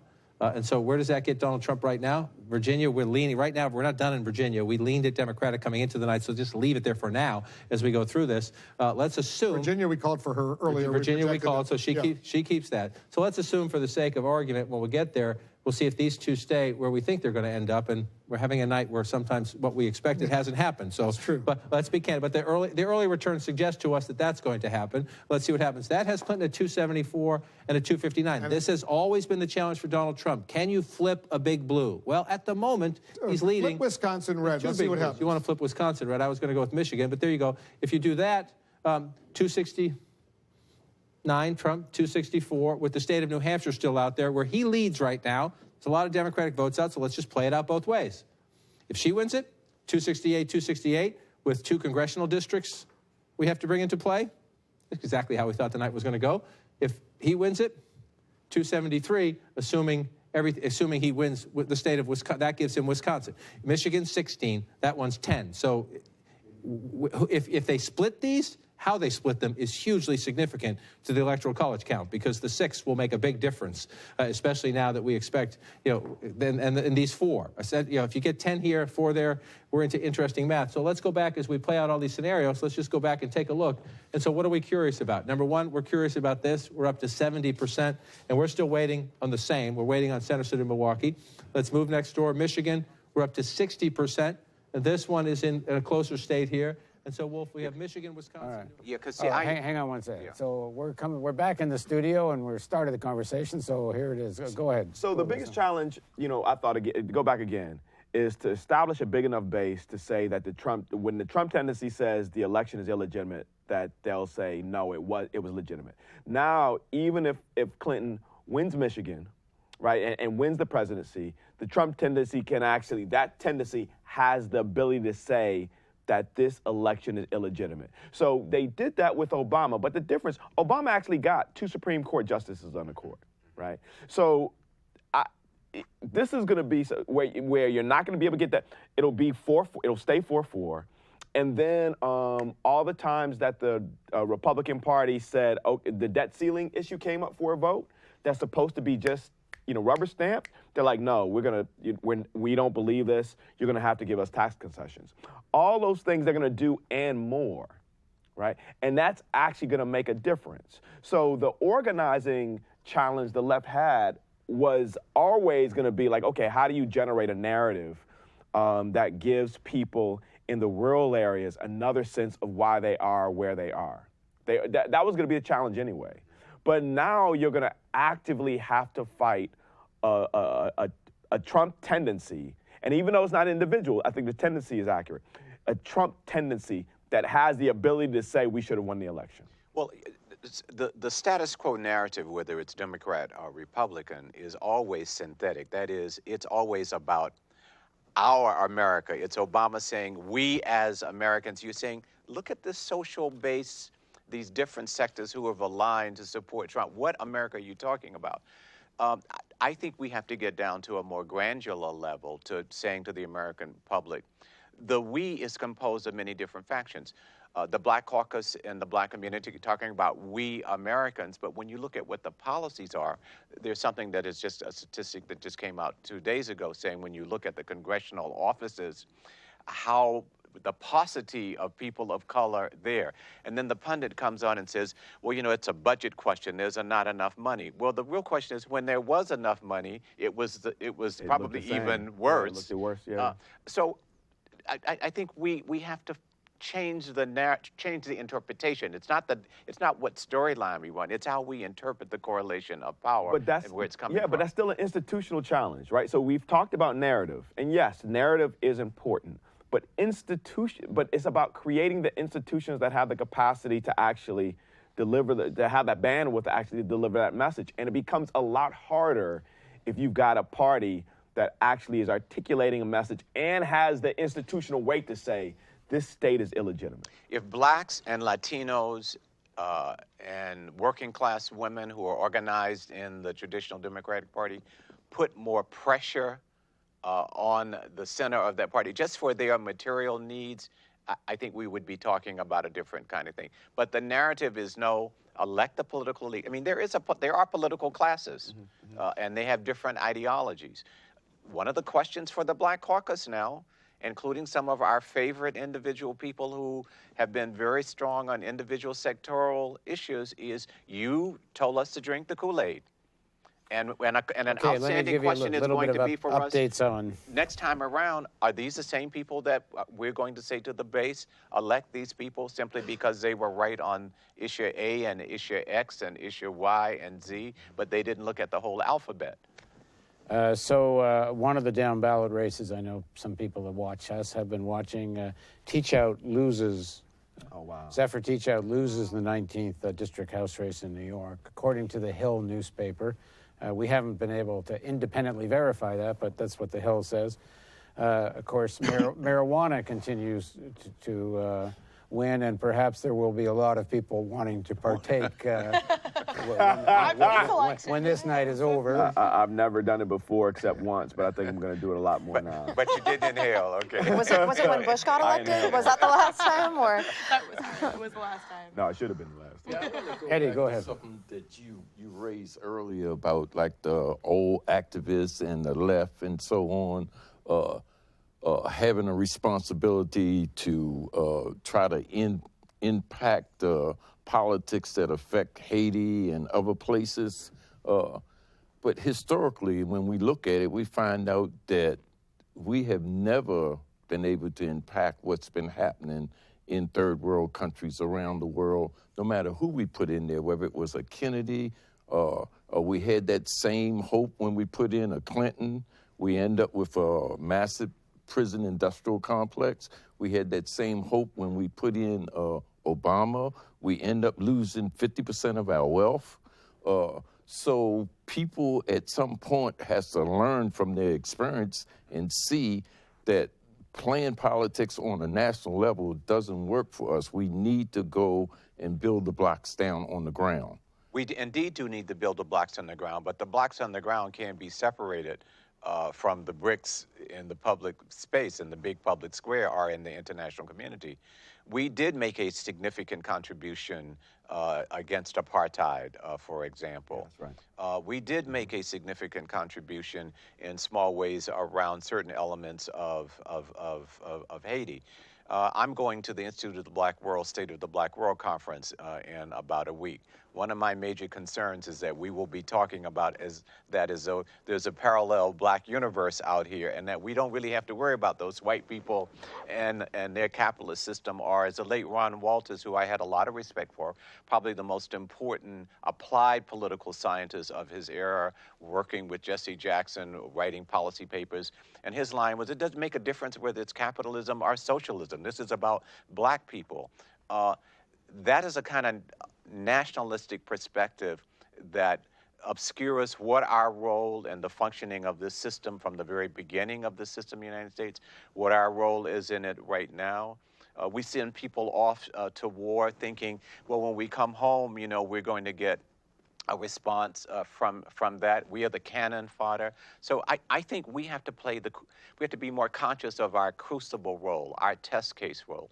All of the progressive reforms that have been made since the founding of this capitalist republic, by and large, have come through the struggles of black people setting precedents. The new iteration of the women's movement picked it up. The gay, lesbian, transgender movement picked it up. The centric movement of Latinos, Chicano studies, Puerto Rican studies, others picked it up. We are still the test case. Now, that may not be this way in 100 years, but we do have to figure out as black folk, It's not a question of our numbers. It's how we fit into the political economy of the system. And we have not really exercised that, as we saw. We were just turned over to Hillary Clinton. We were basically told, and we basically run this narrative, we're interested in sectoral issues about the black community. The rest of it y'all can discuss. And each and every one of those incidents you're talking about, though, was about us organizing down on the ground, grassroots movement, and building pressure, totally agree, and making demands. Yes, that is the indispensable element. And that's what needs to happen now, instead of looking for somebody up there in the White House, because somebody up there in the White House has never been responsive without pressure, right? And either has this Congressional Black Caucus been responsive? The black community, more than anyone else, needs to see a split and a fracturing of this duopoly, because we are trapped more. It is a double trap for black folks. Right. Because when you have a system of duopoly with two parties, and one of them's going to be the white man's party, then that leaves only the Democratic Party. That means we're trapped there. Right. And then we wind up supporting whoever appears to be the strongest Democrat to defeat the white man's party. And the strongest Democrat usually means the richest corporate Democrat. And so we wind up on the right of supporting in presidential primaries the right wing of the party. An absolute contradiction. So we need to break out of this, but we need to make our own Congressional Black Caucus accountable. Instead of counting them as some of the good bricks in the wall, they're not. Back in... Bonnie, do you want to get on? Well, I think that it's important to think about when you brought up earlier about Black Lives Matter and like what this generation wants to think. So I think it's important to remember that the whole system is guilty, right? The whole system that we've been voting on, the whole system that we've been paying taxes for is guilty, right? So the Congressional Black Caucus is the first step, but it's also not really the end step, right? So we can start there, but we have to get bigger. We have to think bigger than just the duopoly, just than the Green Party being like a triopoly at this point. We have to make sure that we're thinking about how do we reform campaigns so that every single person who is viable to win elections, or not even viable to win elections, every person who is viable to actually reform things for black people, for poor working class black people, can actually get a step on the ballot. So that's a whole rethinking of what we've already done. And I think that's a fight against the duopoly, yeah, it's a fight against the duopoly, but I don't think the Greens are the answer, right? So the Greens are not the answer at that point, because that just means like a triopoly, right? So the Libertarians are not an answer. At this point, it means that we need to totally revamp campaign finances, because when you were talking about the duopoly, you really came back to the idea of campaign finances. Can we just take a look? A little bit. Look what James Carville's saying. It is no sense in sugarcoating to people. I think Wisconsin is very problematic. Talking to Chris, and if you just look at what it is, I hate to say it, but I hope, please, God, let me be wrong. Michael? Well, look, I have to tell you that Donald Trump set out on a mission. He laid out a vision that connected with a lot of people, a lot of folks around the country. And what was fascinating was it didn't matter the state, as the map showed. Yeah. They used this campaign as a sledgehammer against the established political order in this country, top to bottom. You're right, James. This is a new order here. This is a brand new space for the country and for the American people. Elections have consequences. We all know that. And we're all in this together now. So what is going to be important? If the numbers, if the states bear out the way they seem to be, and he hits with the next 2 or 3 states, hits 270, this is the moment where Donald Trump is, if he's never done it throughout this campaign, this is the moment when he shows the country he's president. And he makes the kind of, I'm just saying, I'm just putting it out there, because no matter how you cut this, this is a huge step forward. Now, everybody who gave the talk about Donald Trump wanting to come together around Hillary Clinton. Well, that's an interesting comment he's saying. If Clinton was saying Trump should concede and everyone should rally around the president, now is she going to do that, and her forces rally around the president? Yes, she will. I suspect that she will. Oh, she will. Yes, she will. Go, oh my gosh, go ahead. That's crazy. Yeah. This is the moment where the media, where these channels we're watching where it should really be clear. Like, this is what you're, so you say, okay, this election's, you give whatever language you need to give to articulate the elections being legitimate, but then you say, okay, this is the person you elected. Right.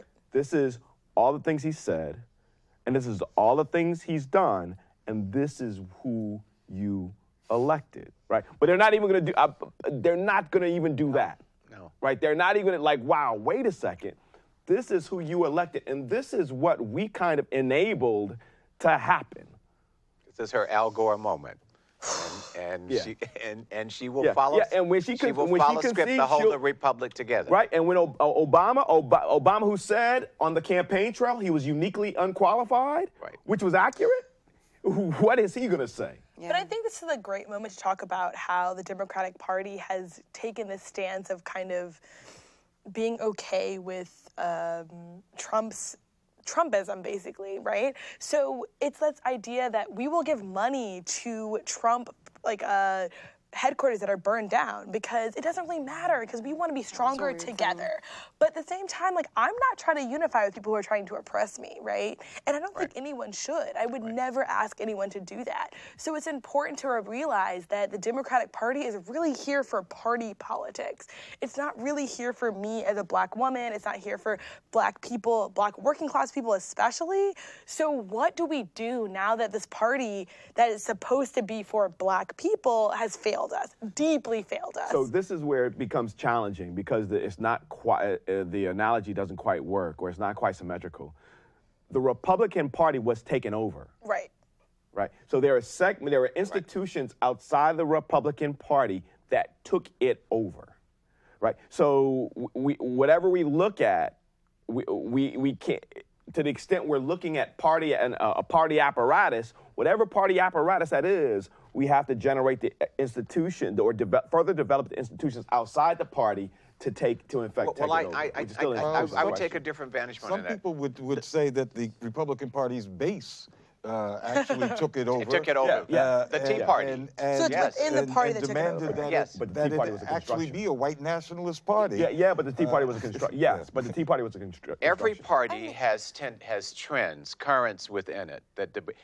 It can be a communist party, and people say, oh, they are just all communists. Not true. That's right. You've got the Trotsky. They share a general ideology, and then they have different currents, different tendencies, different historical profiles. And the same is clear of bourgeois parties. Every party has internal debates and fights and struggles, and somebody wins and somebody loses, and then they may fold in. So this, in my lifetime, is the boldest line in the sand in bourgeois American politics. And if the Black Caucus and the Progressive Caucus and Barack Obama and people do not say, here's a line in the sand, we stand opposed, we are going to fight you in the same way that the Republicans fought him, they will show the ultimate nature of their bankruptcy. And this is where the Black Lives Matter movement and other progressive young millennials and all of the manifestations, this is where we're going to find out who your generation is, because right now it too has different sectors within it. Some of them are very radical, some of them are progressive, some of them are liberal, more moderate. Some of them are just humanistic.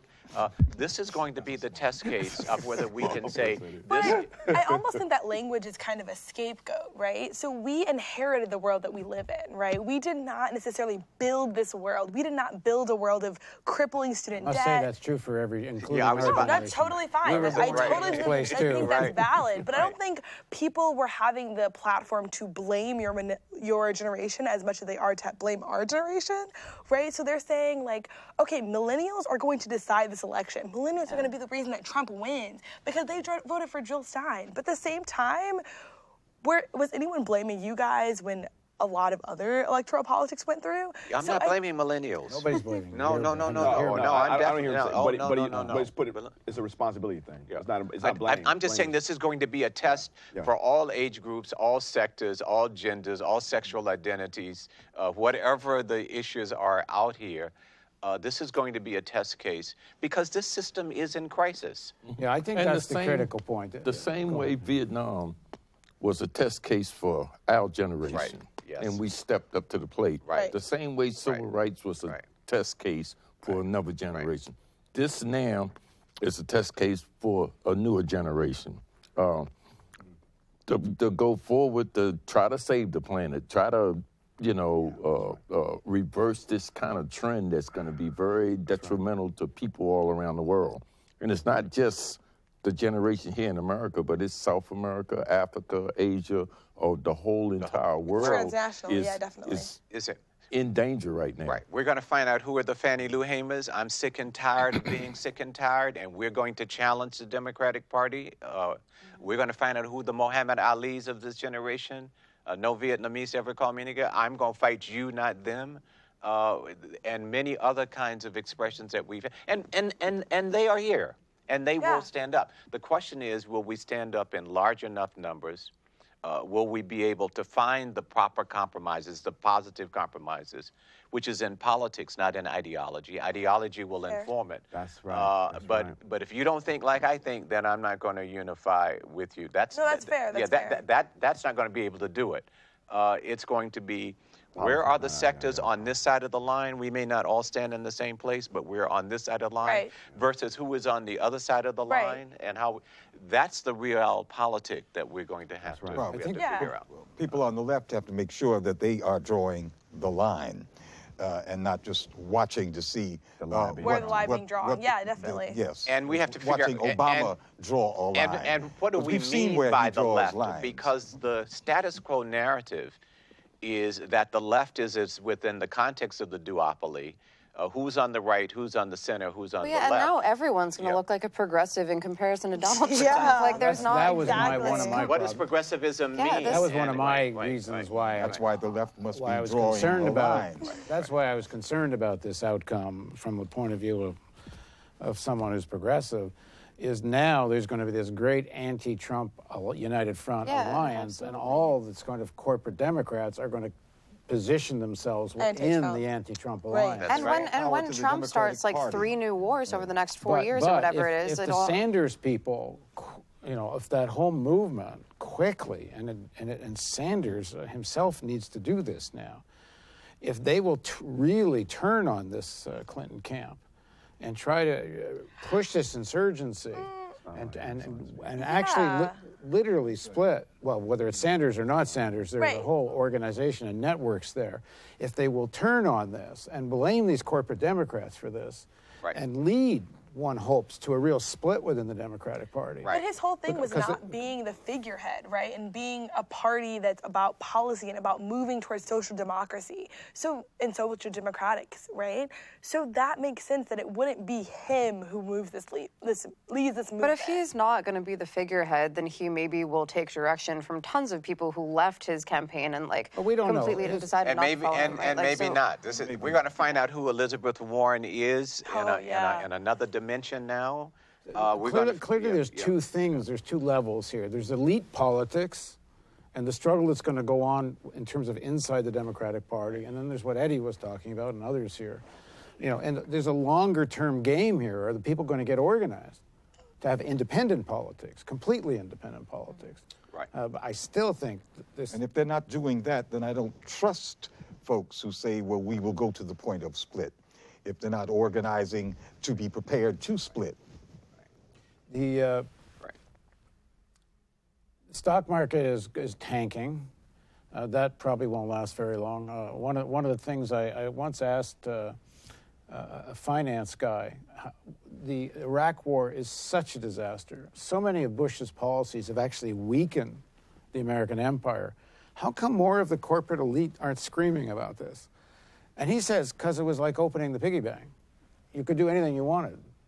The utter deregulation, the kind of fraud that went on. The commodification of war. I mean, it was a free-for-all for the elites, and they were in such an orgy of profit making. Exactly. That they, okay, go invade Iraq and see. And take billions of dollars and be unaccountable with it, and turn the military into cats with black suits and SUVs and drones. We don't have to put troops on the ground, and then they sell us the narrative. My line is, I do not abstractly support the troops. Yeah, I'm not a pacifist. But what are you sending your sons and daughters into? you're sending them into an abstract ideology that reinforces a system. I think we've got to challenge all of these narratives and saying, white America, white rural America, your son or daughter walking around with a prosthetic. Can we get back to CNN and just get caught up here?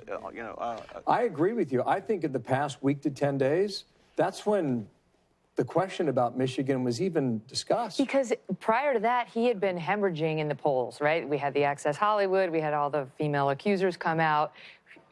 Prior to that, it was the Alicia Machado thing, and there was just all sorts of traps, so the debates didn't help him. The numbers were not on his side, but there was a shift a couple of weeks before this election night, and from the look of it, she never recovered. Yeah, I would just add, you mentioned Michael Moore about 30 minutes ago. He was on another network the other day, and he said, I'm warning you, I know the people who live in my state, and I know how they think, and I know what their concerns are. Mm-hmm. And I remind you that Hillary Clinton in the pre-polling in the primary against Bernie Sanders was up 8 to 12 points across the board. And he stunned her in that state. Mm-hmm. And Michigan's notorious for bad polling, for polling that's bad. Depending on how this turns out, the Clinton team may agree with that. And they will start their own recriminations probably in about 30 seconds. Hammer, thanks. You bet. Brett? There are some sad faces at the Hillary Clinton. Straight results at CNN. Can we do that? Wow. Thank you. And we're back with our panel, Britt Hume, Chris. Okay, so we're still, we're getting near the end of this. There's still a mathematical possibility that Hillary Clinton could still tie this or win this, I suppose. Highly unlikely. Okay, we're going to hear it now. Go ahead. Winning lopsided. The home of the University of Wisconsin. Right, 25% of the vote to go. So if they're correct, and they're about to get a very large, substantial amount of votes out of Milwaukee in 30 minutes or so, there's more votes here for them. That's why you wait and you see. However, that's fine. We'll see what that math comes in. But you start going through some of these other places. That one's 100. But you start clicking through, that's 90. 94 over here. Come down here, 71. There are still a lot of counties that Donald Trump is running up the score pretty impressively that have votes out. They're not population centers like that. There aren't as many votes. But even if she picks up 10,000, 20,000 more than that out of Milwaukee, there's still some counting to do for Donald Trump as well. And so you have to say advantage Trump as we go to the wire here. The Clinton campaign is telling us they believe in Milwaukee County, Dane County, a few other places, they can make up these votes. Other Democrats who have experience in these states who are helping the Clinton campaign but not on the payroll for the Clinton campaign are voicing a lot more skepticism, but we'll count them as we go. To the point Jake was just making, I just want to show you this. This is Brown County. This is where Green Bay is. Mitt Romney won it last time, but look at the margin. We're going to talk about this a lot, and this is what is going to be studied after this election. So 59... Half the vote is... Half the vote in 59-36, 50-49. I mean, this is a swing battleground, rock'em sock'em robots fight it out. Even if the Republicans win it, the Democrats win the state because they keep it close. You know, I want to quickly go Milwaukee. to Pennsylvania because Donald Trump has just moved ahead of Hillary Clinton in the state of Pennsylvania right now. Let's take a look at the actual vote. You see it right there.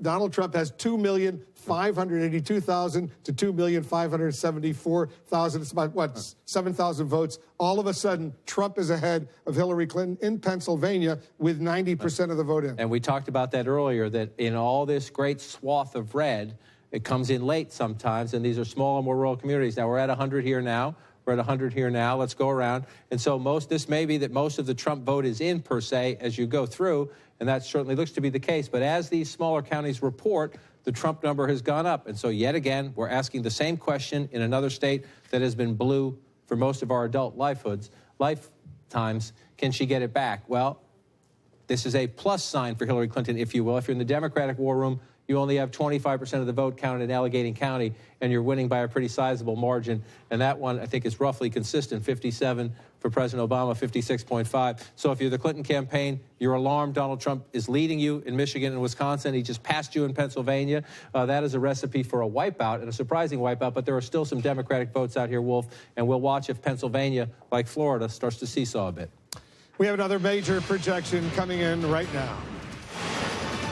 CNN projects Donald Trump will win the state of Iowa with its 6 electoral votes. Donald Trump will carry Iowa. He's ahead right now with 84% of the vote in by 136,000 votes right now. Iowa, 6 electoral votes goes to Donald Trump. Let's take a look at the Electoral College map. With this win in Iowa, Donald Trump expands his lead over Hillary Clinton. He has now 238 electoral votes to her 209 electoral votes. You need 270 to win the White House. Donald Trump inching closer and closer. Let's go back to John King as we watch that. Iowa all of a sudden is going to Donald Trump, but remember, that was not all that unexpected. It's Wisconsin and Michigan that are very unexpected. Not all that unexpected, but to the point we've been having all night. Are we rewriting America's electoral college map tonight? Is this a one-race rewriting of the map? We won't know the answer for some time, but significant that as President Obama prepares to move out of the White House, the state that launched his political career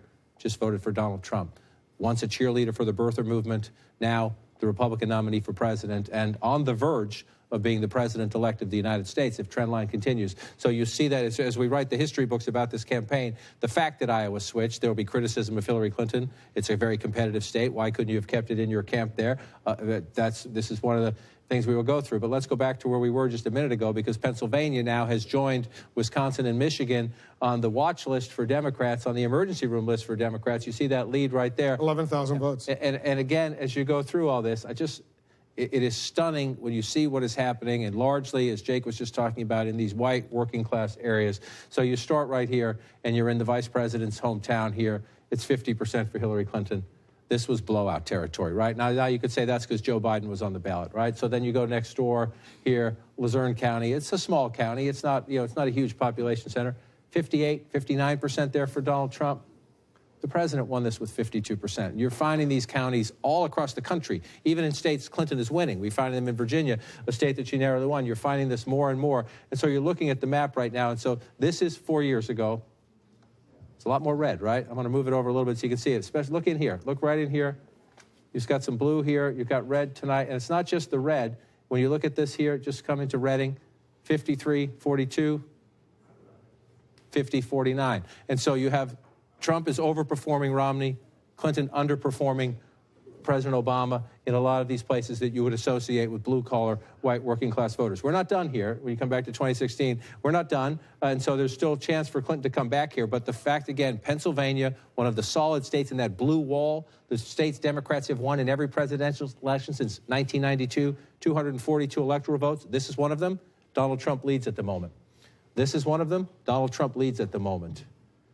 This is one of them. Donald Trump leads at the moment. And so the Democrats are having a conversation. The Democrats have been celebrating for years, all during the Obama presidency, their ability to win in these Sun Belt states, to change states like Nevada, to change states like Colorado, to change states like Virginia. They've been celebrating that for 8 years. Well, they're having headaches tonight. And take a look at this, on the national vote. Right. Donald Trump is ahead nationally by more than 1 million votes. He's got 48.3% to Hillary Clinton's 47.2%. So he's getting more votes nationally right now than Hillary Clinton is. And I just want to check to see what the count is out here, because this is the key for Clinton in trying to come back in the popular vote. Now, the big California, we're at 27% of the vote there. We'll have to watch as that plays out. But Donald Trump is running it up. You could look at the national vote. You could look at these key Democratic states. I'm going to go back to tiny New Hampshire just to see where we are. 77%. Again, Hillary Clinton has narrowed the gap here. The question is, can she get it back? Last time we were here, Wolf, Nashua had not come in. Nashua is now in at 100%. Yes, she won it, 53-41. But again, you go to a Democratic area where this is, by New Hampshire standards, a major population center. She needs to run it up. Let's take a look at New Hampshire. Let's screen it right now, see where the outstanding vote remains, because right now Trump is ahead, by about 5,000 votes. He's ahead by about 5,000 votes. So let's go back. Let's just stop at 76%. So you're looking at what's left. Not much. You have some of these counties up here. We don't have any votes at all in some of these counties. So that potentially, there are a lot of smaller towns. You don't call them counties in New Hampshire by mistake. We're going through the counties. I should know that. I'm a neighbor from Boston. But you call all these towns as you go through. And so this one out here is Republican at 33%. So it's a slower count. If we come back to the full map, you can see it. So we have a ways to go. But again, remarkably competitive. You see a lot of the gray. We're still waiting for a lot of votes up in these places. We have nothing at all in some of these places here as we come through. Bring it back out. Shrink it. And so I just want to go back and take a look again. We are waiting for a lot of votes down here. And so if you're in the Clinton campaign war room, you think there are a lot of Democratic areas yet to come in, and yet, every one we go to, it seems that she's underperforming the president. That is going to be the story of the night. And that's, you could say she's underperforming for president, or you could say Donald Trump is overperforming Governor Romney or Republicans in these states. And let's, as we count, just keep waiting to see if we get any updates here. Still 70%. We've been stuck at 70% in Michigan for quite some time, and this is a very close race. It's a very, very close race. 19,000 votes. Trump is ahead over Hillary Clinton in Michigan. 19,000 votes, and you can have, with 82% in Detroit, you can have 19,000 votes. All right, John, stand by. It's a cliffhanger in Michigan. Okay, we're back in the studio. It's a cliffhanger in Michigan, but it's not clear whether that's really going to be enough to make the difference for Secretary Clinton. So we're going to do one more go-around around people in the panel. Some of the people in the panel want to go for various reasons. And we're going to stick around a little bit longer to see what happens. But it's kind of looking like we know what's going to happen. Apparently, if New York Times and others have somewhere between 70, 80 to 90+% forecasting or predicting that Trump will win this. Eddie, you want to kick us off? Yeah, I think no matter how this resolves itself in the morning, it's a wake-up call for people in America that want to make change, want to see change, want to save the planet, want to save whatever rights and gains we've made. They need to start organizing down on the ground. They need to take this serious. Win, lose, or draw, they need to get busy. Yeah, you know, I don't think that much is going to happen in the first, if Trump does win, in the first months of his reign. Certainly TPP is not going to pass unless somehow in this lame duck session that's coming up next week, it miraculously got through. So that would be a definite consequence. I don't think that a Congress under a President Trump would pass a 35% tariff on any of U.S. corporate goods as per his campaign promises.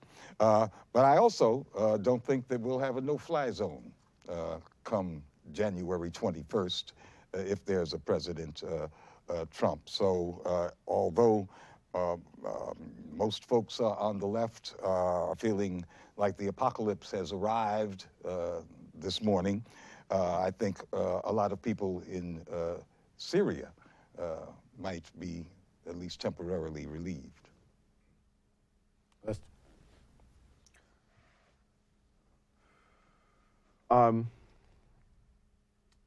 For folk who thought that there was no difference, I just go back to what we got when Bush came in versus Gore. All those lives we had lost, all those domestic the national security state that was developed, right? All those tax dollars that could have been spent domestically for a range of things versus us going into the debt and going to the 1%. With that said, what I do is I build on a bit what Eddie said. So where does the organizing have to happen? The organizing has to happen in two sites. One is in metropolitan centers, and two is in rural areas. In the metropolitan centers, what we have to do is actually build the institutions that can basically fight the Democratic Party apparatus and corporate apparatus that governs places like Baltimore.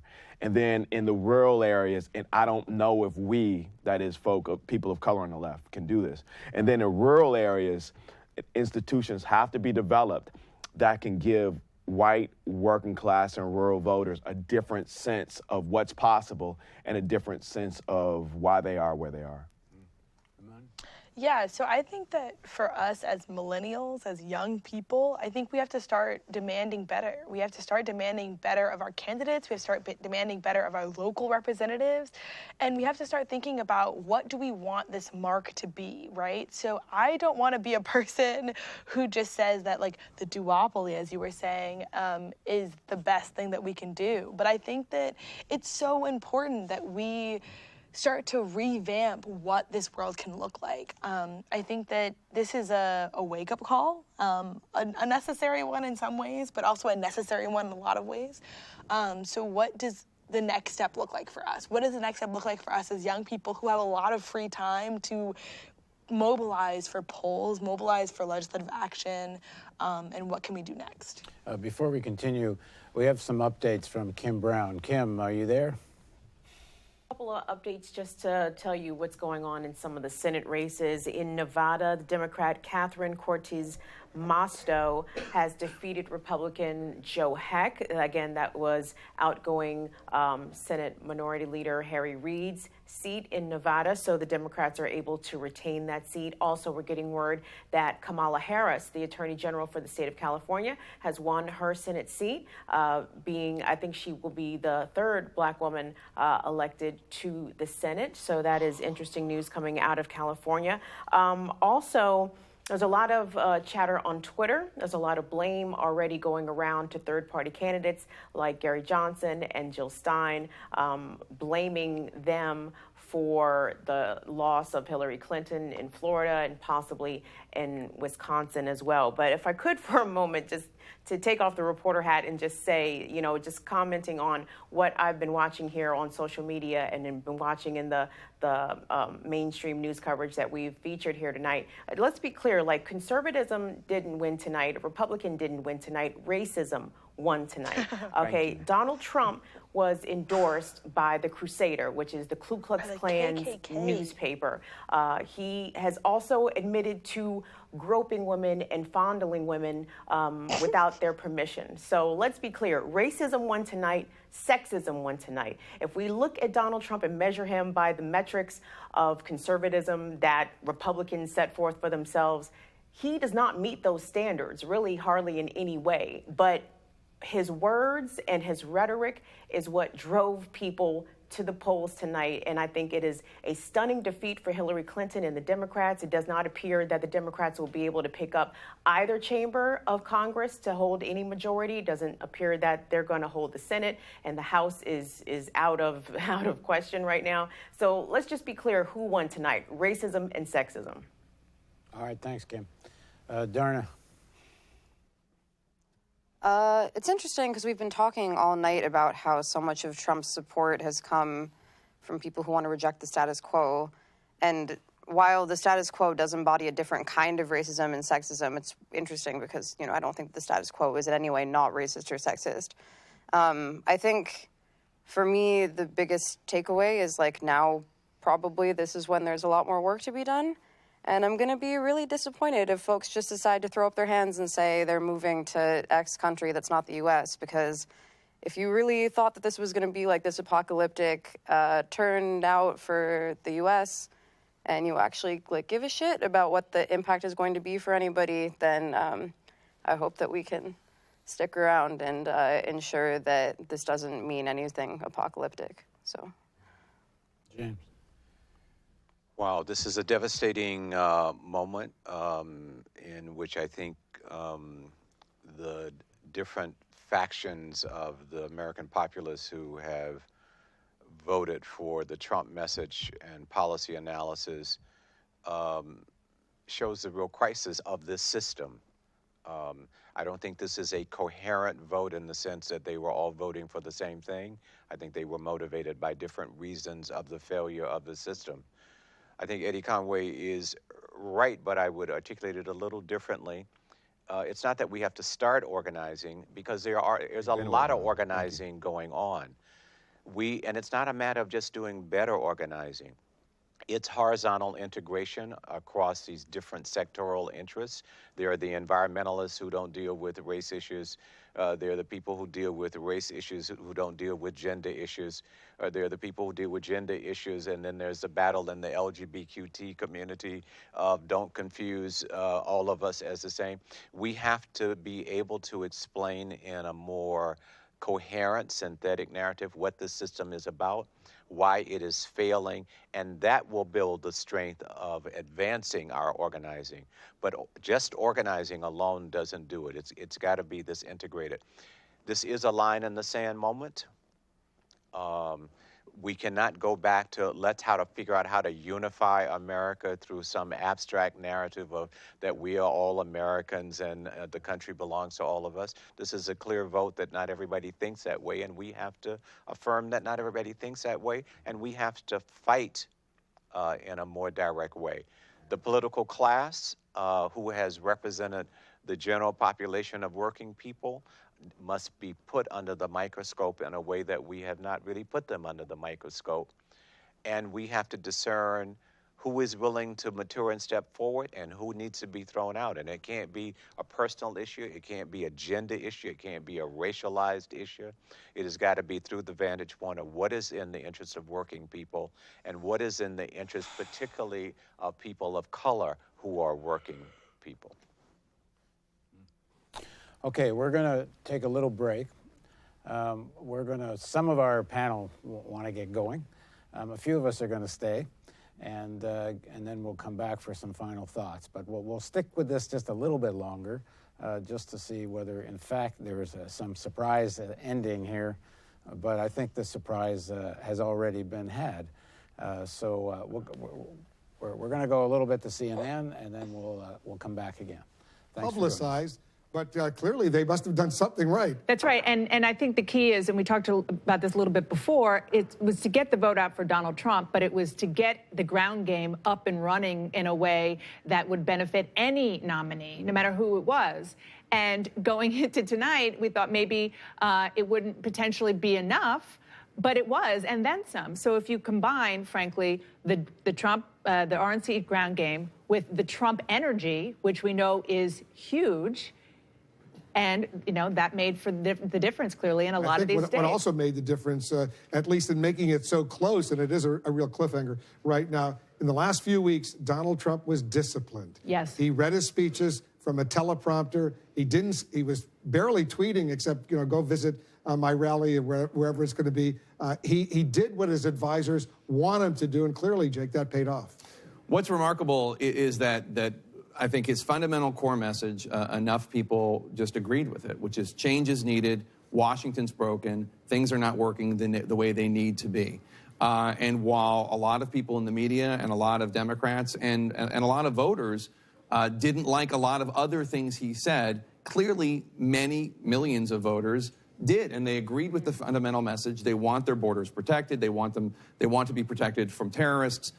They want their trade deals to help them and not help Wall Street and corporate America. And they want Washington fixed. It's an amazing story right now. Whatever happens, it is, Dana, a truly amazing story. I mean, just when we think we've covered the latest unbelievable thing that happens in the 2016 Hold on one moment. race. Take a look at this. This is the latest. In New Hampshire right now, look at this. Hillary Clinton has taken the lead in New Hampshire with 79% of the vote in by 18 votes in New Hampshire.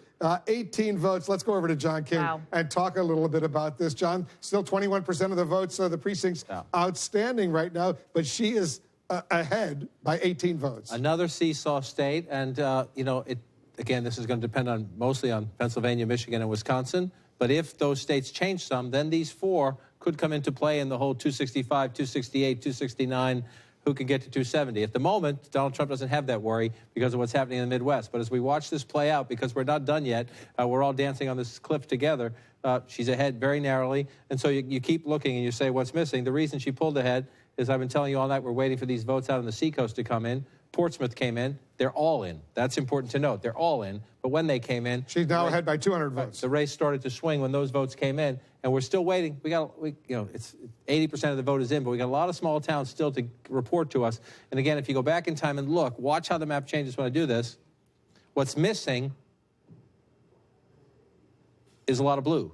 If the state performs as it did in 2012. And we're not seeing that tonight in a lot of places. So this is a state the Clinton campaign knows very well. She has a history here. We'll see if in this state she can keep this very tiny lead that she has right now. And again, these four could become absolutely critical. The conversation a couple weeks ago was, could she win New Hampshire and add that to what people thought would be a convincing victory? Now, it is she, not Donald Trump, who is looking to draw. Let's go to Nevada right now, see where it stands in Nevada, another important battleground state.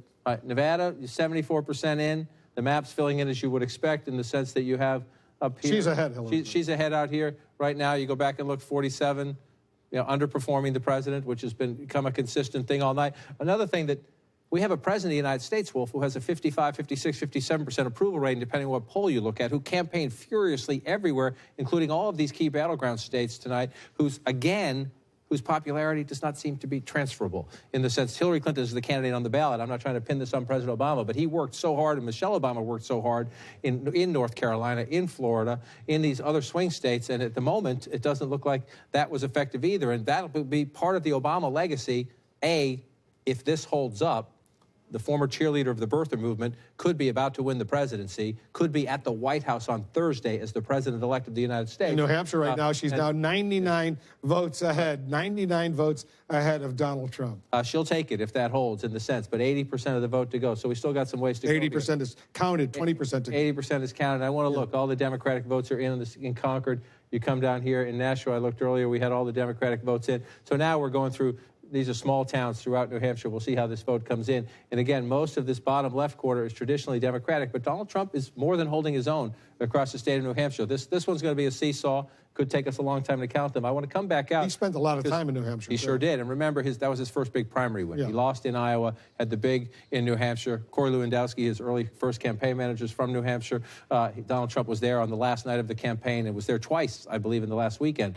So Donald Trump has a history in New Hampshire. And that will be one of the stories of this campaign. In the states where he campaigned hard and had a personal relationship, he's doing well. This one, very, very close. It was closer a few minutes ago. Trump has stretched that lead a little bit, but we're within a percentage point. He just did it again. So it's a full 1-point lead now at 74%. And again, we've been at 83% roughly for a long time in Wayne County. This is the last best hope of the Clinton campaign, is that when the rest of Detroit comes in, it's a big, giant dump of Democratic votes. But when you get to 74% and you see a lead like that, it's doable. It's doable, but she now has to pull that off, come back from that and then come back here as well. And you see this lead is starting to stretch a little bit as we're up to 81% now. And again, we were told this would come right around now. We were told this would come at the bottom of the hour at 12:30 in the East, 11:30 local time. 60,000 absentee ballots in Milwaukee County, 11 wards that we've been at 87% for well over an hour now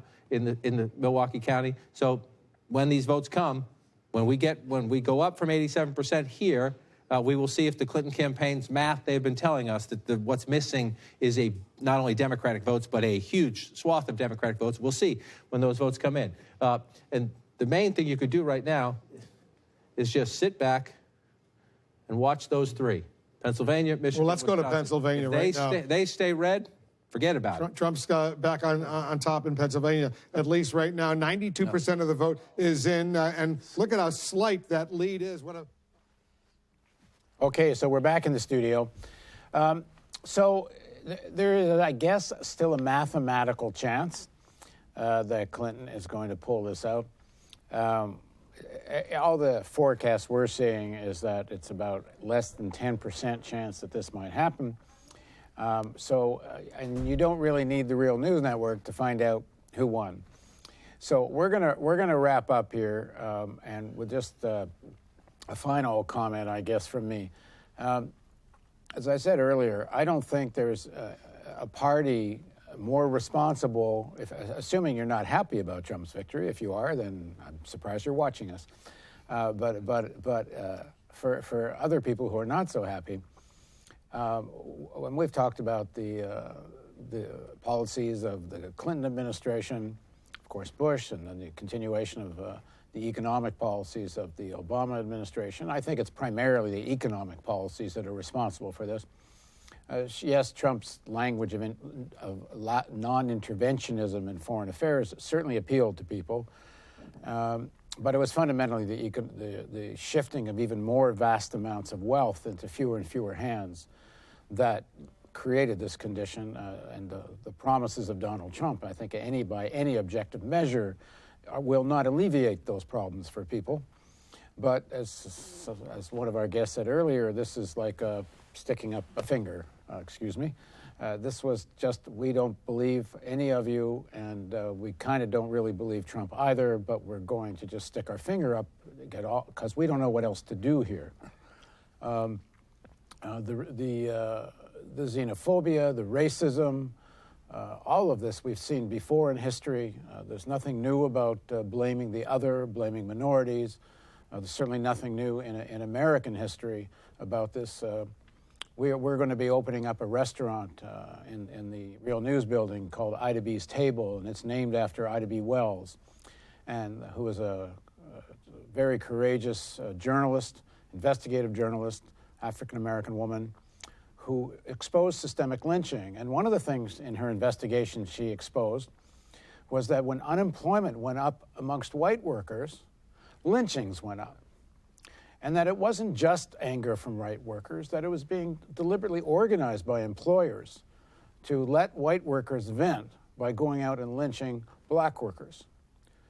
So there's nothing new in what we're seeing here. But as dismal as this all might look for progressive people, and I personally do think this is not the best of scenarios that could have happened tonight, there is also something here, which is that the economic situation is smoke and mirrors. The economic recovery is false as far as any serious economist I've talked to. The federal bank threw tons of money at banks to make them look solvent.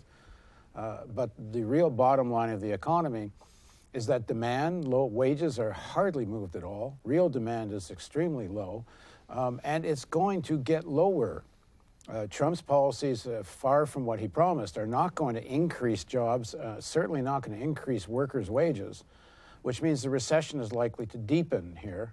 The geopolitical threat, in spite of Trump's talk, I don't personally believe it. As I said earlier in the broadcast, I think it's going to be more of a Cheney situation with very aggressive foreign policy by Pence. Pence's critique of Clinton is she was weak on Russia. Pence and Trump have talked about we're going to put an end to ISIS. They've talked about bombings at a great scale. But Pence is as provocative with Russia as Clinton is. We'll see. The number one problem we're all facing here, the really deep crisis, and perhaps the most dangerous thing about what happened tonight, is that we are now going to have a Congress and a president who don't believe human-caused climate change is real.